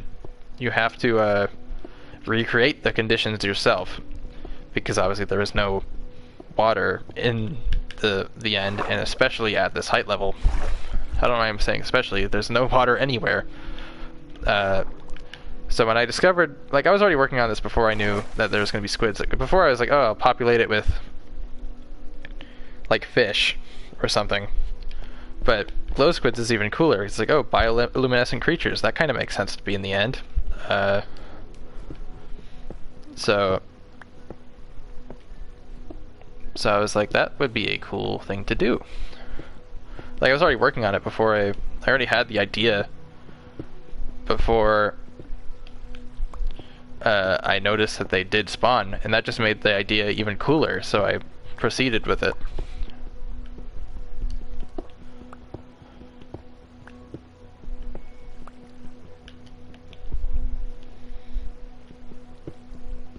That's pretty much the end to the answer, I guess. I've been working on this for, not the river part, though I have been working on it for quite a long time as well. I'm working on this part of the end base project for, and they'll respawn by themselves. I have them name tagged so they don't despawn, but under the bridge, so right under here, specifically on the edges, for whatever reason, I don't know why, they will spawn. Unfortunately, they won't spawn in the center. I don't know why. They would spawn here though, but there was a roof over this box, as you can see. There was a roof over it before. But they'll spawn under here. On the other side of the fence, and they'll spawn over there, also on the other side of the fence. Usually, I had them spawn here on that side once, but usually they spawn in like 1 or 2 to 3 around here on the sand parts, and if I don't move them quickly, they'll suffocate and die. They would usually always spawn on that side more often than this side, so I had like a hole in the fence, so I would push them through, and I pushed 10 through eventually over time, and there is 10 squids in here, name tagged, but they're out of render distance because I pushed them further away, because I was like, I don't know if more squids will spawn if there's a bunch around where they will spawn, so I pushed them away so they wouldn't be registered, so more would hopefully spawn. So there's 9 other squids in there, assuming that's one of the name tagged ones, which I'm sure it is. And there's 8 in there, making a total for 18. No more squids spawned in here after I got 8 in there. I don't know why. Like, I kept checking for weeks, and they just, no more showed up after a while. Like, some would, I think it's first started out with like 2 or 3 in there, then the next few days it was like, it increased to like 5 or 6, and then a few weeks later 2 more spawned in that little holding pen area. I'm definitely gonna need more pickaxes. But yeah, so they do spawn naturally, but the fences are there so that they don't get to a dangerous area, and they're name tagged so they don't despawn. And the water is high enough so they don't die, because they would die if this water was just this high anyway, because that's it doesn't matter if they touch the sand. If it's in a 1 deep area, they will die. So eventually, give them enough time, they will somehow do it, even though it doesn't really make much sense. So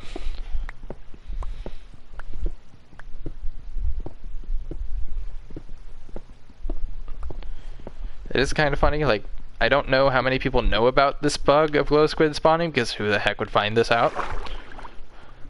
And it's not useful at all. It's not game breaking. It's not whatever. It just exists. And like, it is kind of funny to be like, if you look up, do glow squid spawn in the end? Like, Google is going to say no, but that's not true. Yeah, the answer is yes, but not naturally. Like, you have to make them spawn. They can spawn, the code will allow them to, but you have to give them the conditions that they need.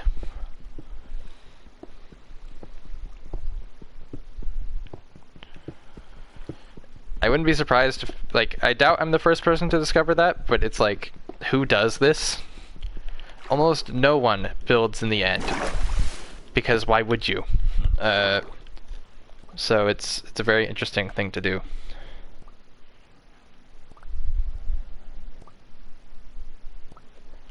I have no idea what that is.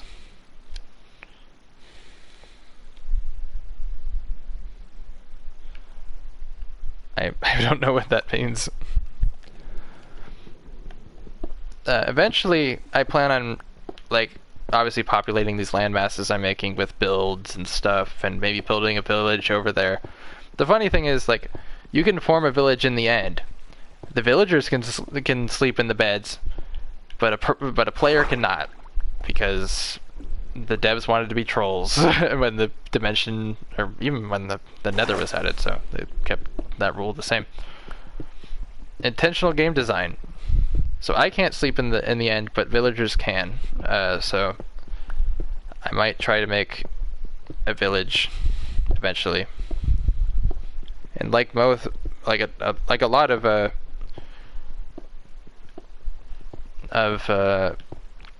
strongholds, the one that I have is underneath a village, so it wouldn't be that difficult to get villagers in here. It would be pretty difficult to get them over here, but it wouldn't be difficult to get them into the dimension itself.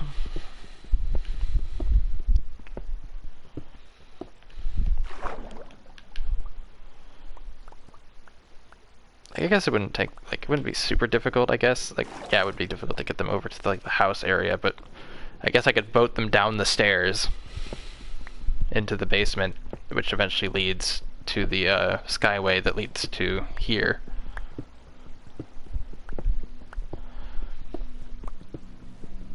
It's just time consuming. It's not like a super difficult task.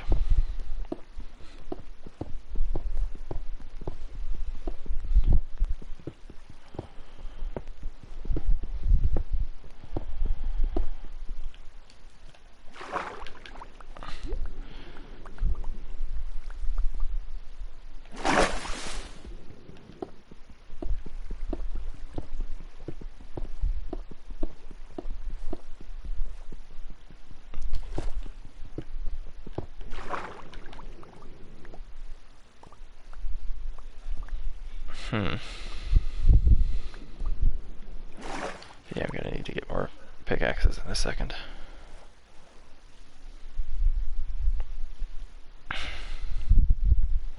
Almost done though. After I do this, I'll break these walls down and then break this box. Well, I do that, then I need to break the walls down, then finish the fences on both ends, and then break the box.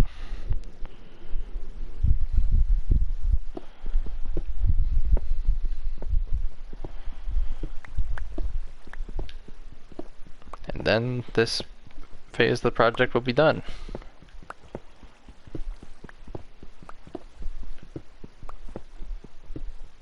And then I can finally move on to building landmasses again.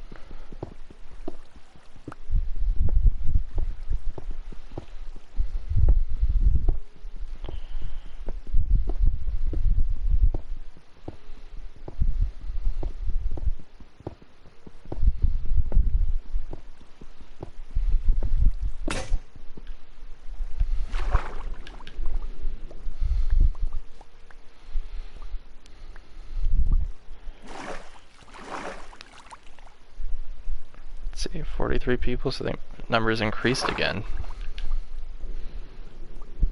I wonder why this stream became so active. Okay, I need to get more pickaxes.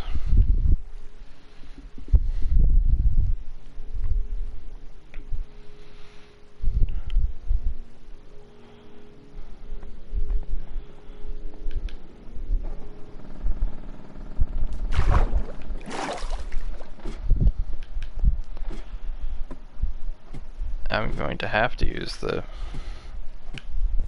lower bridge entrances and exits if I want to get down there. For now, obviously, I plan on making a better way down eventually, but looks pretty good so far.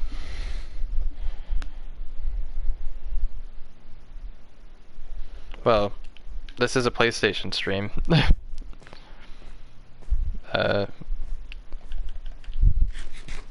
Like, I guess, yeah, there's not like that many people streaming on PlayStation, but at the same time, I don't know how many people watch live streams on PlayStation.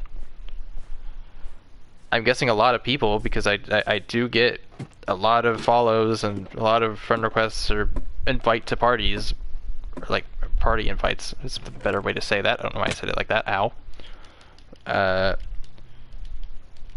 but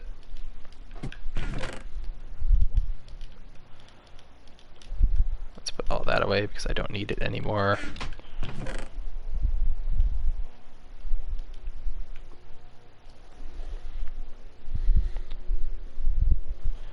But it's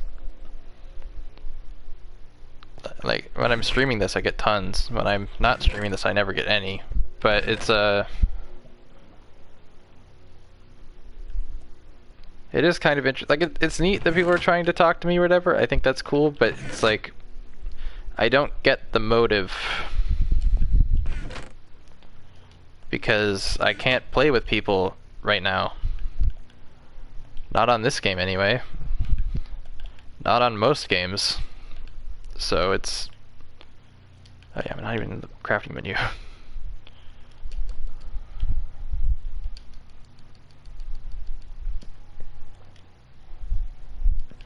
I don't need this water bucket. I don't know why I still have these. Like, get rid of these.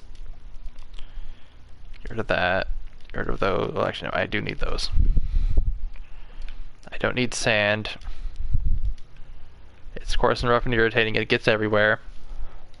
Don't need the backs.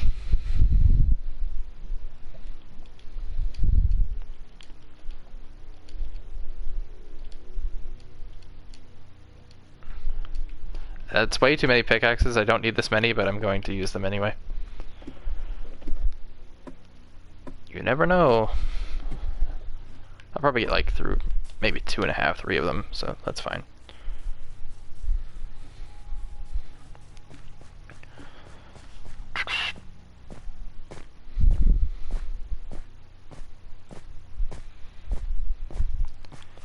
The only weird thing about this stream is just like how inactive, maybe a lot of viewers potentially, but they just don't say anything. You watched Hazbin Hotel. I've heard a lot about it. I've seen things about it, but I've never watched it. I know what it's about to a degree. Oh, wait, did I literally? I forgot. Did I put away my food, or did I run out? I'm going to go check. It's obviously about a hotel in hell, I believe, and obviously the people who go to this hotel are, well, has-beens. So that's the whole thing. But I've never watched it. I don't watch that many things. I don't like. I watched a lot of TV shows when I was younger, but I don't watch that many things, either movies or TV shows nowadays. I've seen a bunch of things about different things, but I've just never gotten around to watching them. It's like I don't have the time to, well, I have plenty of time, of course, but I don't, I don't have, it's like, I don't know, it might be on like Amazon Prime or something. I could probably watch it, but I just haven't gotten around to it. Do I not have any food left? No. Okay, let's go get food. Time to go back to the main island to collect at least some watermelons. Like, I've heard it's good. I don't know, it's probably on its like 3rd season at least. It's been around for a while.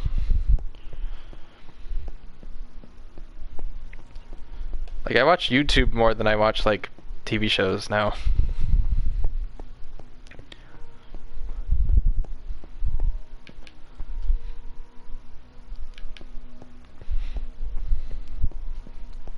It's like I love watching like either like figure reviews or let's plays or like things like Dragon Ball Z Abridged. If you've never watched that, you need to watch that. It is so funny. It's on a 2nd season? I would have thought I'd been on a 3rd one by now. Maybe it's just because I've heard so much about it. Or Hellsinger Bridge. That's another great series by the same people.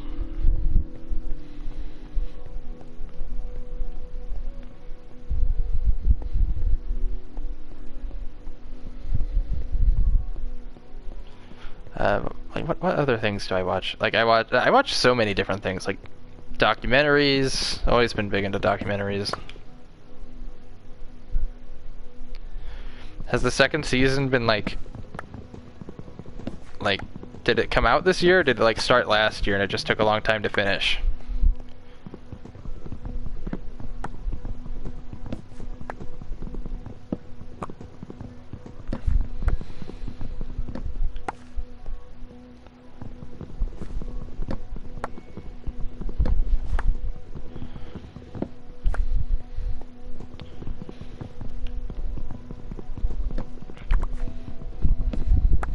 I feel like I've heard about that show for years. Okay, that's good. I don't think I need to grab any bread.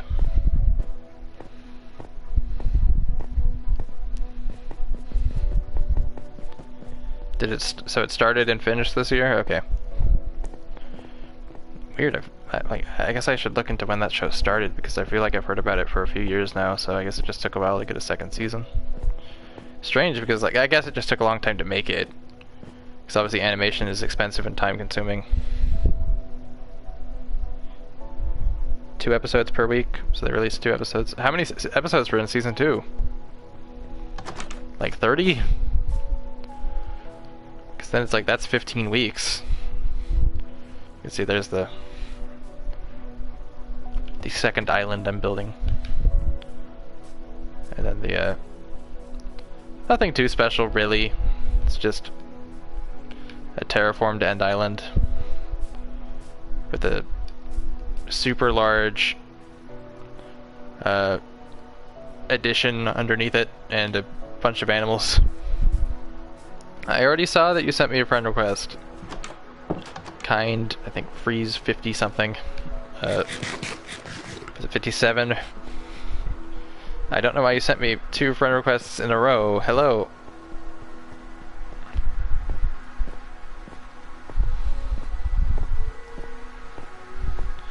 Another person to text me directly.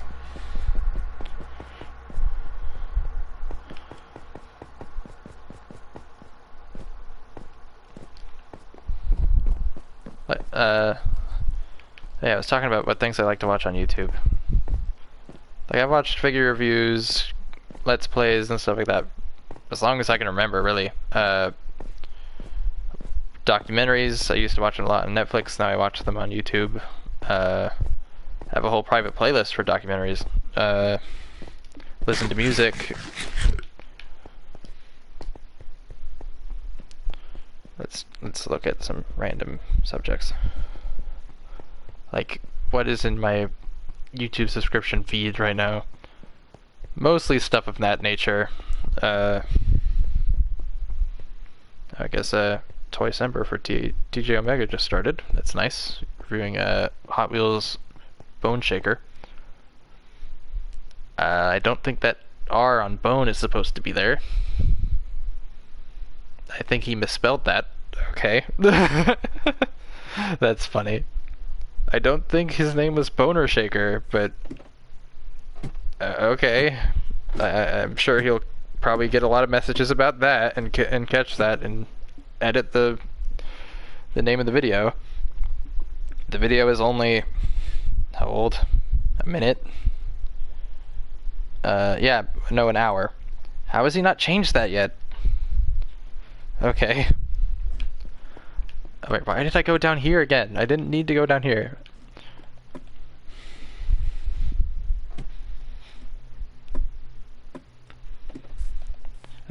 Speaking of like misspellings or whatever, I saw a it's sometimes funny when I see a like a news article, and it was, I don't have PS Plus, so it's not like you could join me anyway. I'll maybe consider it, but I have no real reason to right at the moment. Yeah, so ABC News, I saw a news article pop up while scrolling on YouTube, and it was Ethiopian volcano erupts for first time in recorded history. a day later they re-uploaded that image, but it corrected it to Ethiopian volcano erupts for the first time in recorded history. And I'm just like, how did you say first time twice? How did you do that? And instead of catching it like instantly, you waited a day to delete the other one and upload it again. How did you not catch that beforehand? You could have, like,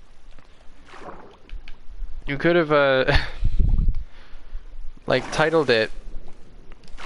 Like, I can't imagine it takes that long. You had the assets already. Just go back into the original, like, thing, delete some of the text, finish that image again, and then send it out again. I'm like, it doesn't take an eternity to do that and post that to YouTube. So, I thought that was weird.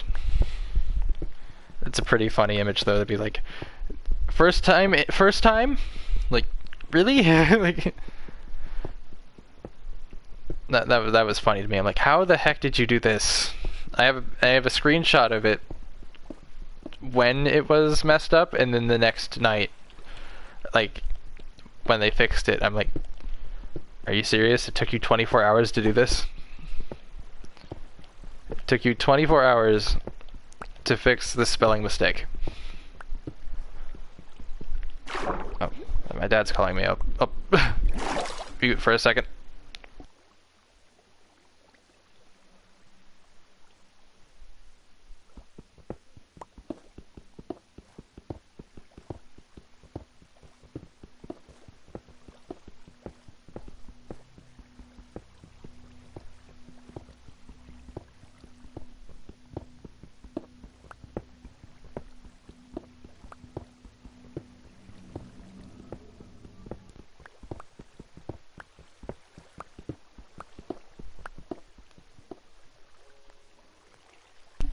Okay, that was nothing that important. Just saying he was gonna arrive late. Come back home from work late tonight. Because he's going on a date, I guess. Good for him. I don't know who he's with, though. Not that it matters to me.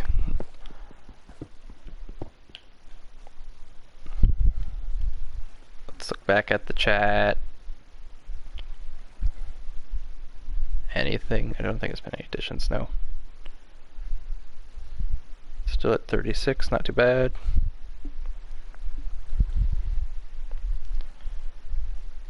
Like, I've been watching a lot more Achievement Hunter stuff lately. Just getting back into watching that again. Always funny. Too bad Rooster Teeth, well, it exists again, but they're not going to make stuff like that anymore. I don't know if they're going to make anything new. I don't know what the deal is with current Rooster Teeth besides, like, oh, we're going to keep the channels up, which I'm happy about. They're going to, like, one of the cool things about Rooster Teeth coming back was they decided, okay, we're going to make all of the videos that were once, like, for a little while they decided to, like, near the end, they made, like, all the Red vs. Blue content outside of, like, the first season and, like, some of the later season stuff. Later seasons, for, like, members only or whatever. I'm like, these have been public for years. Why did you do this? Like, I already added them to, like, a playlist before that.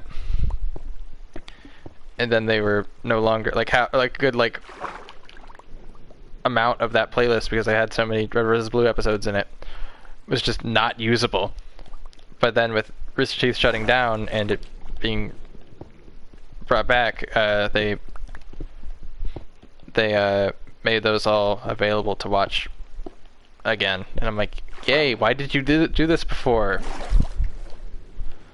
I feel like you would make more money from ad revenue from just letting people watch it. People rewatch this stuff all the time. I don't know.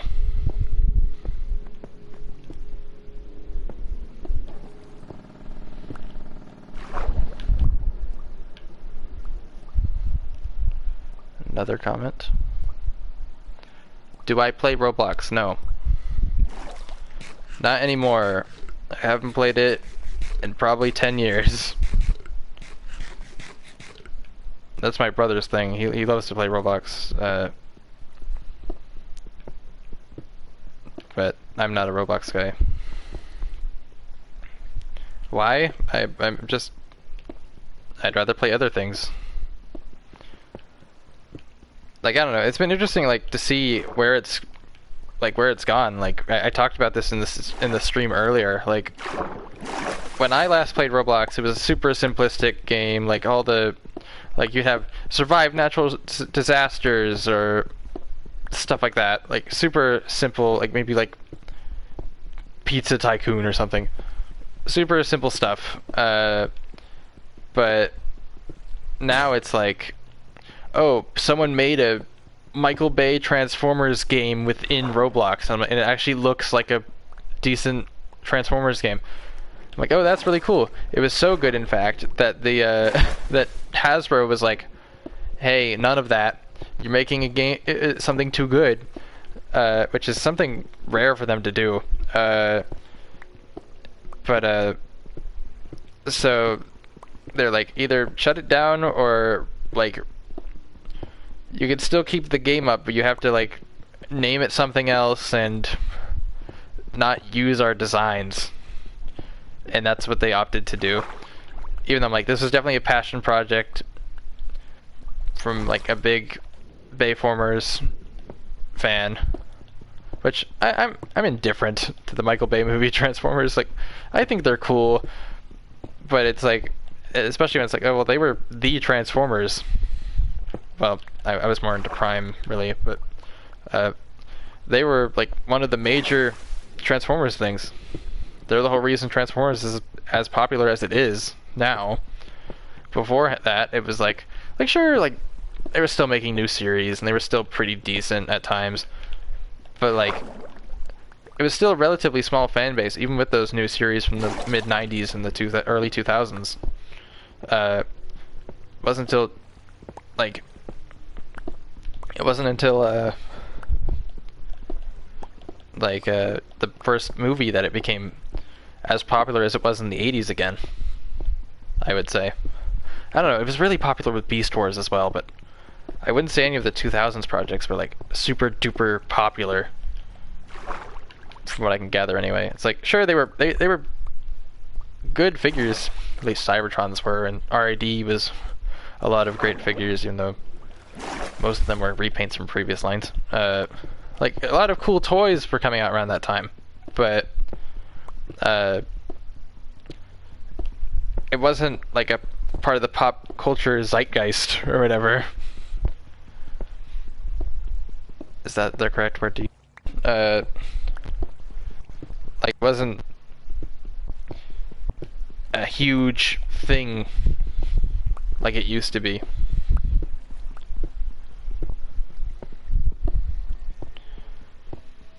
Like, they weren't like Emmy winning kind of stuff. Like, the original Transformers series, I don't think ever won an Emmy. It was just like, oh, it's a super popular cartoon show and really cool toys. Then Beast Wars was an amazing TV show for its time and really interesting new spin on the franchise. So, and it got Emmys because it was like the first. Well, it was technically made by a Canadian studio, but it was one of the first, not the first, fully 3D animated TV show to air in the US specifically. It wasn't like, I think it was like the second or third one ever made. I think, no, it was the second one to ever release in the US, because the first one was Reboot, made by the same studio. That's right. Do I play Fortnite? Yes. I don't play it much anymore. I haven't played it in like 4 or 5 months, but I still have it downloaded, though I haven't updated it in forever. I didn't play the last few seasons. I've played it. The first time I played it, I first became aware of that game when it was just the PvE mode, when it was handed out to like H2O Delirious and stuff like that, for like to make a quick sponsored video on. And then fast forward many months later into near the end of the year, I see like some battle royale videos on it, but I was like, one, I didn't connect that this was the same game as the thing I saw many months before, because I was like, this looks so different, and I wasn't really thinking about it. And then I didn't even know it was a free game, because free-to-play games were such a new concept to me. Like, if I was even aware of free-to-play games outside of like an iPhone, like when I think free-to-play, I think like Jetpack Joyride. I don't think like a cool shooter on a console. So I still thought it was like, oh, is this a game you have to pay for? Well, I don't really buy that many games, so even though I was aware of it during Season 1, I didn't play it because I thought, oh, I probably had to pay for it. And it was like, it looked interesting, but it wasn't like something that really drew my eye a lot. Then I finally played it, like not long after Season 2 came out, like just before the first ever, like either just before or just as the first ever Christmas update to the game came out. The mini shields were added to the game, like those were being advertised as a new item when I first played the game. And I think that was the update that got rid of like a lot of like the electric traps and stuff. So I never got to use those in a battle royale setting. I did play Save the World later. I bought Save the World before it became free. I played through pretty much the whole campaign, which isn't saying much because, like, sure, like it's like 3/4 of the campaign are there, but they stopped development on it because it just wasn't making any money or whatever. So, like it was, sure they still add things to it occasionally, but probably as like a skeleton crew working on that mode. Whereas, like it's so weird. It's like this is what the game was meant to be. This is what they worked on for over 6 years, from 2011 to 2017 to actually to 2018, maybe 2019. And then, like, out of nowhere, an experimental mode that, like, a small group of the devs cooked up became so popular that it took all of their, most of their dev team to work on, leaving very few people to work on what the game was meant to be. And now it's like, most people don't even associate it with Fortnite, with what Fortnite's supposed to be, and that's a PvE zombie survival game.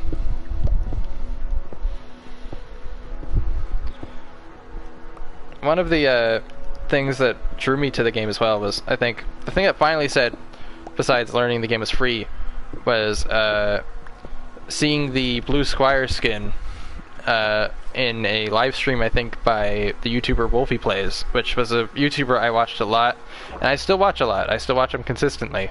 I found him around the time he started making videos in 2016 on like the Plants vs. Zombies Garden Warfare series. One of my favorite video game series of all time. Loved the first game. I liked the second game, but I didn't like it as much as the first game. And I've made videos on both myself. Though I played on PS3 for the first game, so I didn't get to transfer my stuff, so I had to do all that stuff all over again, and I didn't get any rewards for being a high rank in the first game. Because even though I think I joined when that was still possible to transfer your data or whatever between the games, to transfer like what was your rank in the first game? How many characters did you have? Stuff like that. I didn't do it because I have 2 different PSN accounts between the 2 systems, between the 2 consoles. And I wanted a new PSN account because the other one was my dad's. So I wanted to have my own PSN account. Do I play Hollow Knight? No. I've never played it. I think I have it as like a PS Plus download, like possible. So if I get PS Plus again, I think I could download it, but I've never played it. I know that Silk Song was a huge thing at the beginning of this year, like that finally getting a sequel or whatever. Like it's been in development hell forever. People were barely hearing anything, and it just casually showing up in the Switch 2 like reveal lineup kind of thing was massive. though I didn't really get it because I wasn't paying attention to it.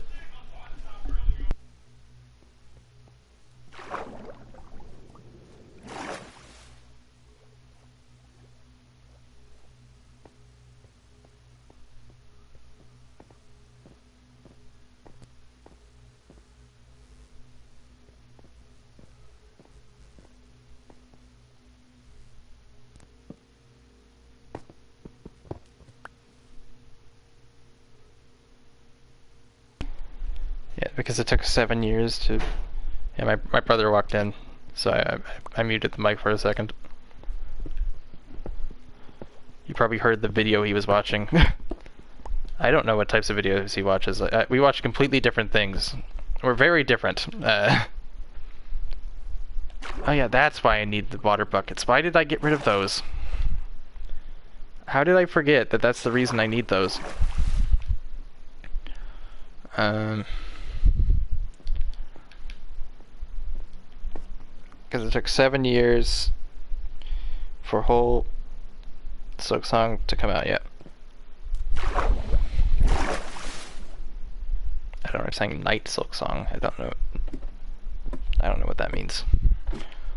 But, or like, I mean just Hollow Knight Silk Song. That's probably what you meant, instead of like whole, you meant hollow. Like, I don't know, maybe I'll give it a try someday. Like, I'm not like the biggest gamer in the world either. Like, I've played some games, but like, I'm on a PS4 right now, and the main reason for that is just because I'm very limited in what games I've played and what games I know I'll like. So, and many of the games that I like haven't gotten sequels. Like, I want a Battlefront 3, and I know if they made one, it would probably be on the next system, especially now, since they don't even make PS4 games, I think, now. But they won't make that. I would like, I don't know, I'm trying to think what other games I would like. Like, there just hasn't been that many games announced for the modern systems that I care for, and the fact that I can play with people who are on PS5, as long as it's a game that also works on PS4, then I have no reason to get a PS5. Like, I have a PS4 Pro. I've had it since like the year they came out. Got it really early on, like with my birthday money I saved for like a year or two. Like birthday and Christmas money I saved for a little bit. Bought it from a GameStop.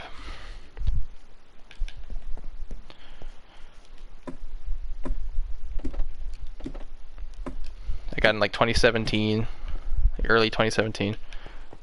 So it's like one of my favorite games. Like, the reason I bought a PS4 was because, well, I was like, Garden Warfare 2 isn't on PS3, and the new Battlefront looks really cool, so I'd like to play that.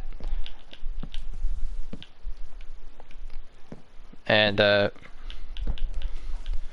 so I did that. I got it for the Battlefront series and Garden Warfare 2, even though I definitely played a lot more Battlefront than Garden Warfare 2. Well, I played them both evenly, but nowadays, if I were to re-download either of those games, it would be Battlefront. Like, the only, like, two... Like, I have very few physical PS4 games. I had so many physical PS5, 3 games. Not PS5, I don't have any PS5 games. The only two... Like, I got a few more. Like, my sister got a physical PS4 game, because early on, she would maybe use my console sometimes. My brother, I don't know if he bought like a lacrosse game on here because he really was into lacrosse when he was younger.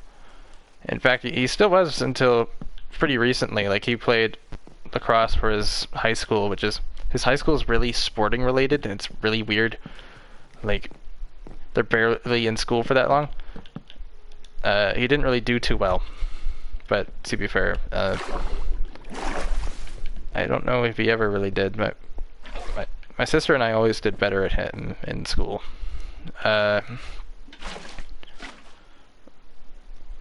Anyway, so he's doing online school now, even though he could drive to his school, but he would only be there for like a few hours because most of their work is like, they're a lot more sports related. Like you have to be good at sports to even get into that school or something, and he's like one of the best people at lacrosse around here, which I don't know how many people play lacrosse around here, but that's probably a pretty good accolade. But it's just kind of interesting how that went. Like he decided, you know what, I'd rather not keep visiting other cities to or other towns to keep doing this. Like after many years of doing this for so long, he decided to give up on that, which I find interesting. I don't know how he's doing school-wise now. I hope he's doing a little better, but I don't hear my parents complaining about his, like, seeing his, like, scores and being, like, annoyed at it anymore. Like, so he must be doing something better this time, but it's just, it's interesting.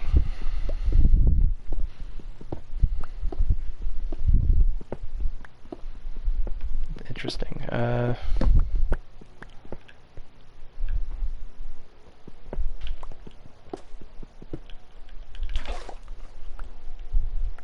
So that's this side of the fence done.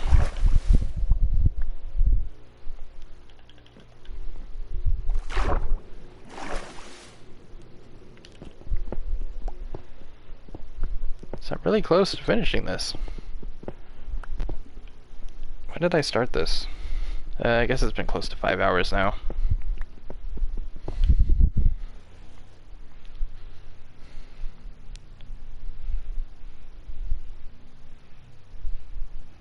Bed of roses or bed of nails? Neither, I guess. I don't know. Like, obviously, like, I think there's, like, the whole, like, if it's a bed of nails, there's, like, pressure points. Like, there's a reason, like, some people can, like, lay on those and not really get hurt. But where bed of roses just, like, sounds like it just wouldn't, like, neither would be that comfortable, obviously, because, but it's just, like, it would feel like it would crumple underneath you, so it wouldn't even be that good of a support. So I don't really know how to answer that, personally. Neither would be, like, that comfortable, I think. Okay, before I break that part of the wall, I need to finish this side of the fence. And then I can break the walls down.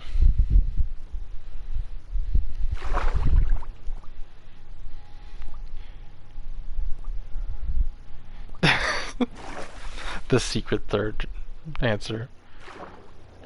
What, because I thought about it logically and that neither of them are good choices?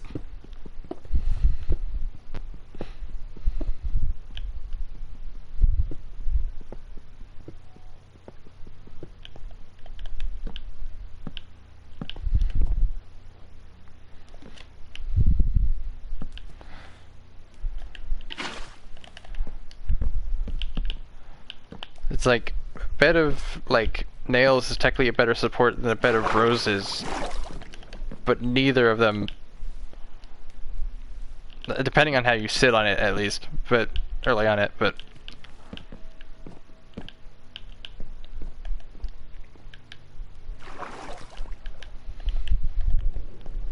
and then it's like, if you have, like, allergies or whatever, you'd rather go with nails than roses, but I don't have allergies to that. Well, I do cough a lot during the spring because of pollen or whatever, but I wouldn't say that's an allergy, really.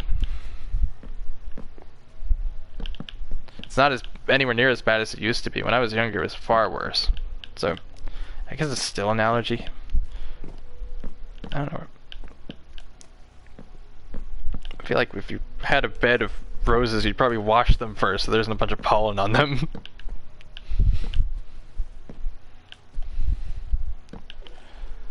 Like, I remember, I think when I was younger, I think another story where I was at my grandfather's house, I think, the one I mentioned before, which I don't know if you were before. I remember it was during like the summer or spring, and my like my like eyes sealed shut because of allergies or whatever. Like my eyelashes fused together, and I had to like rub them a ton until they opened up.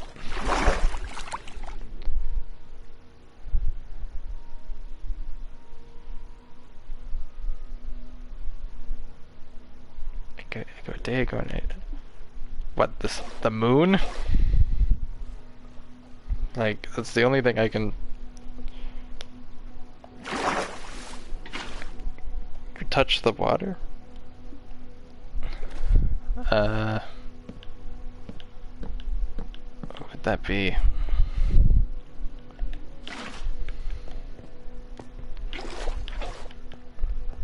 I'm not really a riddle guy.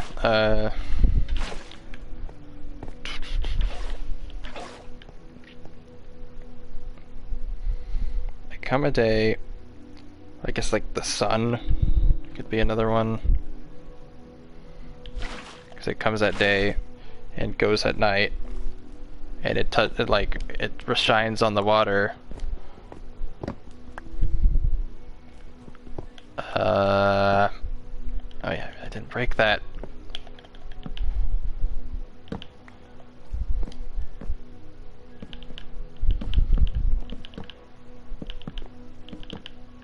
I feel like it'd be super obvious, but I don't think I know this. I'm trying to think. It comes at day, touches water, but doesn't get wet. It's like, I don't, like a fish is already wet. Like it, so it wouldn't be a fish of some sort. I don't think the tide would be that because it is water.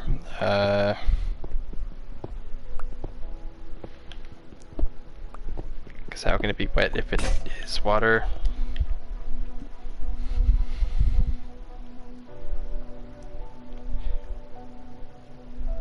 It's black. Well, the night, but I don't think.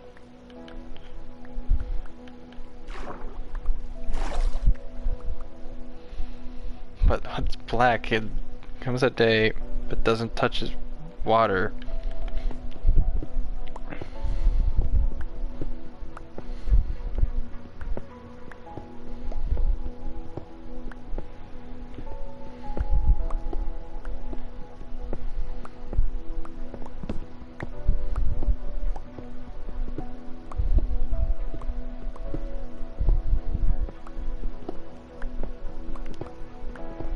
Touch water, but don't get wet.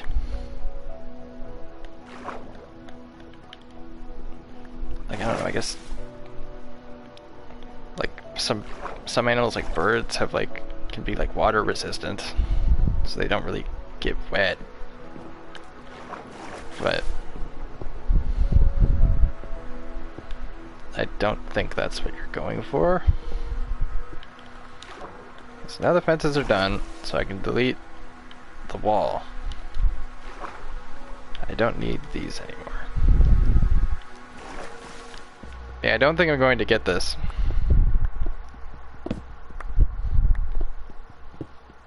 Like, I've thought about it, but I can't think of an answer.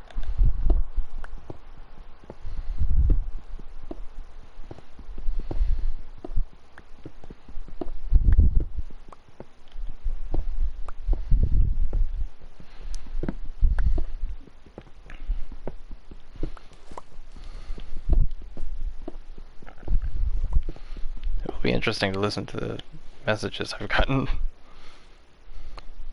Do I give up? Sure. Like I feel like I like may have gotten close, but I'm like I can't really think of what, like, I guess a wetsuit.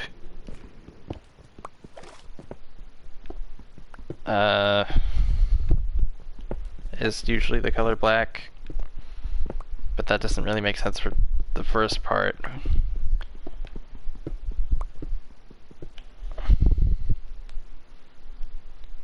Oh, the shadow. It's like it's well, the shadow has to, I guess, shadow has to be cast from an object. So would a shadow touch the water if there isn't something standing over the water? I guess the night itself is kind of like a shadow. It's like you're facing away from the sun. So it's like the Earth's shadow, I guess.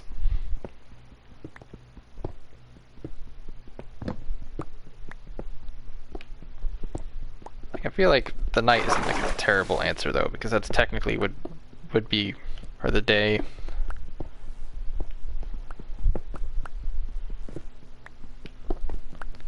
It's like if it's a day. What was the riddle? I come a day, I go at night. Well, yeah, there's no shadows at night, and they are there during the day. So yeah, that kind of makes sense. That kind of makes sense. It's a funny thing about end water, you can't see anything when you're in it. Okay.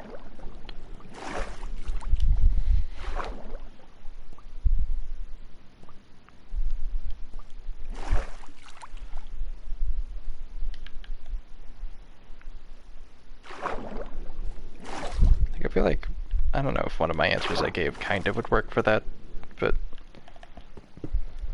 it's not a bad riddle.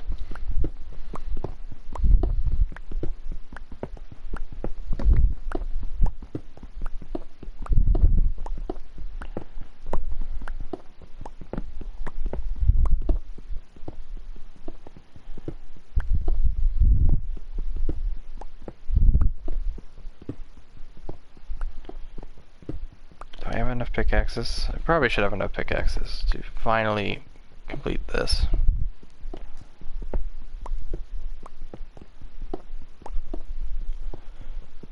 Is there anything else I was going to talk about today?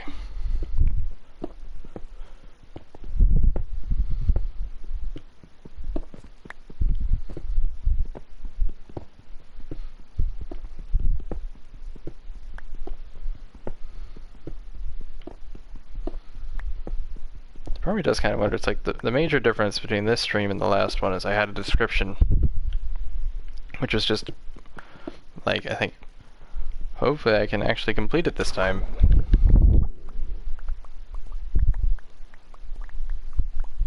And I will be able to. Assuming the game doesn't crash and end the stream prematurely.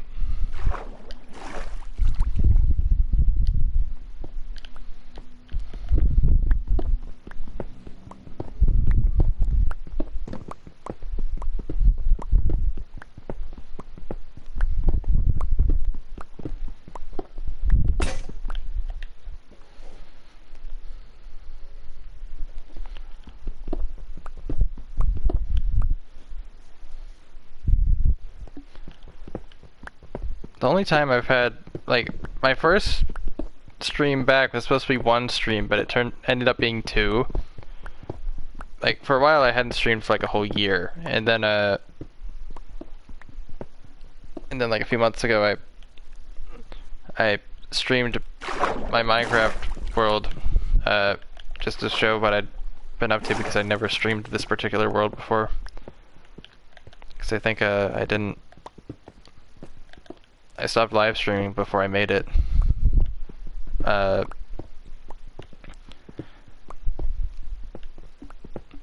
And but and the game did crash. Basically, I went to my underwater base, which yes, I have an underwater base in the overworld, and I decided, let's turn on vibrant visuals. It did not like me turning that on in there, and crashed the game. I tried it again before I started the second part of the stream, and it crashed the game again. So I'm like, okay, it's just, if I turn it on when I'm in the underwater base, it would crash the game. So I was doing a tour of the overworld. I wanted to see what it would look like if I have visuals on, and it crashed the game. So it's like, okay, so if I want to show this in Vibrant Visuals, I have to turn it on before I get there. It would work when I was there, if it was already turned on, but I wouldn't be able to turn it on while streaming if I was there. So it would even crash if I wasn't streaming and I was there and turned it on while I was there. Like, obviously if I turned it on before I got there, it would not crash the game.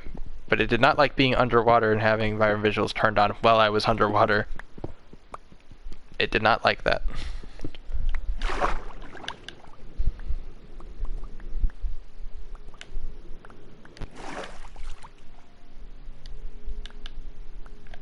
So it wasn't even streaming related, it was just related to where I was.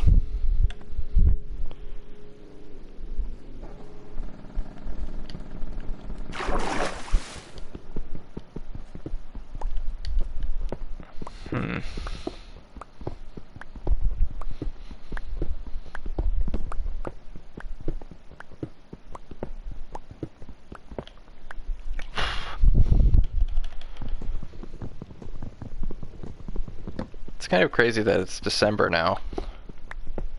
I felt like yesterday the year started. I feel like it should be June, not December. What is the oldest Minecraft world I have?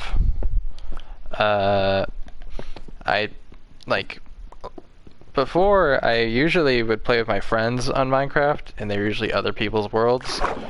But my oldest world on this account would be back when before PS4 was made into Bedrock Edition and it was PS4 Edition. It would be my solo survival world from that period of time, which probably dates back to about 2019 or so, I think. I remember I made a stream on that world, and it was, I think the title or the description was, people raided Area 51 today, because that was happening around that time.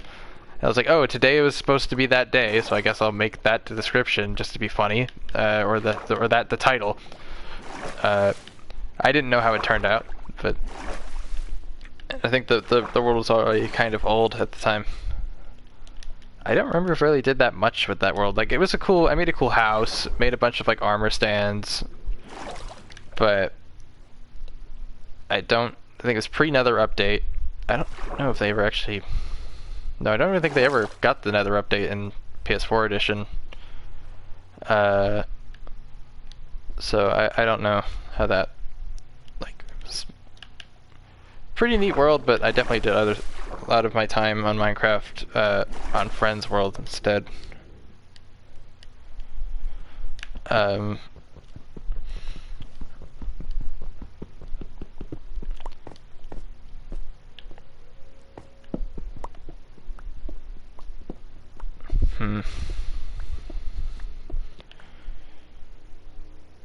No, I do not believe in ghosts.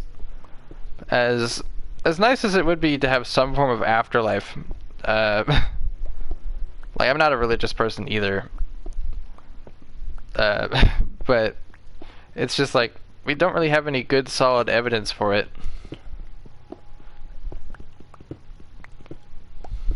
And if there was such thing as an afterlife, I'd much rather be like, oh, I get to still stay on Earth and see what happens over time, not get sent to a different plane of existence. But I wouldn't want it to be like, oh, I have to haunt this specific location or something. Because that would just be like, oh, now I'm limited to this one place. So yeah, we have no solid proof for that.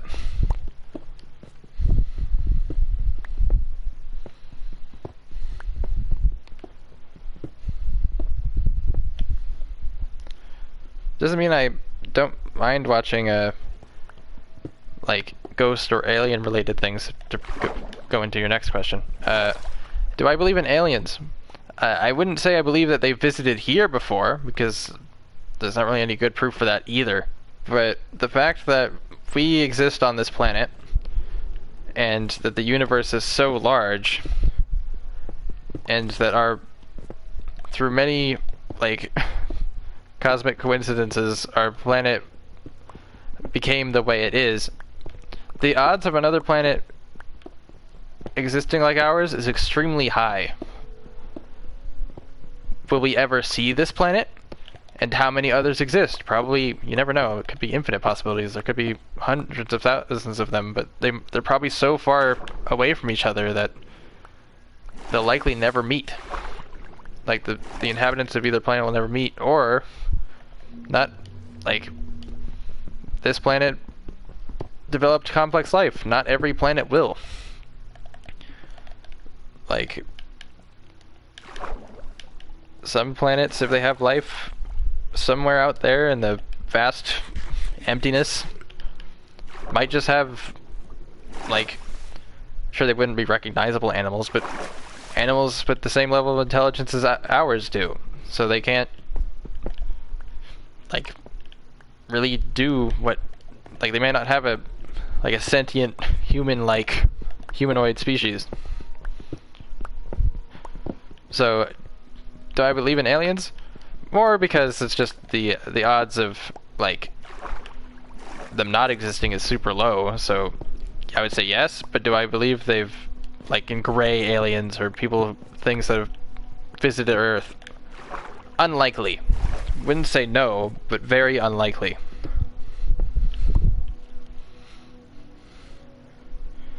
Alternate universes. I wouldn't say I believe in alternate universes. I would like them to exist. That would be cool, because it's like, one of the interesting ideas is, like, one interesting fact about the world is, through science we've determined roughly when the Big Bang occurred, which means we know roughly when our universe began. What existed before that?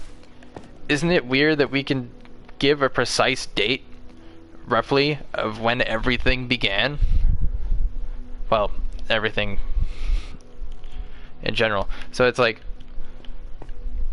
sure, there's alternate universes, like, it's just like ours, but an event played a little differently. Like, that's, like, the butterfly effect. Like, that's interesting. But, or, like, multiverse theory through time travel. But, it's like, time travel is a bit strange, because if time travel existed, like, if time travel was possible, wouldn't you think we would have seen time travelers by now? Unless they can't exist until time travel is created, and then they can only exist beyond that point. Like, they can't go back in time before time travel exists. Like, how does that work? But, like, there's both alternate, like, realities, but also it's like, was there a universe before ours? Or do we know the beginning truly of everything? And can we predict the end of everything? The heat death of the universe. Which is a very possible theory. Does that mean everything will end someday?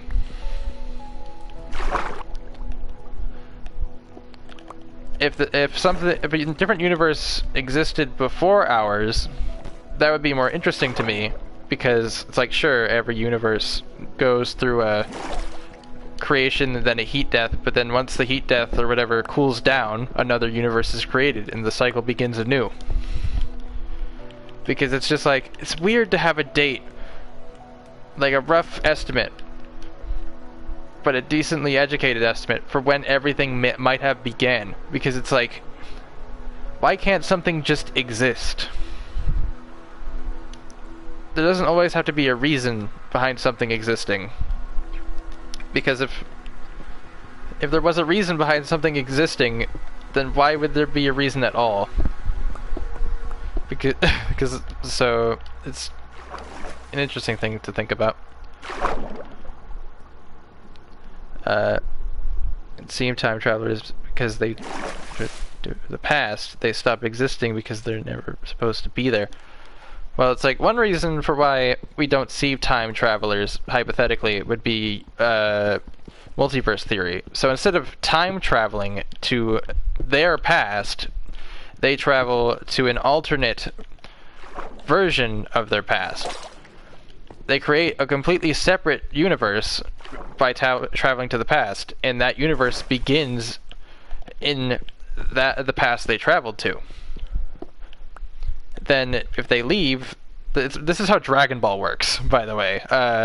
If they leave that universe, they can go back to the universe they technically created by traveling to it.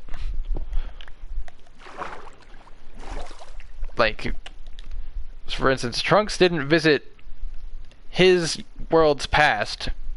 He went back in time and indirectly created a version of his world's past, but it's on a separate line to his, so what he does there doesn't affect where he's from. And he knows this later, but still helps the world that he technically created, because he wants a world that isn't destroyed by the androids. So if time travel were real, besides for the fact, obviously, maybe we exist in a time where time travel hasn't existed yet, and we are the prime universe, let's say. Once time travel is created, if it worked on multiverse theory, you can't travel to the past of the prime world. You can create you can, like, time travel in quotations, back to the past, like a version of your past, but that creates a different world. And that's why it doesn't affect your world.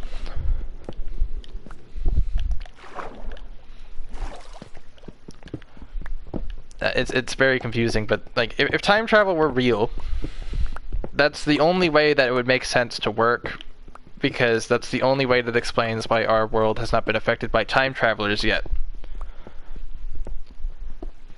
So there's that, I guess.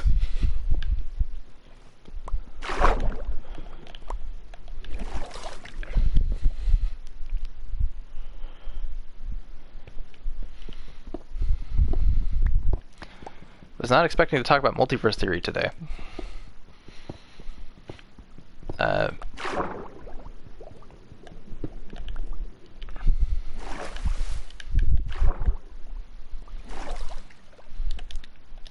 Guess let's see. I have 2.25 more walls to break.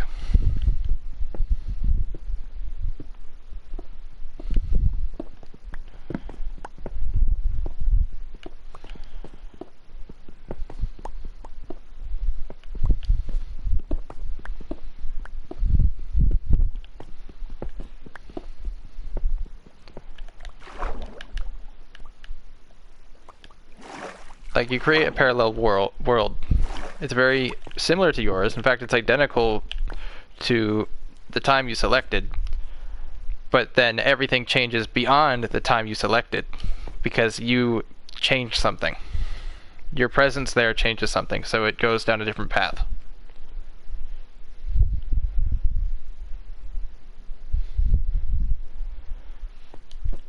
Well, I don't know. There's no real way to answer that question. I don't even know if time travel beyond, like, technically, I guess time travel is possible. Because wasn't it like, something about, if you're on, like, the Intercontinental Space Station, you technically age slower because of the speed you're moving? Like, there's some science thing there related to maybe Einstein. I forget how that worked. Like, you're rotating around the Earth at a different speed, obviously, than like than like everybody else. So you're actually aging slower, technically. It would only, to only make it like super obvious, it would have to be like you had to be up there for a very, very, very long time. Otherwise, it's like it's not super. The effect isn't super obvious, but I don't know. I need to look into that more, but I've heard that. Not sure how true that is, but it sounds plausible. Like, didn't they put like a stopwatch or something in a super high-speed aircraft, and potentially it didn't, like, it ran slower than one that was on the ground still. That type of scenario. Like, they had a control stopwatch, so the control for the experiment was on the ground, and they put a different stopwatch, same model, it was tuned exactly the same, and put it in a high-speed fighter jet that went like Mach something around like a large area or whatever, and it ran slower because of the speed it was at. That type of thing. I'm like, I don't know if that's the fault of the mechanics or the fault of time, or that's just an aspect of time.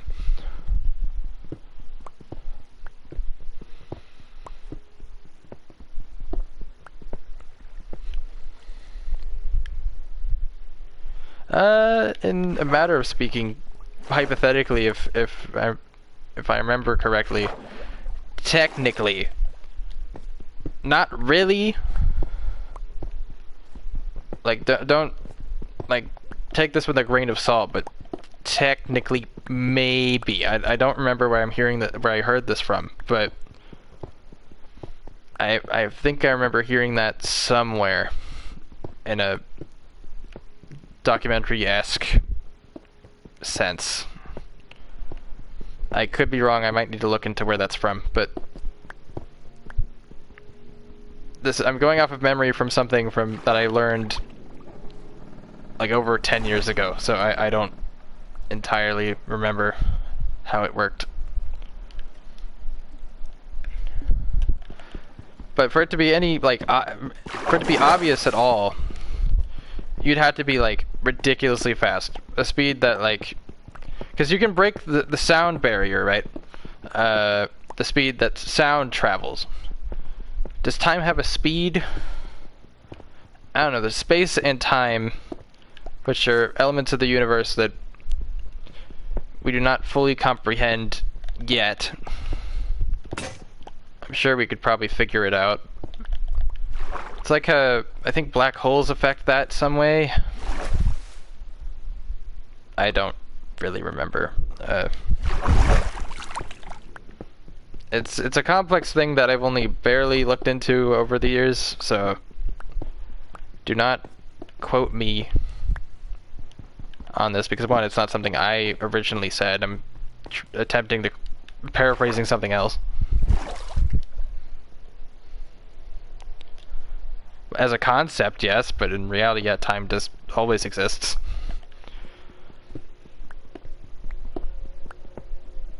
Like, time as a concept time is a human concept, but it's also just a general thing. Time will always exist.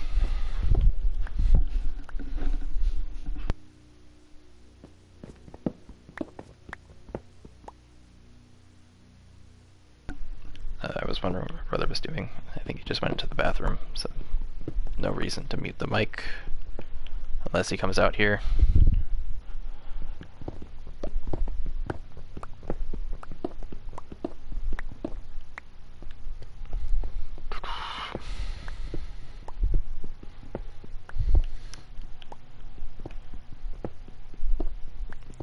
Like, I don't know, it'll be interesting to see how far that that science will go by the time I'm like elderly, assuming I reach that age range. Who knows? Like, life is a short thing. May not seem like it, But in the grand scheme of things, 100 years maximum, and most people don't even reach that long. And some people reach above that, but like,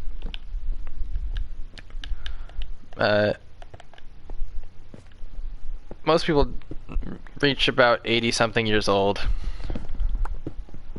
A lot of people die much earlier because of accidents and stuff like that. You never know when your time will come. But in the grand scheme of things, 100 years maximum or whatever is not a lot of time at all. Not even close. Like for instance, recorded history so far dates back over 2,000 years. And that's only well-recorded history. And even then that's debatable if it's well-recorded because it's based off of translations of translations of translations of stuff. Like for instance, even though like Pompeii's eruption, for instance, is quoted as like, what was it, August? It actually didn't erupt in August. It erupted in October. I watched a video on that recently, and it's very interesting. That was determined by one. It was written on a wall at that was of a house that was being renovated at the time, of what day it was roughly, out of material that wouldn't have lasted that long without being covered up by the ash, but also of what they were selling, stuff like that, like what types of food were preserved, that kind of thing. The whole reason, even though the August date comes from a first-hand account, even though it's from somebody who was recalling it decades later, it's a mistranslation. Keep in mind, a lot of those historical documents, we don't have the original copies of them anymore. They're translations into different languages. So whoever wrote the translation either saw the original copy, or, in likely case scenario, it's a translation of a translation of a translation continuing. So some error is inevitable for a document of that age.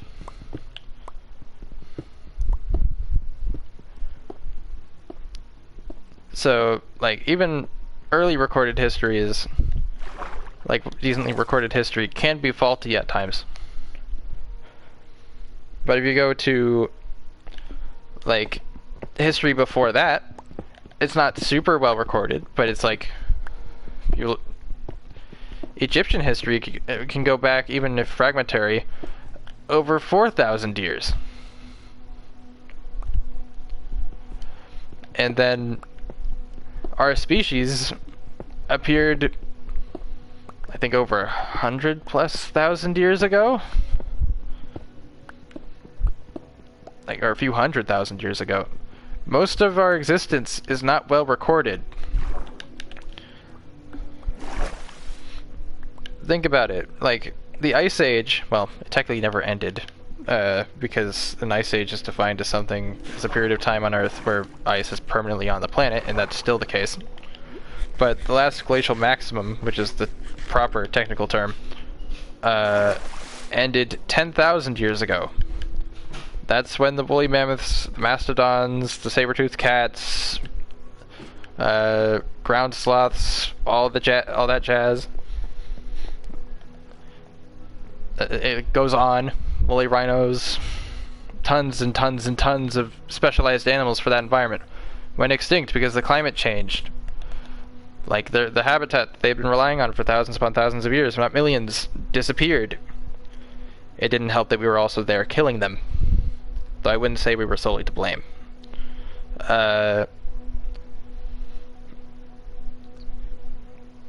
Like, that happened not that long ago. In fact, that was so recent that the latest members of their species... Yeah, a kid's going to watch this live stream and learn about the complexities of time and history and the universe.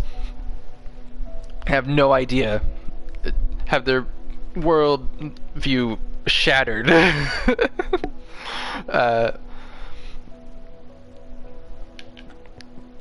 So I'm talking about this, and I completely glanced over the fact that I'm done with the river. I have finally completed the thing I wanted to do. The river is done. It's finished. Well, kind of. I still want to add like docks and stuff and a better way to get down here that isn't that. And do other things. And who knows, maybe I'll expand the river some other day. But that's not going to be for a very long time. It's like, did you know that mammoths didn't actually go extinct 10,000 years ago? Only the vast majority of them did. There was a relic population on an island, I forget where, I think near the now non-existent land bridge between Siberia and Alaska. There's an island out there that was home to the final mammoths. They went extinct. They finally died out 4,000 years ago. So the Great Pyramids were being built when mammoths still walked the earth, even though no human had any idea they existed.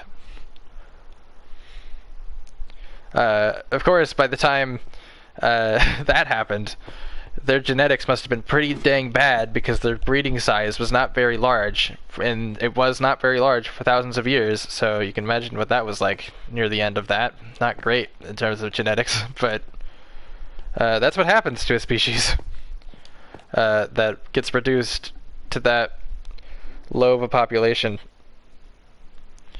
in such an isolated area. They don't have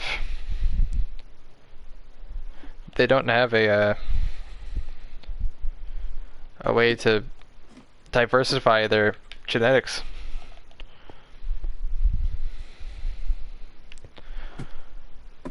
I'm trying to think if there's any other examples of that. One interesting theory, I don't know if you're familiar with the Komodo dragon. Despite what, I'm sure you've heard of it before. Despite the name, they're not dragons. They're just the largest lizard that currently lives. There's a theory that they might not, like, they're native to islands. Specifically, the island of Komodo is one of them, but they also live in other surrounding island in that chain.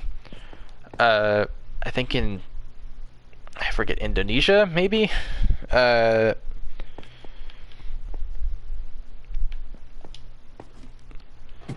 There are such things as island gigantism and island dwarfism. Basically, when a small animal or a large animal gets reliced on an island for a very, very, very long time, over generations, due to natural selection, they will either get smaller or bigger to cope with the resources available on said island or islands. And at first you would think, oh, the Komodo dragon must be an example of island gigantism. It's evolved from a monitor lizard that got stranded on one of these islands. And that would be correct, that it's evolved from a monitor lizard, which are the largest species of predatory lizards, or not species, genera, order, I don't know. Those words are very confusing to me. I haven't looked much into genus. They all mean similar things. Classifications of lizards, or species. Like, you may think, oh, it's a product of island gigantism. It might be the opposite. I don't know how 100% true this is, because I think it's still very much being looked into. But it might be actually related to the largest monitor lizard, and therefore the largest lizard to ever live. Favorite type of animal? Probably crocodilians. Like American alligators, or stuff like that. Just because, like, oh, I live in a state that has American alligators. They're probably the most interesting animal around here. There's just something so cool about them. Something so ancient feeling, almost. If I had to say, like, favorite animal of all time, it would be dinosaurs. But I wouldn't say that about modern dinosaurs. Because birds are dinosaurs. Before I end the stream, I might as well try to give a tour of the overworld. How long have I been streaming for? At least 5 hours. I have time.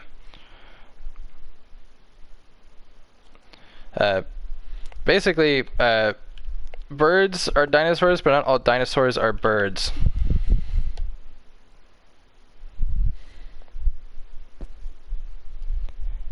I have never eaten crocodile, no. I think I've heard it tastes like chicken, but I have never, which I guess kind of makes sense, because birds and crocodilians are their closest relatives to each other.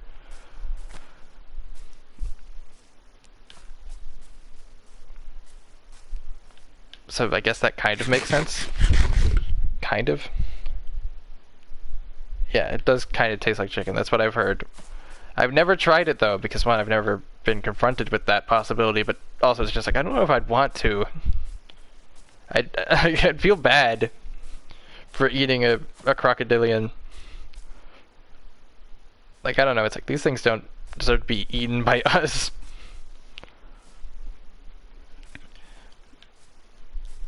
But yeah, so, I was talking about dinosaurs and birds. And they're technically the same. So birds are a class of dinosaur. They were evolved from a subgroup of the theropod dinosaurs. So, like, think T-Rex, Velociraptor, Allosaurus. Mostly large, bipedal, carnivorous dinosaurs. A group very closely related to, like, dromaeosaurs, which is like raptors, became the first birds, and they became the first avian dinosaurs. Everything that is something else, so theropods or ornithopods, which would be, ornithopods would be mostly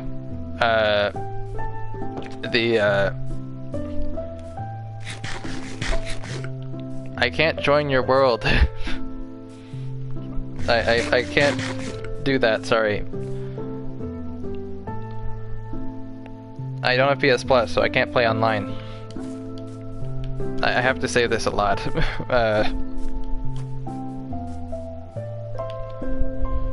I guess I should talk about this while I'm looking at the dinosaur. Picture like sauropods, like Brachiosaurus, or like Triceratops, Ankylosaurus, Stegosaurus, Hadrosaurs, stuff like that. Those are ornithopods. So a separate group of dinosaurs. I don't know if there's any predatory ornithopods. I'm unaware of those. I know that there's omnivorous / herbivorous theropods like Therizinosaurus and its relatives, but I don't know the opposite for primarily carnivorous, I should say.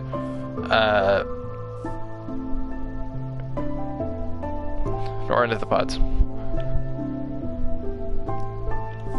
So near the end of the Cretaceous, there was 3 groups of dinosaurs. It was the birds, so the avian dinosaurs, theropods, and the ornithopods, which were the two groups of dinosaurs that existed for pretty much all of that time, at least from the early Jurassic onward, maybe the late Triassic onward.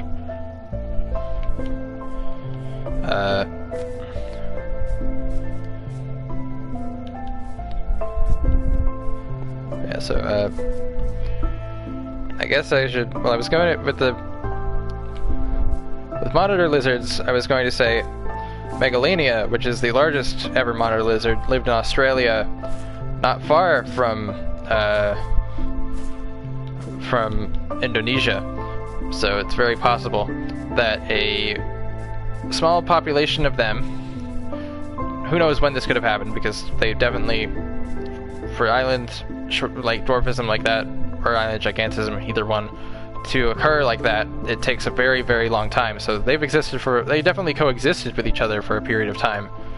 But whether or not they interacted much at all, unknown. But it is possible that either Megalania itself or a close ancestor to it we've not found evolved into what we know of today as Komodo dragons. Oh, why do I have so many of these, you may ask? Because my world is cursed. This isn't all of the ones I've ever gotten. Far from it. I don't know why my world loves to spawn skeleton horses. Basically, whenever a skeleton gets struck by lightning, 4 skeleton horse riders are created. Well, one skeleton horse, which becomes 4 skeleton horse riders once you get close to it. It's like a ticking time bomb. This is multiple groups of them. They're all nicknamed. So we have... Which one are you? Is this one not even nicknamed? Funny bone. This one's not even nicknamed. Jack Skellington, Spare Ribs, Spooky, Rattled, Skeletor, Scary, and Doot. And then, yeah, that non-nicknamed one must be one of the more recent ones. And then you're also not nicknamed. I think I just killed one. I killed 4 of them, and then just let them wander around. I didn't bother to put them in the pen, and they just got in there anyway. I've even killed, like, groups of them, and, there's another one, I think, in one of these ditches. Where is he? There he is. So, that's 3 of 4, so that's probably from the latest batch. I don't know where the 4th one went. I think he went that way somewhere. Like, I didn't bother to put those away. They just ended up in, like, those unnicknamed ones must have just ended up in there. They wandered into the pens. I didn't put them there. I don't think. That's why one of them is not in a pen it should be. This is a jungle village I made. Jungle villagers exist, but jungle villages do not. So I unzombified jungle villagers and created jungle village. Pretty cool. Oh yeah, this pig pen. One time I walked by and they were pigmen. These guys got struck by lightning once. So that's kind of funny. This is the living quarters. And then this is the job shack with all of the workstations, well, most of them.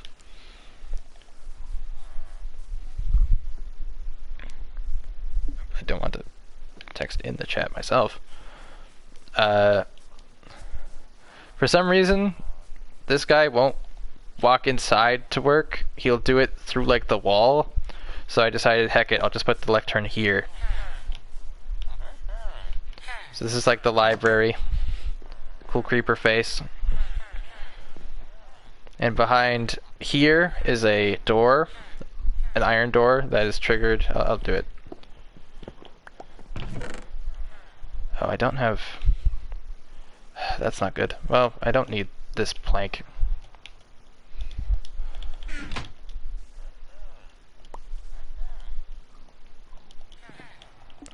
Open this. And inside is a tower of pimps.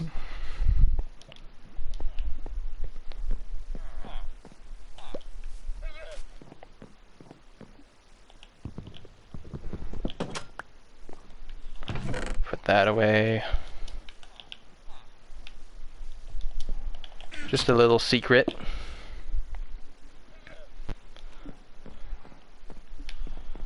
Some spare books and stuff in there, like spare enchantment books. I don't know why I know why I have this, but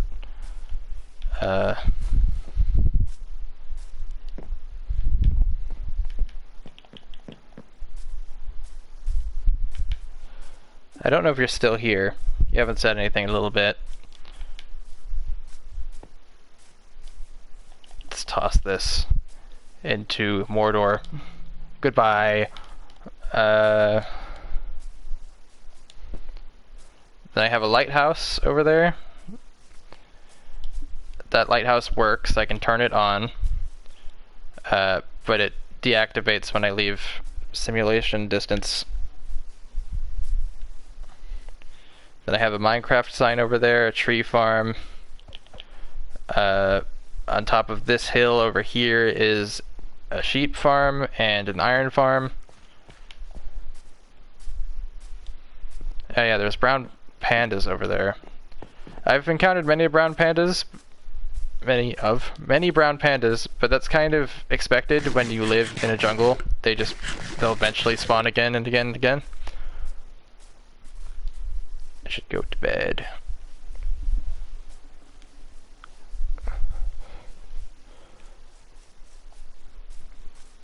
And to add to the weird luck I have,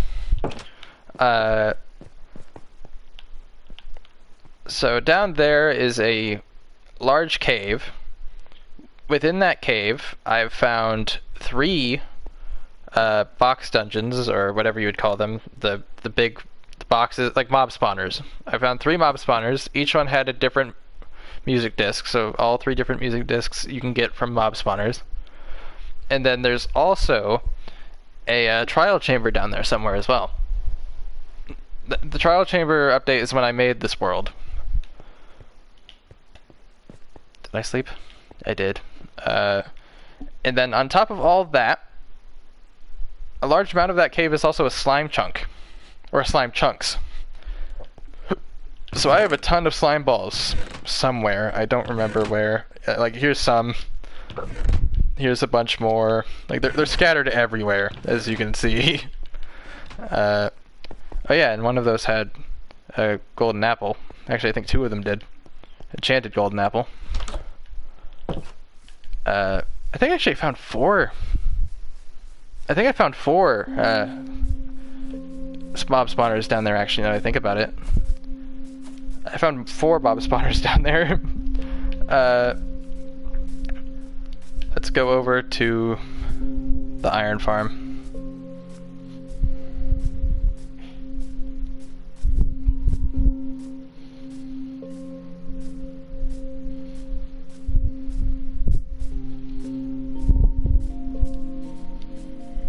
Because this will be like, yeah, this is just the average, like, tour route, because this will eventually lead me to most places. So here's the sheep pen.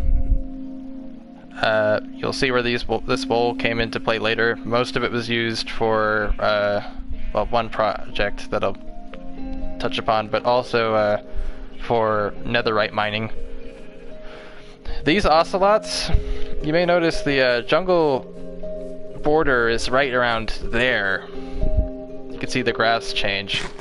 These ocelots walked over here, away from their spawn, to try to kill the chickens in this little egg thing, egg farm, which I've had running for a very long time. I don't know. I just got a really ridiculous seed. I don't know. I'm cursed and with luck and bad luck at the same time. It's weird. It's an iron farm. Unfortunately, so let's go to the inner workings. I have slabs right here so that the iron golems won't try to spawn right here for whatever reason. There's a bunch of villagers down here. This is where the last survivors of, at least villager survivors, ended up from that village over there. There is one last survivor in this village.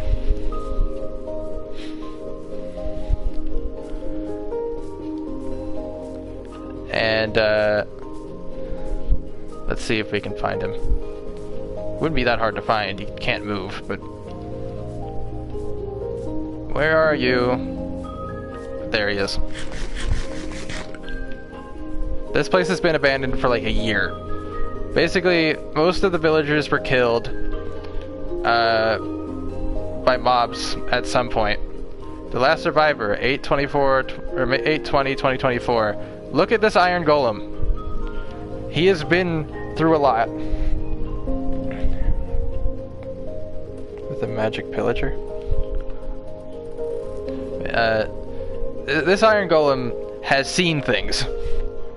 He is the last survivor of this village, besides the 2 villagers I took out, which I don't remember when I took them out. I may have taken them out as because they were the last 2, or I may have taken them out before their population collapsed.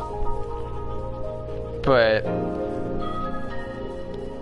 yeah, he is the last survivor, besides for the 2 that created the population under there. There's my old school beacon, which is just a gigantic pillar of cobblestone with torches. I have no reason to heal him. I easily could, but it's like, do I want to heal him with the blood of his brothers? Because that's where like 99% of my iron comes from. Should I go to the over there yet? I'll save that. Because you can see here's a big roller coaster. I really hope the sun doesn't set. When I toured this last time, a few streams ago, I didn't include this part because I forgot it. Well then, I don't want him to die. I don't want him to die. If I heal him and he'll battle them again, eventually if I don't go back to heal him again, he's going to die, and that would be so sad. So this is the first of a few minecart tracks I made in the world. It doesn't really have a purpose. Basically, all this leads to is an abandoned mine shaft that I thought was really cool, that like juts out of like a hole in the ground. That's all it really leads to. It initially was how I got like cobwebs. That's about it. But I just thought it was a really cool like scenic route.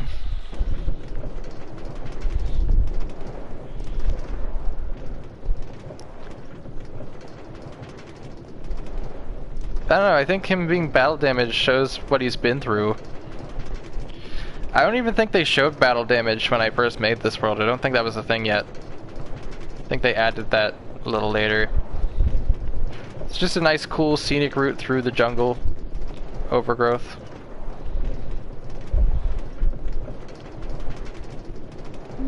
It's funny, like the audio glitches out if I look left or right.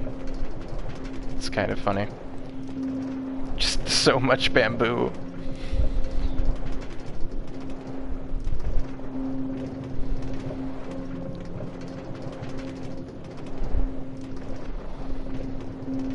If I look right specifically weirdly, it really doesn't like, the audio doesn't like that. Oh yeah, that's right, there's a flipping cow. I don't know how a cow got stuck here.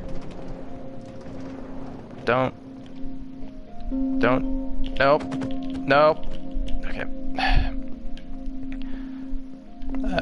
Don't know why that's... Big hole. There's a abandoned mine shaft down there. I thought that looked really cool.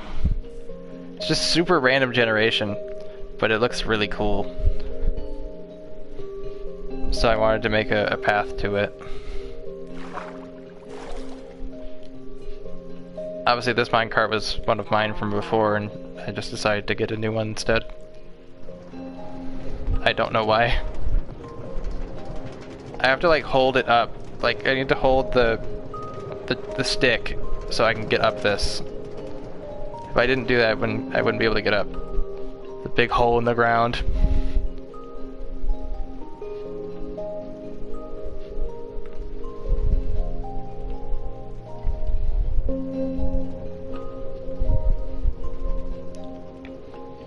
Once I complete this tour, I'll then end the stream, but Did it?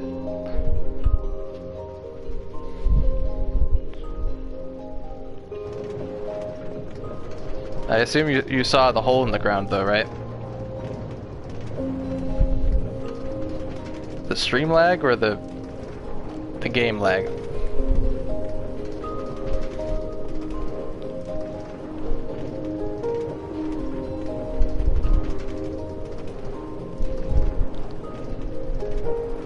As in, you saw the hole in the ground, or?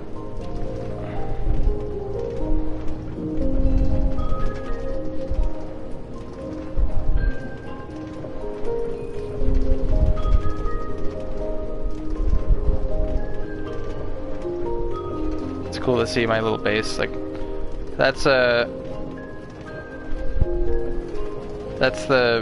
waterway I used because I transported the villagers through the river, which that river leads to that village, and then up the hill. And then there's another one next to the jungle village because I had to get the zombie jungle villagers out of the water.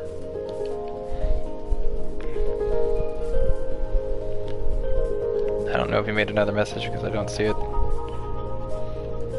Now, time for the good stuff.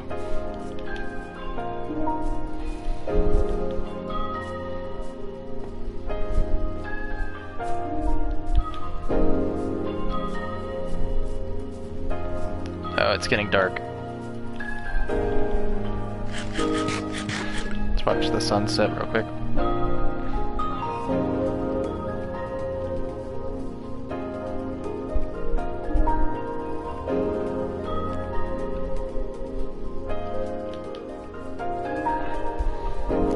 Saw the hole. Okay.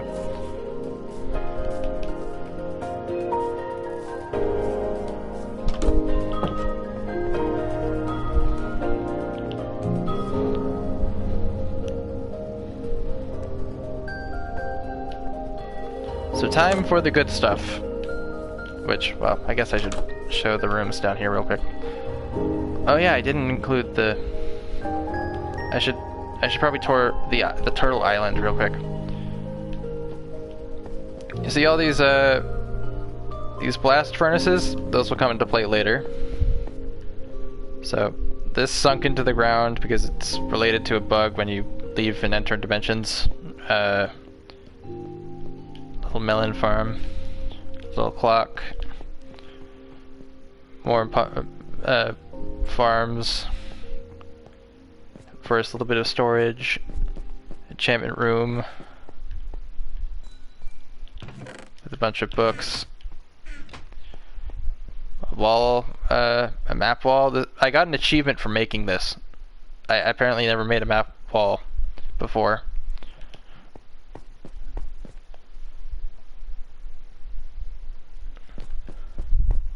A storage room. This side is organized, the other side is not. First of my multiple lava farms.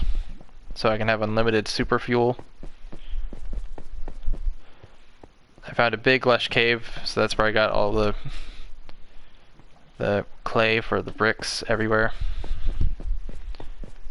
Just some mining areas, and then there's the cave down there, which I'm not going to go down.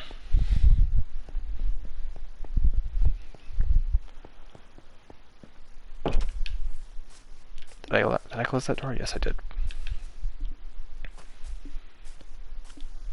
So let's see.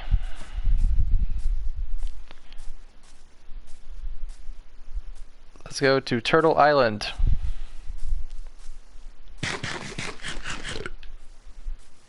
But I guess this would ruin the surprise.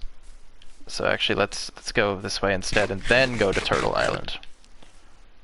Because I haven't mentioned the next thing I'm going to show you yet.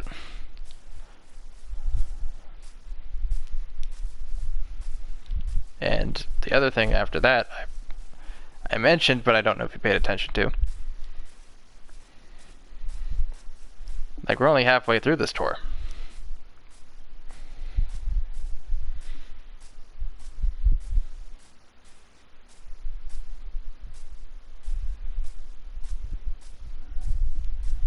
What time is it? 1110. Okay.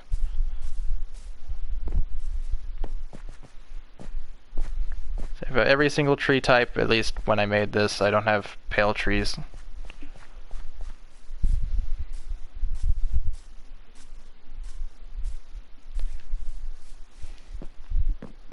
So down here, we have a little subway station. There was a sign saying what it is. Of course, there's a cave noise.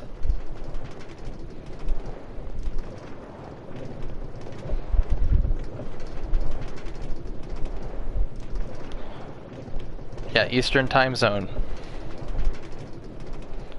AKA the vast majority of the population in the United States. That's where we live, is on the East Coast. So there's Turtle Island. And here is what one of my friends called my domain expansion. Malevolent Monument.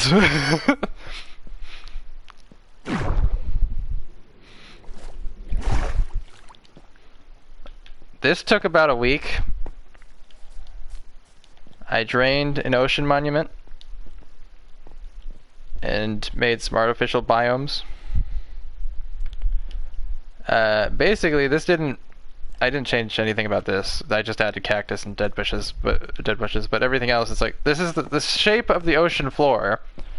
So I used like red sand and gravel, so I'd know what the ocean floor was and what wasn't.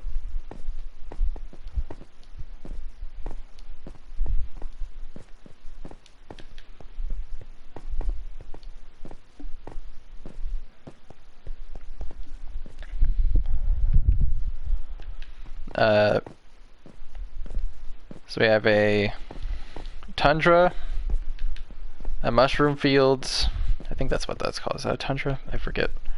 Then a desert and a... I'm not seeing that message. Unless that was a new... Do I live in Ohio? No, I do not live in Ohio. There are many states with that time zone.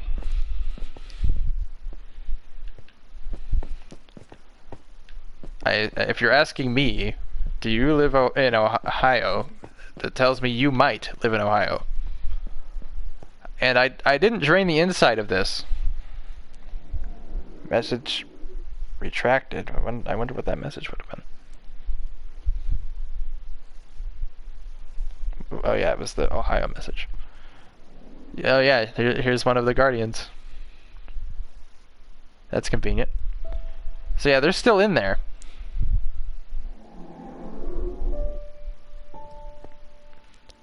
One weird thing about this ocean monument is usually ocean monuments, yeah, they're still alive. I guess you sent that before you're going to see that, because obviously it's a little delayed. One thing that's weird about this ocean monument is usually ocean monuments have 3 elder guardians. For whatever reason, I don't know why, this one only had 1. I don't know why it only had a single elder. It was so weird. So it was very easy to make this like available to modify. I just had to kill 1 elder guardian.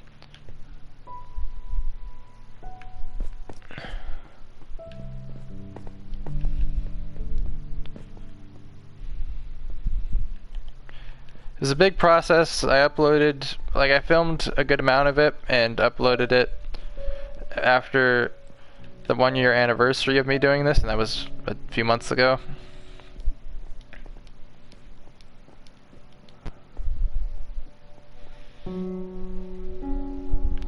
Maybe the Elder Guardian ate the other 2.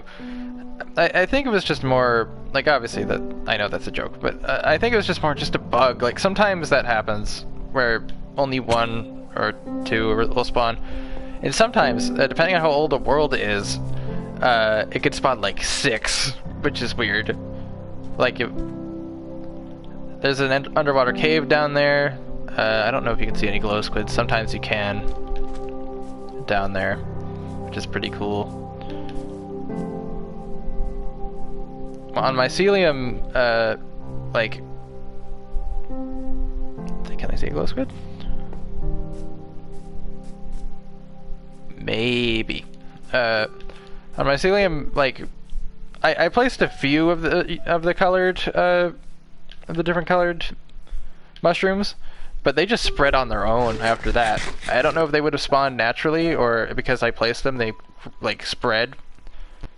It's ridiculous. You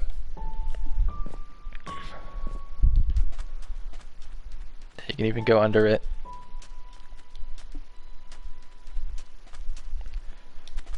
Let's go up. Oh yeah, before I leave here, you may notice there's more skeleton horses. These aren't the last you're going to see. We have Papyrus, and we have Sands. There was two other ones, of course. I killed them, but I kept those two. And they're not the last ones here either.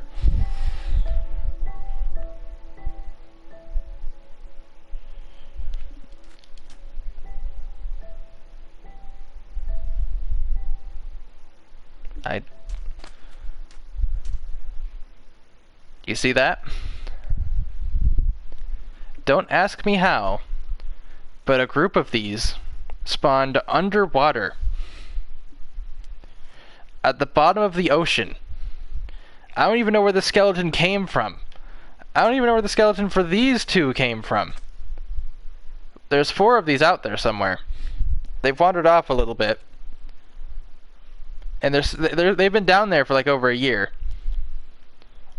Because basically, if a skeleton rider stays on the surface, eventually the sun will eat through the helmet and they will die.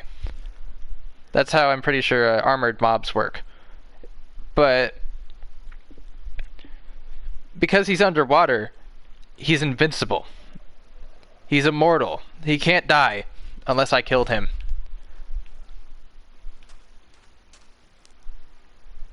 And this isn't the only time this has happened. You'll see the second set of these later. I don't know how these spawned especially, but I don't even know how these spawned. Because I had this place lit up.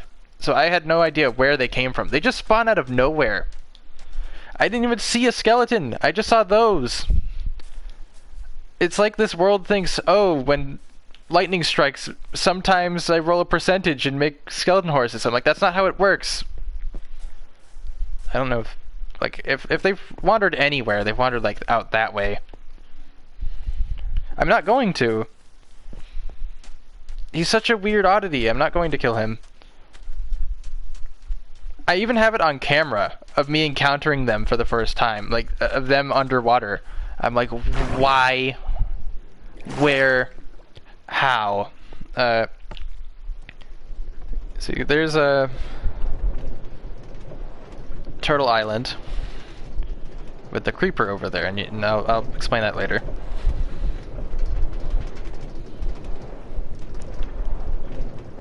It's the Minecraft sign, you can barely see it.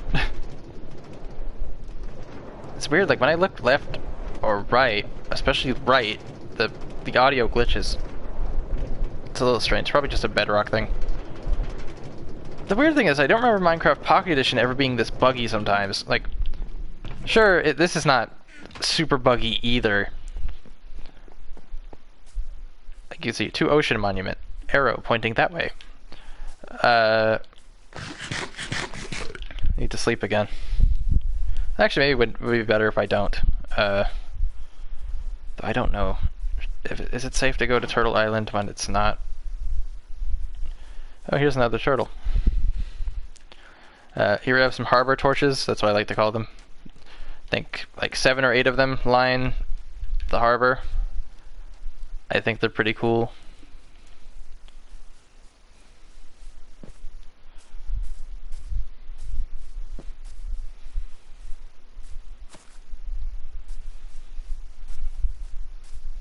But yeah, I think technically I've had skeleton horses spawn underwater 3 times. Those were the first. The latest were the result of, or maybe even 4 times. The latest were the result of the unnamed ones you saw earlier. They spawned right here. That's where those ones spawned. They spawned right around here. I went over them with the boat, and lightning like struck me, and they were under the water. And then they walked out eventually.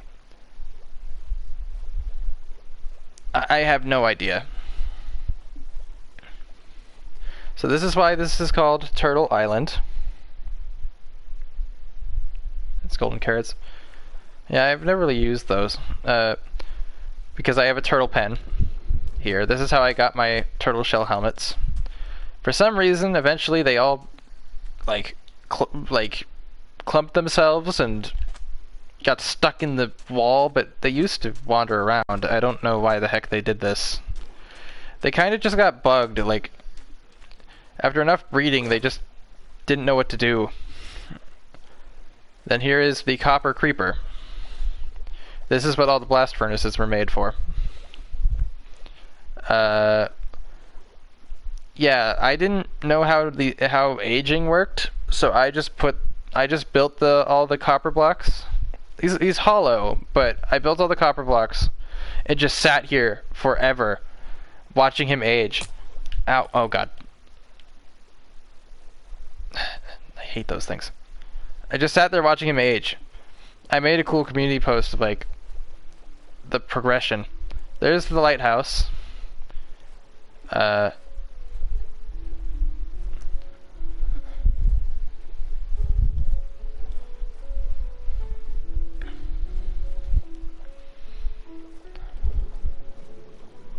I made this bridge diagonal. Looks a little funny, but you can go under it, which is cool. You can also go under the bridge that leads to the village with a diving board on it, so you can jump into the water. Let's actually do that right now. Oh god. Are you going to get in the boat? Yes, you are. Bad. Bad drowned. So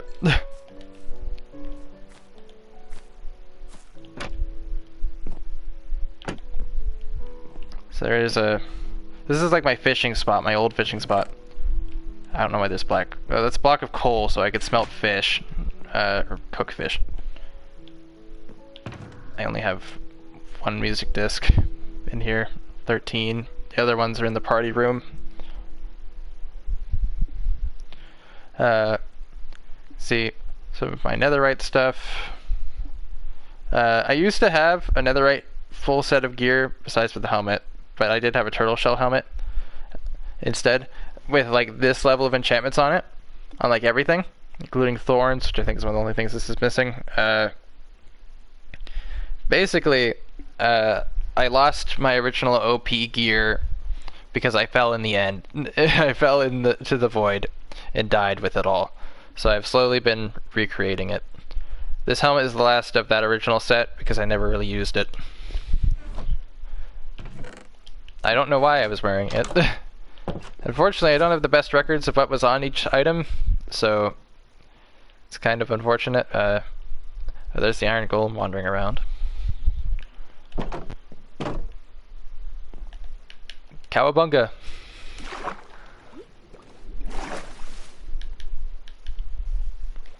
Let's go over to the lighthouse. Oh. I have so many nautilus shells, it's ridiculous.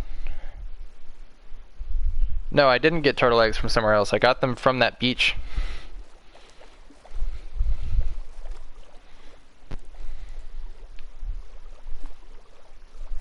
So to activate the lighthouse, you see the switch there. Inside, it's just instructions: build up and flip the lever 2 to 4 times, and then pull for maintenance in case like something bad happened.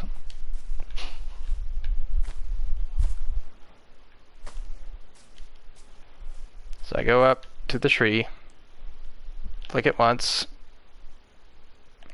and flick it again.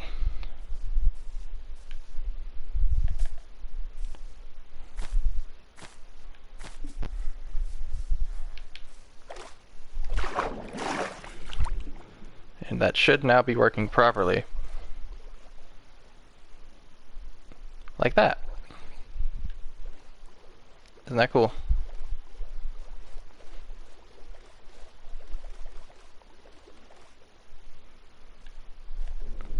Pretty neat. But it will turn off when I leave simulation range or distance. It'll slowly get slow. It'll get slower the further away I get, and then it'll just stop working.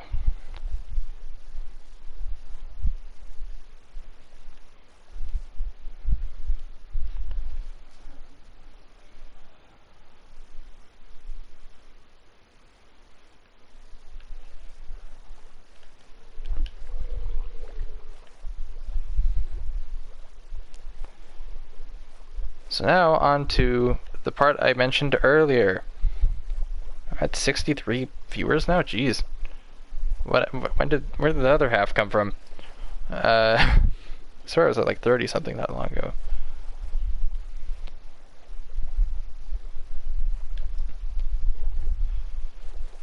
So time to go to the underwater base,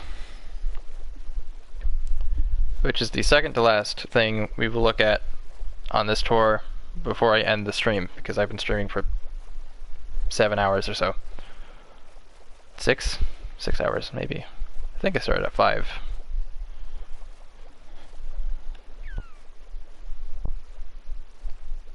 Taste the sun.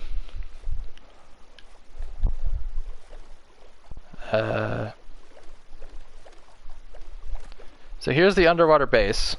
I'll first look at it from above, and then we'll go inside it.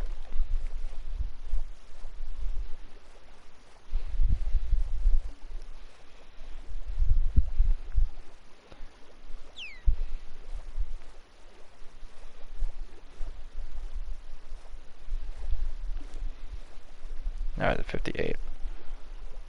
So I lost like 5 people just now. Okay. Like 63 a second ago.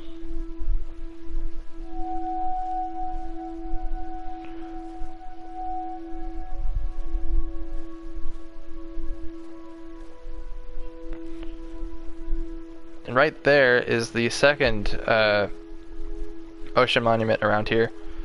That is the one that I looted to get sponges and other stuff.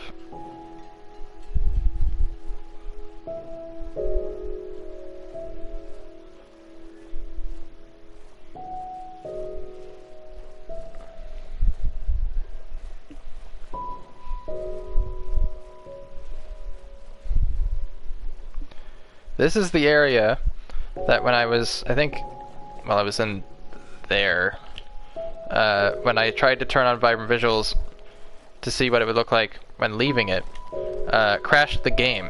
So I'm not doing that. Plus, I can't even turn on Vibrant Visuals because I'm using classic textures. You have to use the current ones, I think, in order to do it. I don't know why, but that seems to be how it works. So I can't do that. So I have a cool, neat little system to where you can access this with a boat.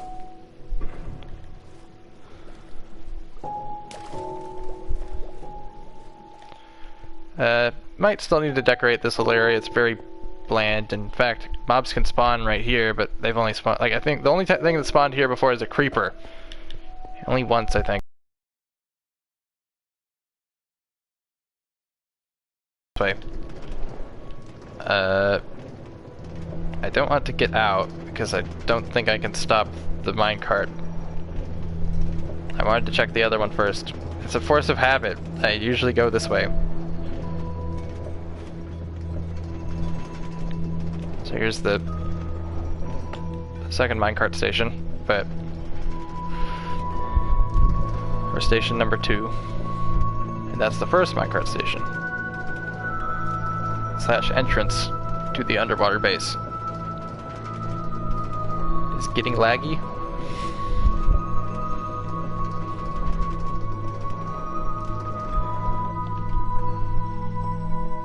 Let's see. So here's the nature domes, and there's to station 2. It's kind of dark out there.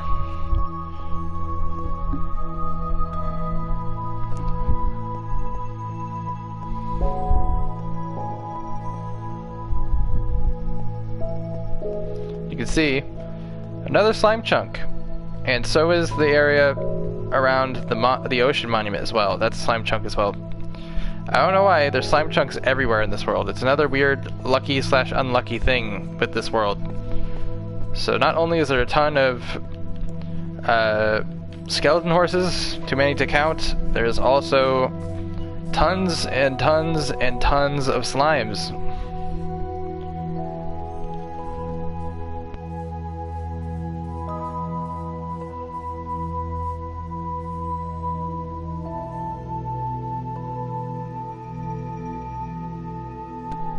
My brother was getting a drink from the fridge. So there's nothing really to say about the nature domes. They're just a pretty little place with a cool little, I was about to say there's a baby drowned out there. A cool little spiral staircase tower.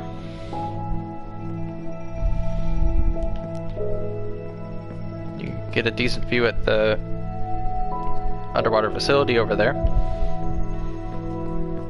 But that's about it. There's not really anything. Like, these are the first 2 domes I made. Pretty cool. I pretty much destroyed a good chunk of a desert to make these, as you could guess. Took a while. How's the stream doing? Is it still lagging? Or is it doing okay? Might just be because, well, this is a very intensive area, so it might not do so well. It's not laggy? Okay.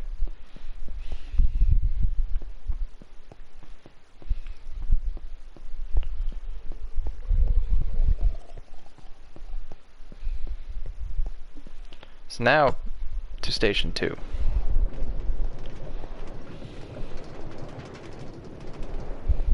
We're at 65. I think this is a peak for the stream so far, and besides for one, I think this is like my second most viewed stream,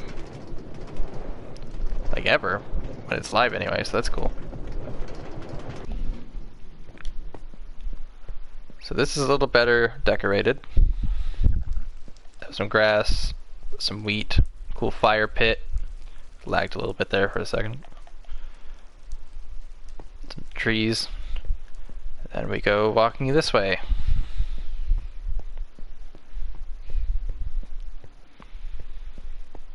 I'm going to walk down the tunnel.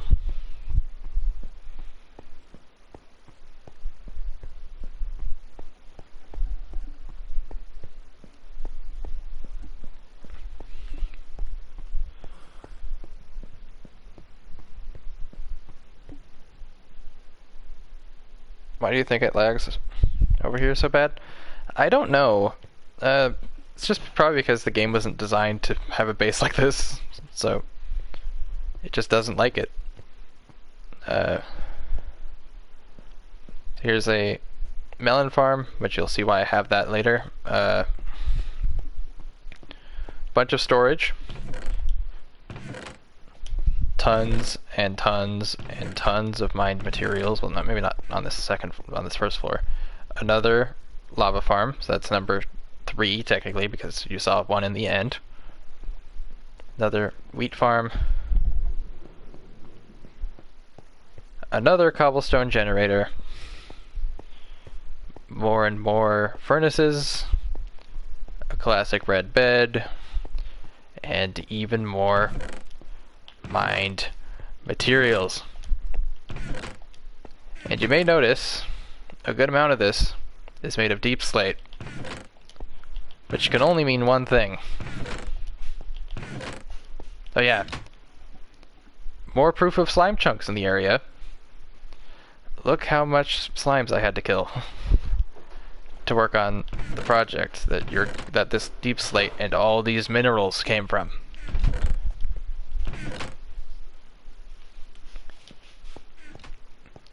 What you're about to see took me about a month to do. Here's the research facility part. The research part of this facility. I guess I left this light on. You can turn the light on and off.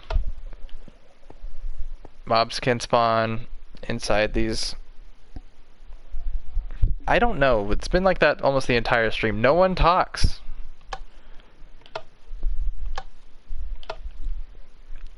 I don't get it either. This is a... What is this called? It's not black glass.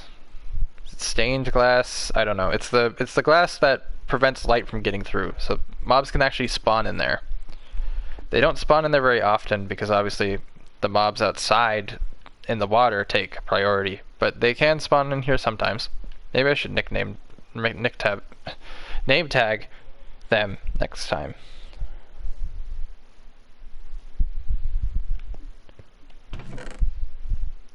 Tinted glass, okay. Here's where the sponges went. Well, this isn't all of them. More and more deep slate. So here we have my Arctic dome. This is another slime chunk. Okay, there's finally someone else.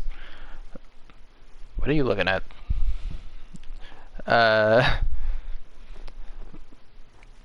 This is the Arctic dome.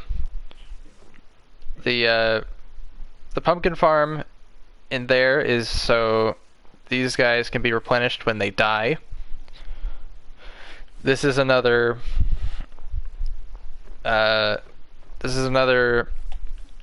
slime chunk, so they tend to get killed by the slimes. They can't kill the slimes because I don't know why, because even though they're, I don't know if like, it'd be cool if the snowballs fired by snow golems were programmed differently, but no, they're programmed exactly the same as regular snowballs, so they don't do damage.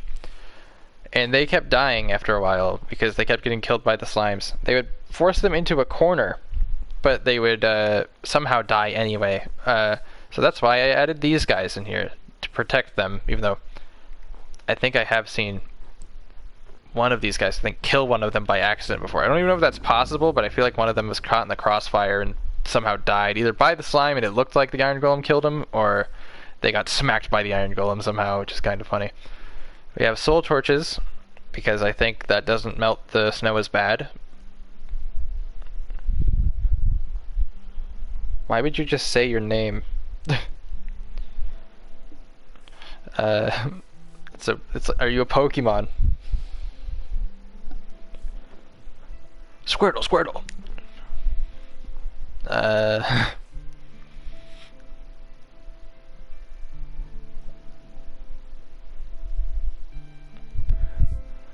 Is it possible that they can kill them? If so, I have seen it. So you see this little tiny shack. This may look inconspicuous. You might just think, oh, like a cool little bit of scenery. There's a minecart track in there. And it goes down. Do you want to see where all that stuff came from?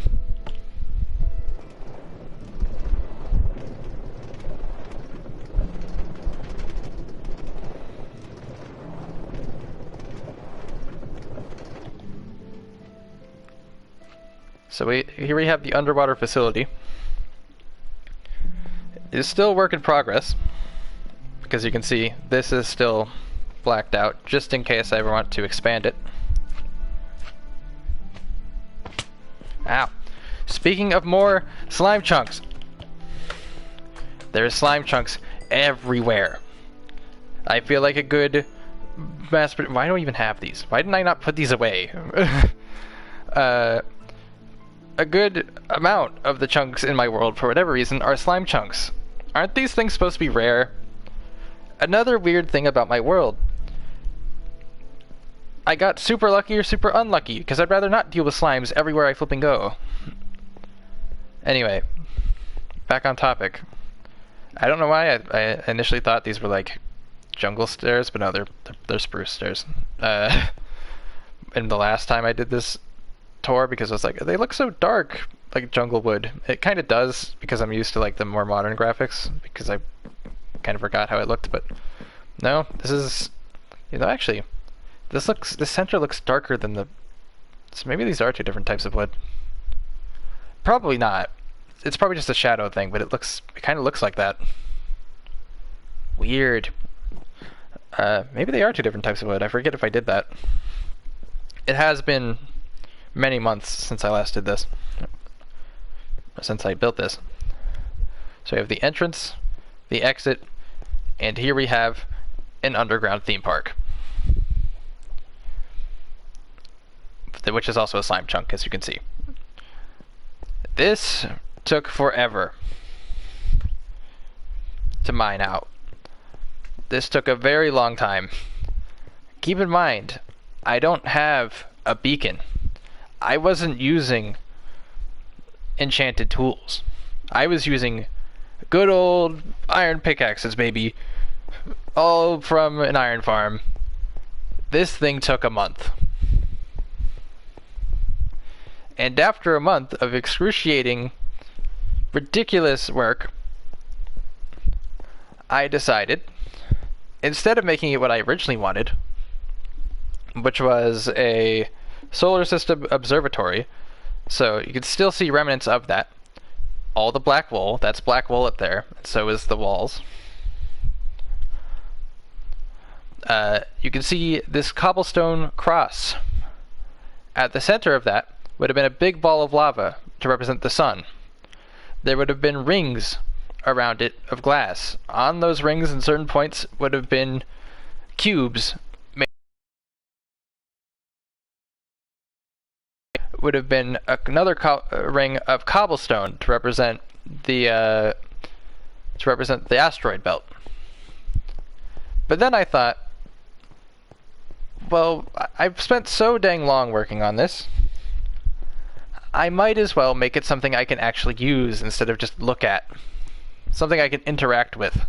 Sure, this isn't useful in any way. None of this is. This is all for show. This is all for fun. Something to cure my boredom, which is what I do for all of this. It's why I do all of this. Because I have nothing else to do. Look at all those glow squids. There's an underwater cave. Pretty neat. We'll go down there in a second. A complete loop.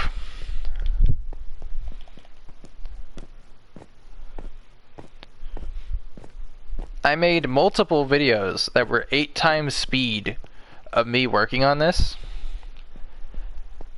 I made some of them public. A lot of them are private. And many of them are an hour long at 8 times speed. I would work day and night on this. Was it worth it? Probably not. Of course not. But I had fun. If you can call that fun. It's more like, I think the end result is really cool, but my god, was the flipping time. I'm like, I could have done other things.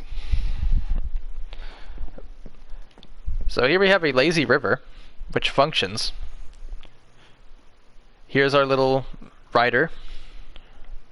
Right on cue. Surprised by that.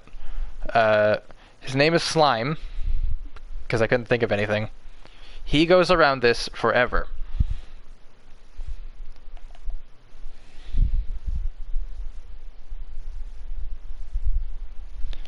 Okay, I wasn't done with the tour. I still had my second base to show off, though that has far less stuff in it than this one does. And this is exactly where the last person that I did the tour with left, so it's kind of a funny,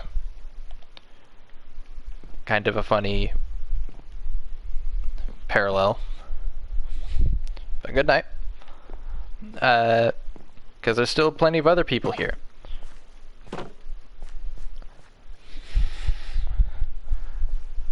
This roller coaster works.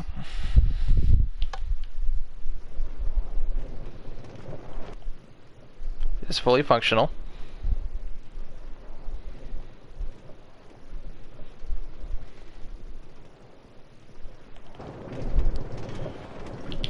I have to flick the lever so it can stop.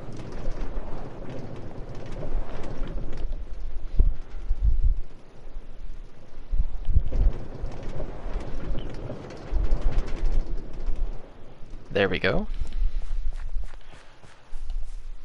Over here is the pool. We have 2 levels of diving board. Glow squids naturally spawn in it.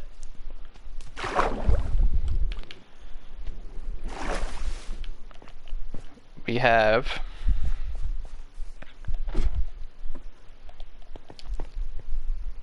a water slide. Very exhilarating.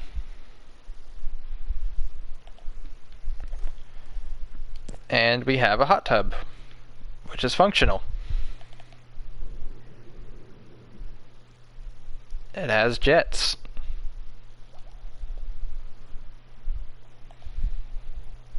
Obviously, if I step on that, I'm gonna start dying, but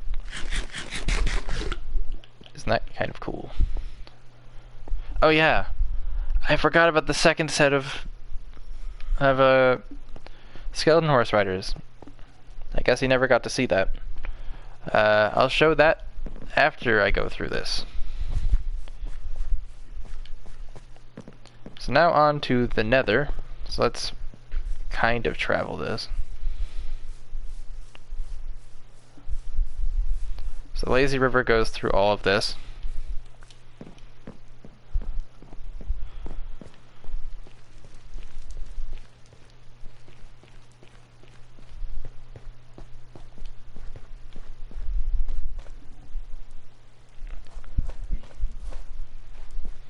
Yeah, more skeleton horse riders. Underwater. Here we have a cool little castle. There's an amethyst geode down there. I filled it with water so squids could live in it if they spawned there. They haven't spawned in there in a long time, but it's cool.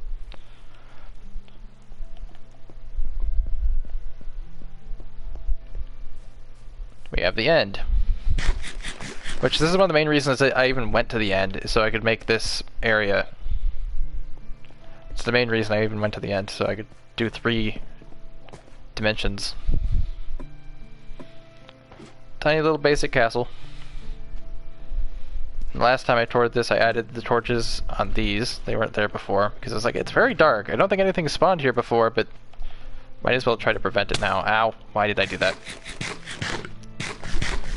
What a shame it would be to die during the tour and not, well, in the end. But to be fair, there's less threats in the end than there is here. And then we go all the way through this.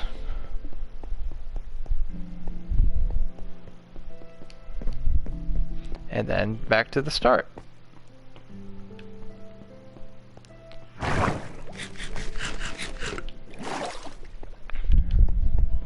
So let's look at the final set of skeleton horse riders,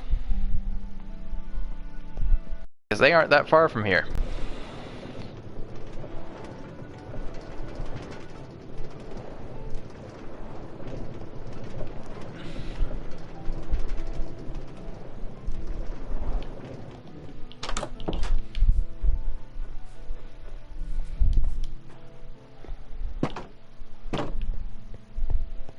Yeah, I harvest snow from this one to rebuild. So to see the final set of skeleton horse riders, you have to go right here.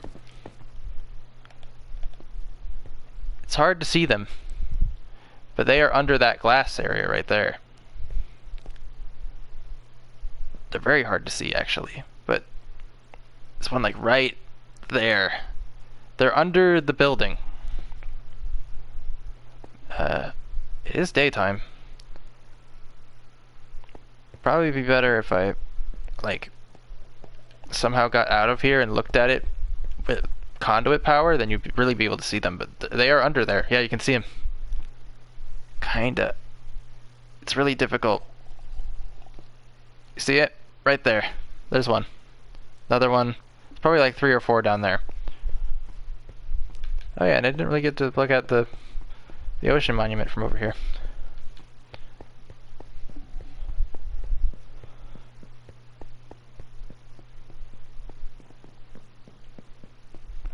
Get to see the ocean monument. Really cool view.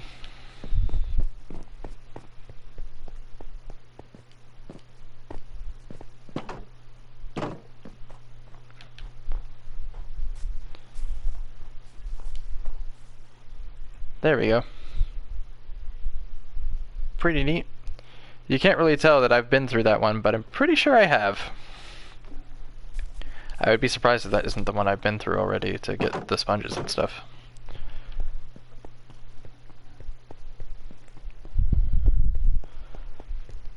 So now for the final part of the tour. The finale. The second base on the overworld. Or in the overworld. Which isn't that far from here. It's only a few thousand or so blocks that way. But it's much easier to reach it through the nether. But that means I have to go all the way back to the nether portal that I first created. So I need to leave this place, go back to the shore,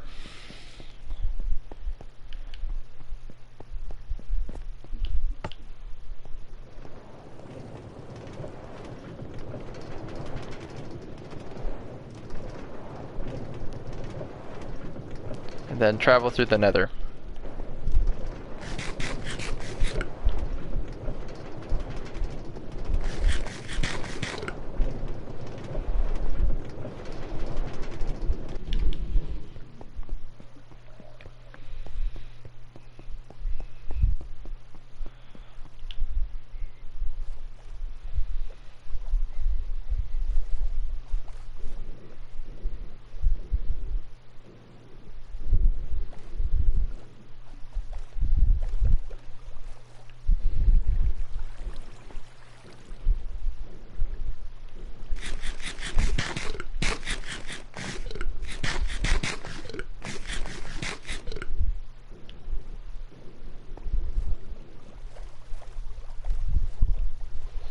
So if you keep going that way, you'll eventually reach another landmass with another gigantic jungle on it.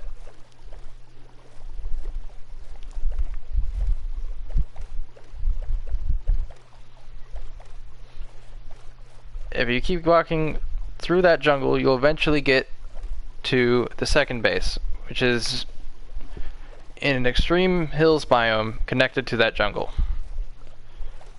But also, like, if you take a certain route on the way to that extreme hills biome, you will also run past a jungle temple. I had no idea it was there until long after I already built everything over there. I had no idea.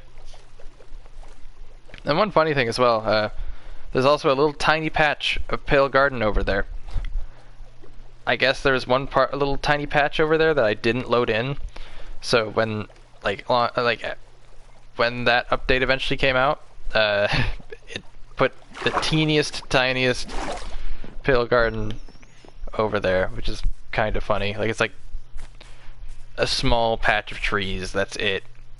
And I don't even think it's any of the, like, I doubt there's any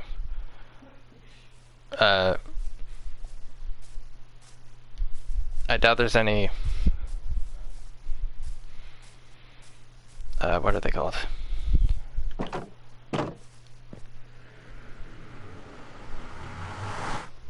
Not shriekers, what are they?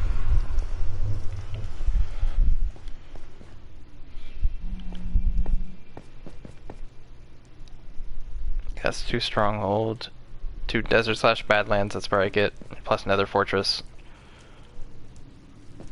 And then we go a little further down, secondary base.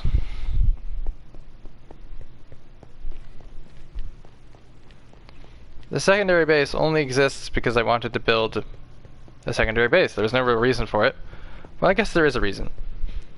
Because it's in a extreme hills, underneath the secondary base is a gigantic, and I mean gigantic, cave.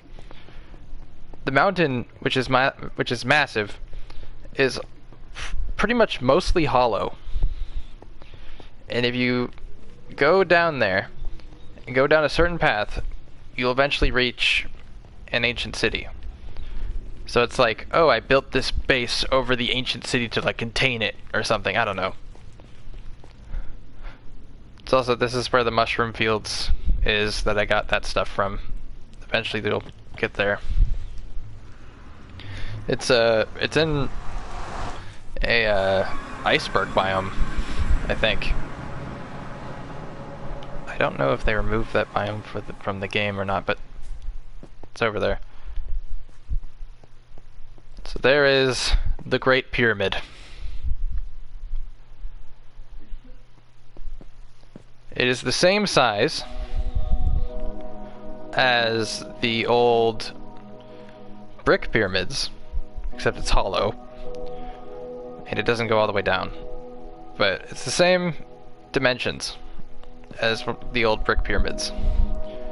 This is where I prototyped the underwater, like, boat passageways. Except it's an actual passageway and not just an entrance. This is where I first did it. I made all of this before I made the underwater base. It's in a big, like, huge lake.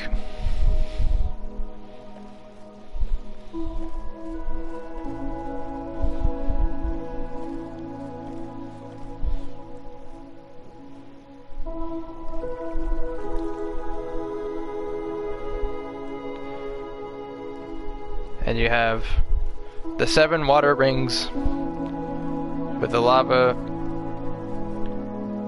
I don't know, pillar, I guess, going through it.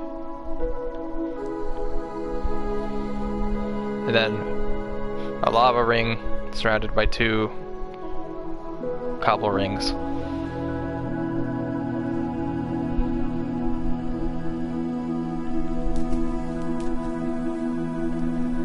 Pretty cool.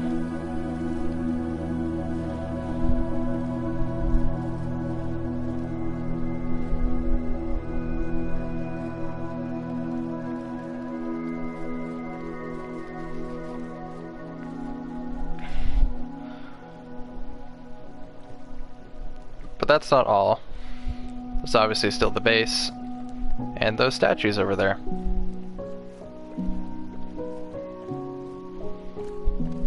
It's getting a little dark. I guess I don't really need... I'll go up there last. So here's the gigantic mountain. Underneath this, through that cave entrance, you'll eventually find the ancient city. This is up to the base. But first I want to go to the statues.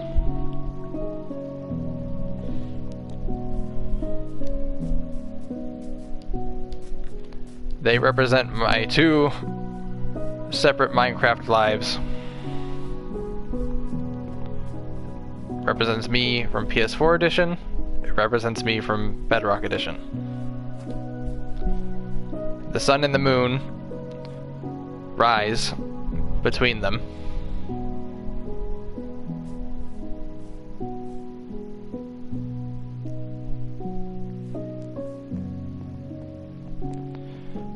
Main reason I went to the Badlands biome was to get that gold. I made these before I made this. Long before. Because obviously I needed to get to the Badlands slash the desert to get all the sand to use all that glass for both that and the underwater city or base. Pretty dang cool. And now to go to the base itself. And then we'll end the stream on top of the Great Pyramid.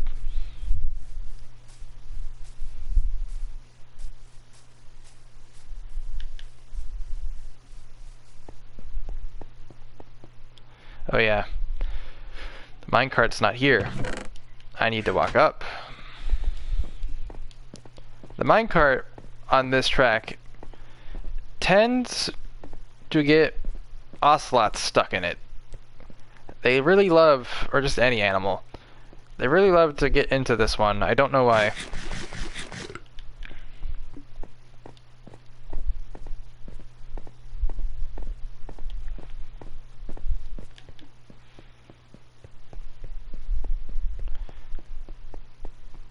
So actually, like yeah, I basically the order of operations, I did these first, then I made the monument project, or project monument, and then I made that, and then the underwater city, and then after the underwater city, I started to work on the end base. This waterfall is natural. This is how it was created. I didn't do anything to this. It's really cool. So you walk through here, and you may see there's a crafting table, and then there's 2 doors. You go through them, and you're greeted by this. This is more of a proper base than my original one. It has two layers, well technically 3. You have the furnace room, my room. Down here, you have the potion room, or the brewing room, I guess. Down this hallway, you have the storage room, the hot tub,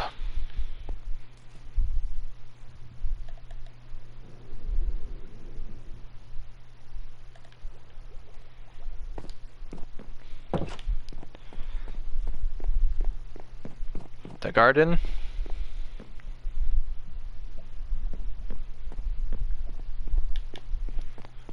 and then down the 3rd hallway you have lava farm number 2, technically. This is like the final one. How many do I have? 1, 2, 3, 4. One in the end, one at the first base, one at the second base, and one in the underwater base. Yeah, 4. And then a tree farm. And then you have the battle arena and the basketball court. I just made these for fun.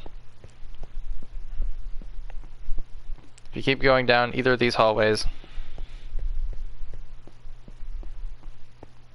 you'll eventually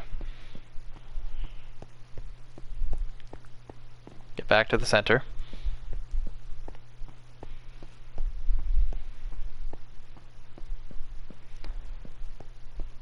So this is the battle arena. You walk through here, and you fight on the sands.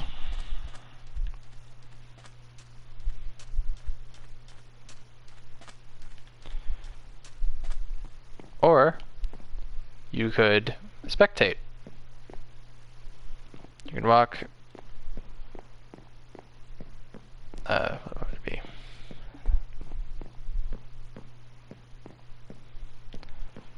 Like you can walk halfway around on both ends. They're blocked off.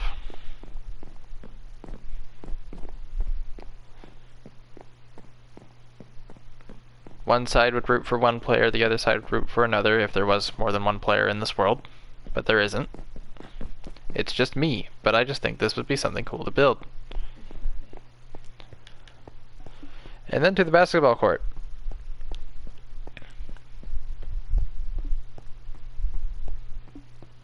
And if you're wondering about the title, for anyone who came here later, I already finished the river. I finished it a while ago, so I decided, let's do a tour before I end the stream. Here's the basketball court.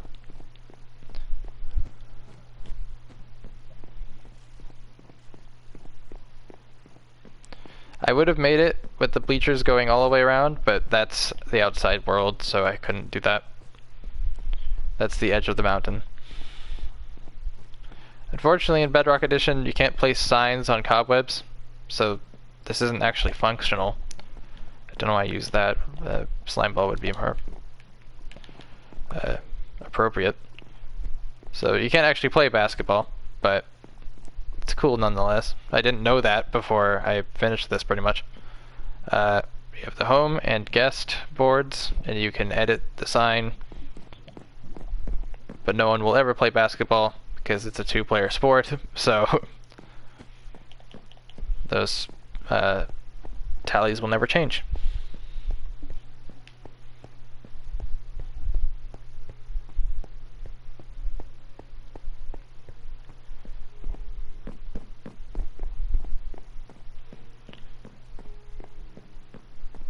And now one of the most classic Minecraft songs to play just before I end the stream.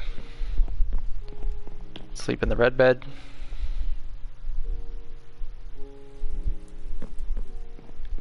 It's a fireplace.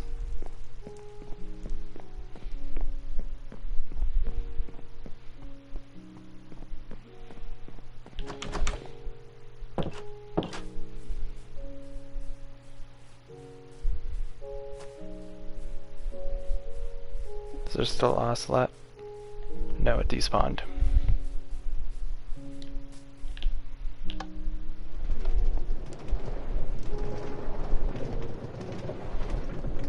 Stare straight so that doesn't glitch out the audio.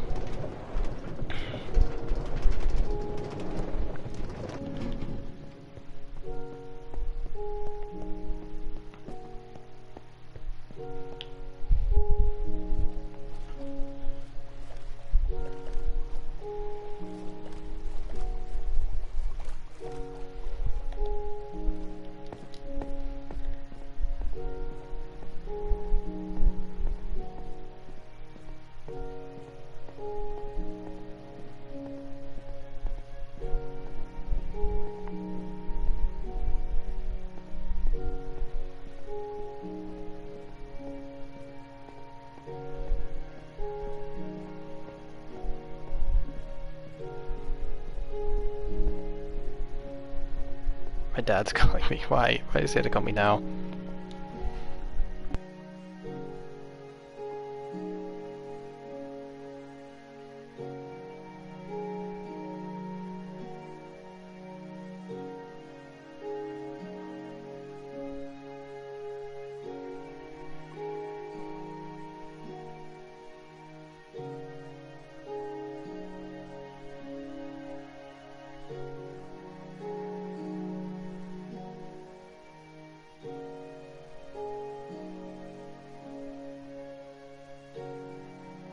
Okay. That was my dad calling me to see if I saw the text he sent. Apparently he's bringing someone home with him.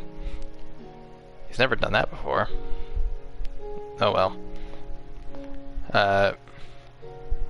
That's a weird way to end this stream.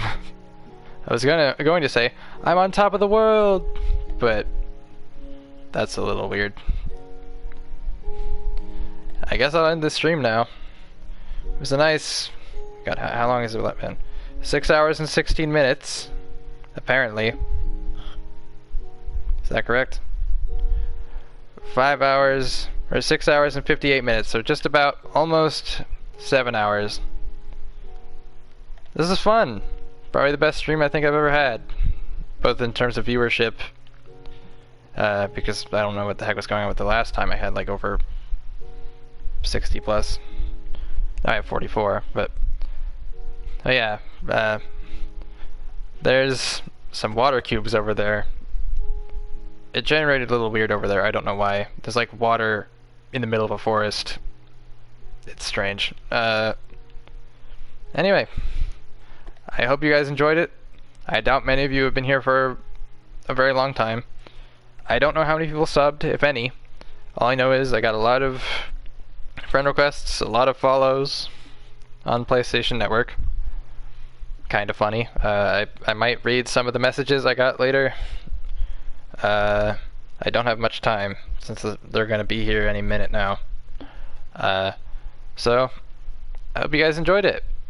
I doubt anybody's gonna watch this later, but if they do, thank you for stopping by. And goodbye.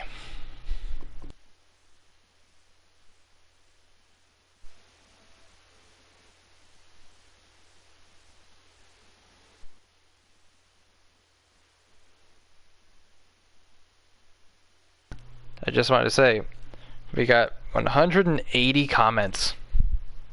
That's a lot. Though, to be fair, the first guy sent like 70, so. Now, goodbye.